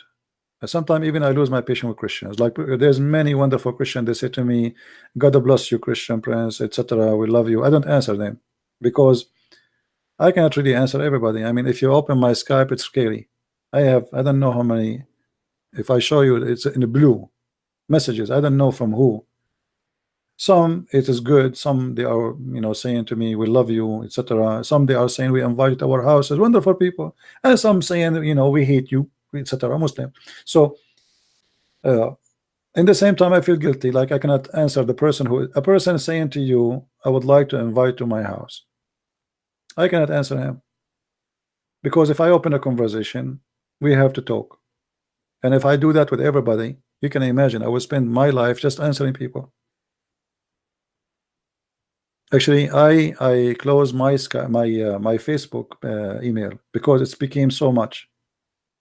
Making videos, working on my books, answering emails, it's endless.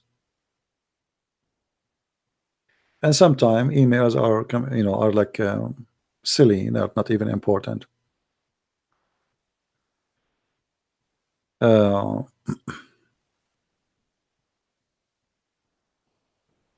How Christians are treated in the Middle East depend which country. There are some countries Christians, Muslims cannot mistreat them, like in Lebanon. Until now, the president in Lebanon is a Christian. The head of the army is a Christian. The head of the intelligence is a Christian. The head of what you call like FBI, CIA is a Christian. So until now in Lebanon, they are controlling a big deal of the country, and they live in their own territory, and they are very heavily armed, extremely heavily armed. In different countries, like in Egypt, Christians there are badly mistreated, even though they are maybe 23 millions. The Muslims in Egypt, they ensure the humiliation of the Christians, and they will never give them a chance to breathe. So it depends which country you are talking about. In Sudan, the Christians, they were humiliated for centuries. Finally, in the south of Sudan, they discover oil, and in overnight, I mean, amazing how what oil can do. Overnight, Obama, he went to United Nations, and he made United Nations agree to give south of Sudan their independent. But that's not because they are Christians, but because they want American companies to control the oil there. I mean, the people, they are fighting for their freedom for a long time. The day you find that they have a lot of oil is the day we vote for their independence. Right? So Christians are mistreated everywhere unless you don't allow it. Unless you yourself you don't allow it. If you remember what happened in Indonesia in the what is called the East of Timor, who remember the East of Timor? In the East of Timor, where people they are converting to Christianity by tens of thousands, the Muslims they could not take it no more. They decide to attack the East of Timor. Now those Christians are poor people, not like the Muslims who get support from Qatar, from Bahrain, from Emirat, from Saudi Arabia. Just say when I go in war, everybody support you. Christian, nobody support them. But thanks to God, when that war happened against the Christians and the slaughter started, at that time there was a good conservative Christian minister in Australia who decided to protect them, and he took a stand to defend them. And because of his help, actually, they got their independence. You know, God is good, my friend. And you know, let me tell you something about being mistreated. Being mistreated as a Christian will make of you better Christian. It's like filtering machine. You know, if you are a weak Christian, you will leave Christianity because you cannot handle being mistreated because you don't have a strong belief. It's the same as what happened to the apostles in the time of Jesus and after that. The one who don't have a good belief, he will be filtered like Judah. He sold out Jesus in the time of Jesus. And the one who they are strong, they never change their belief, even if you feed them to the animals. They used to play with them. I mean, they throw you as a Christian for a lion or for a tiger, or you know, it's just for fun. Christians was like an entertainment for the Roman for a long time, and yet they don't change their faith. Or what they want to say to them, okay, say we don't believe in Jesus, and you will let you go. They say no.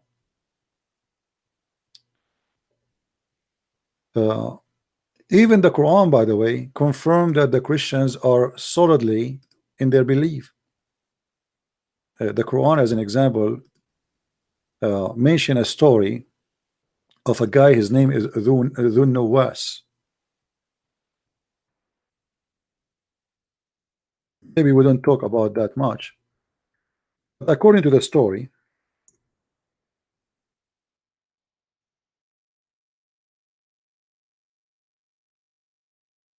you can find it in chapter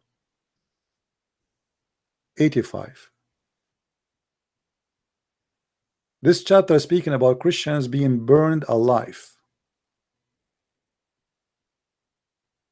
They are what? They are burned alive, and they refuse to deny the Messiah. Even the Quran witness that the Christians are willing to be burned alive, but they will not deny the Lord.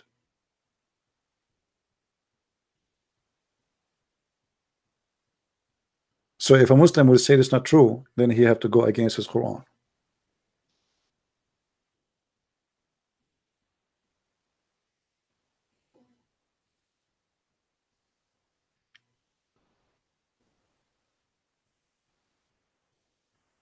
And the pagan and the Jews become target of Christians after Christianity become a religion of the Roman Empire. That's not true. That's false. You see, just to show you, Abbas, that you are a donkey like your prophet, the answer to you is from the Quran. Shall I answer him from the Quran, this Abbas, to show you he's a donkey? I mean, this guy, he insulted his prophet without knowing, because he's a donkey. In the Quran, there's a chapter, it's called the chapter of the Roman. When the Roman were defeated by the Persian, Muhammad was sad. And he received a message from Allah that the Roman, they will be victorious in a few years. And then the believers will rejoice. Do you see it? And this is during the time of Muhammad. So how you donkey saying that the Roman, they became an empire and now they are killing, as you said, and yet your God Allah, he's saying he will be rejoiced when the Roman, they are victorious. Victorious for what? For killing the Jews? Are you there, donkey Abbas? Guys, do you understand why I say those names donkey? I mean, this guy, he just get himself busted. The believers will rejoice because the Roman will be victorious. If you go behind the story, at that time Muhammad, he claimed to be Christian like the Christians. So they said to him, oh look, the Christians, your people, they are defeated. Why their God did not help them? Muhammad, he got upset. He went home and he fabricated this chapter saying, okay, well, the Christians, they are defeated, but in a few years they will be victorious. But at that time, the Roman, they were fighting two parties, as Abbas he said, the Jews and the Persian. Why the Jews? The Jews in 614, they helped the Persian to attack Jerusalem. So when the Roman, they took over Jerusalem, all the Jews, they flee, because they knew what will happen, for they betray the Christians. So Abbas is a certified donkey trying to put down the Roman, when his God, he rejoiced for the victory of the Roman. So don't be upset, Abbas, when I say you are a certified donkey. Also, it is okay to kill the Jews in the 6th centuries now for you guys. Do you see the hypocrisy? I was talking about the 4th and 5th century. Yeah, right. So it's okay to kill the Jews in the 6th centuries. It's not okay to not to kill the Jews before that. Abbas, you are just a child and you have no dignity. Literally, you have no dignity.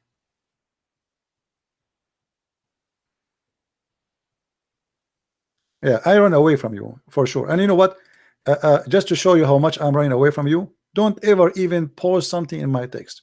You are a certified donkey and you are an insult to your prophet. Get lost.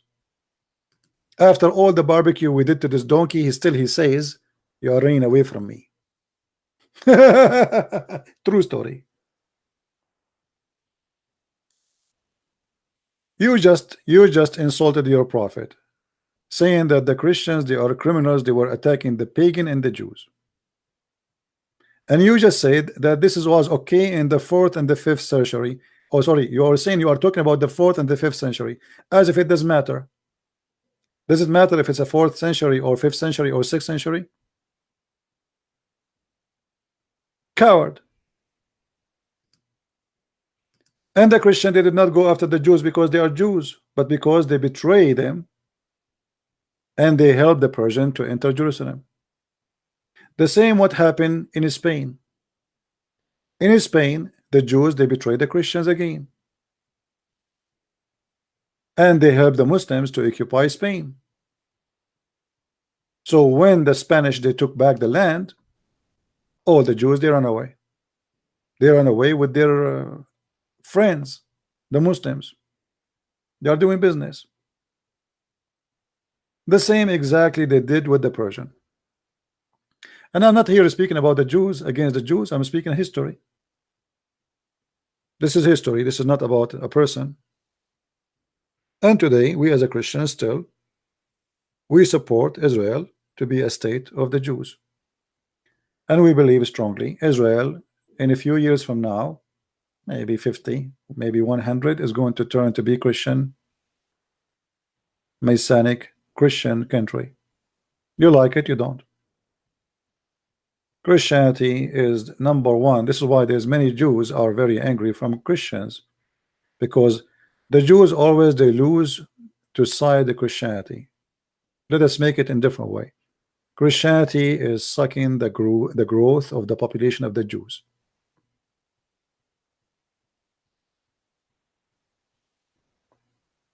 And this is why the Jews is still a very small number, because even in Israel, the biggest conversion is converting to Christianity. You might find one Jew or two convert to Islam, very rare, but you will find tens of the churches. It's called Messianic Jews, which mean they are Jews, Christians, right?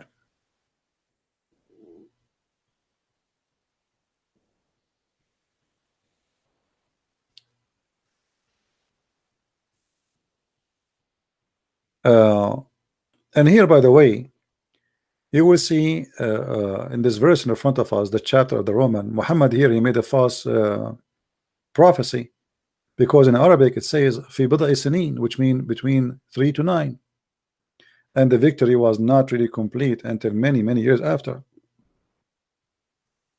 The Roman, they were fighting with the Persian for more than 300 years. And here again you will see a stupidity of Islam, how the Christians after that they became the enemy of Muhammad, and how here he rejoiced for the victory of the Christians. Stupid. How in the chapter of the elephant Allah he sent a bird to destroy an army of Christians which is coming to destroy the pagan Kaaba, according to the story, which is there's no proof of it. Because first of all, how an army of elephant can come in the desert, that is the most fiction stupid story ever.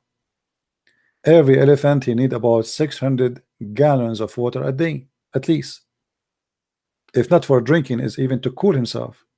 Elephant do not have a cooling system. They have to jump in the water during the daytime or to stay in the shade, otherwise they will be melted. Rain and humidity is very important for elephants. Saudi Arabia does not have any. Elephant coming all the way from Ethiopia to the Mecca, that is the most stupid statement ever. But then you will see the story saying that Allah he sent birds to destroy this army. Now, why Allah he will send an army of birds to destroy a Christian army, but yet he is rejoicing here for a victory of a Christian army? Same time, why Allah he sent an army of birds in the chapter of the elephant to fight against this Christian army as it's claimed, but yet Allah he did not send his birds to fight against Al-Qurmuti, who he came, or Al-Hajjaj Al-Qurmuti, who he came and he destroyed the Kaaba and he took the black stone for more than 21 years at least, according to Muslims. And then when he returned pieces. Actually, he returned like three tiny rocks, very small, eight of them. Why Allah did not send the birds? And not only that, Al-Qurmuti, he stood in the Kaaba, in the top of the Kaaba, while they are destroying it, and he was screaming to Allah, saying to him, "Hey Allah, where is your birds? Hello, where is your birds?" And because of that incident, at that time, Christianity started taking over of the Arabian Peninsula, and Islam was shrinking because people did notice that this Kaaba is a lie, and there's no God for this Kaaba. The grandfather of Muhammad, he says, "Walil Kaaba Rabbun yahmiha," for this Kaaba have a Lord to protect it. But yet the Muslims in Saudi Arabia, they are buying F-16, AWACS, Rafale, MiG, and now they are trying to purchase from the Russian S-400.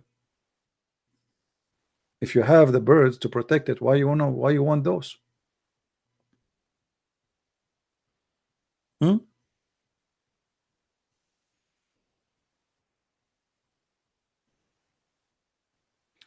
Do we have any Muslim want to say something?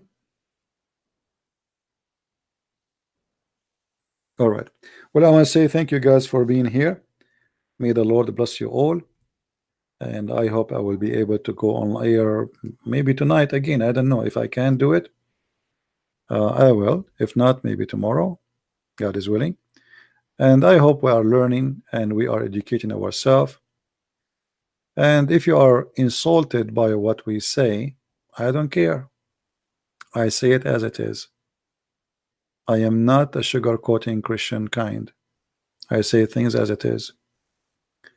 And I use it with the, let us say, the limited English I have. People like it, don't like it. Honestly, I don't care. For when you say the truth, people get offended. I never saw a person saying something truthful and he did not offend somebody, or many. Mostly many, they will be offended. But this is your choice to be offended or not. I'm just sharing the truth.